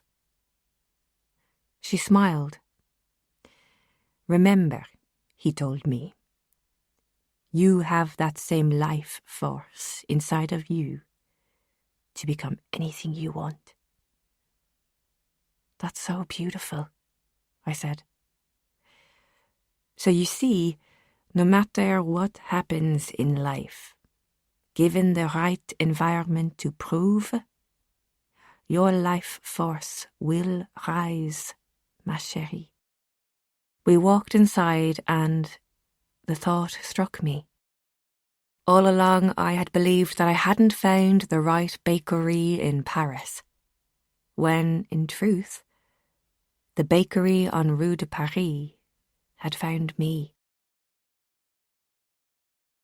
Epilogue. And so it was that La Boulangerie et Pâtisserie de Compiègne once again became a place of nourishment, belonging, and a certain je ne sais quoi. Pierre Moreau felt a gentle sense of pride in what he had created all of those years ago, and was now at peace. He knew that his legacy was safe in the hands of Manu, Edith, and Hugo. The cobbled streets now whisper with a new story, a romantic story of a young man who found the courage to embrace the life he truly wanted, and a young woman who followed the impulse of her heart and filled the bakery not only with hope, but with friendships that blossomed from the seeds she'd sown. Life on Rue de Paris had changed for everyone who opened their hearts just wide enough to let it. Mysteries, it would seem, are not so complicated in the end. The magic ingredient was the enduring power of love all along. And vanilla beans, of course.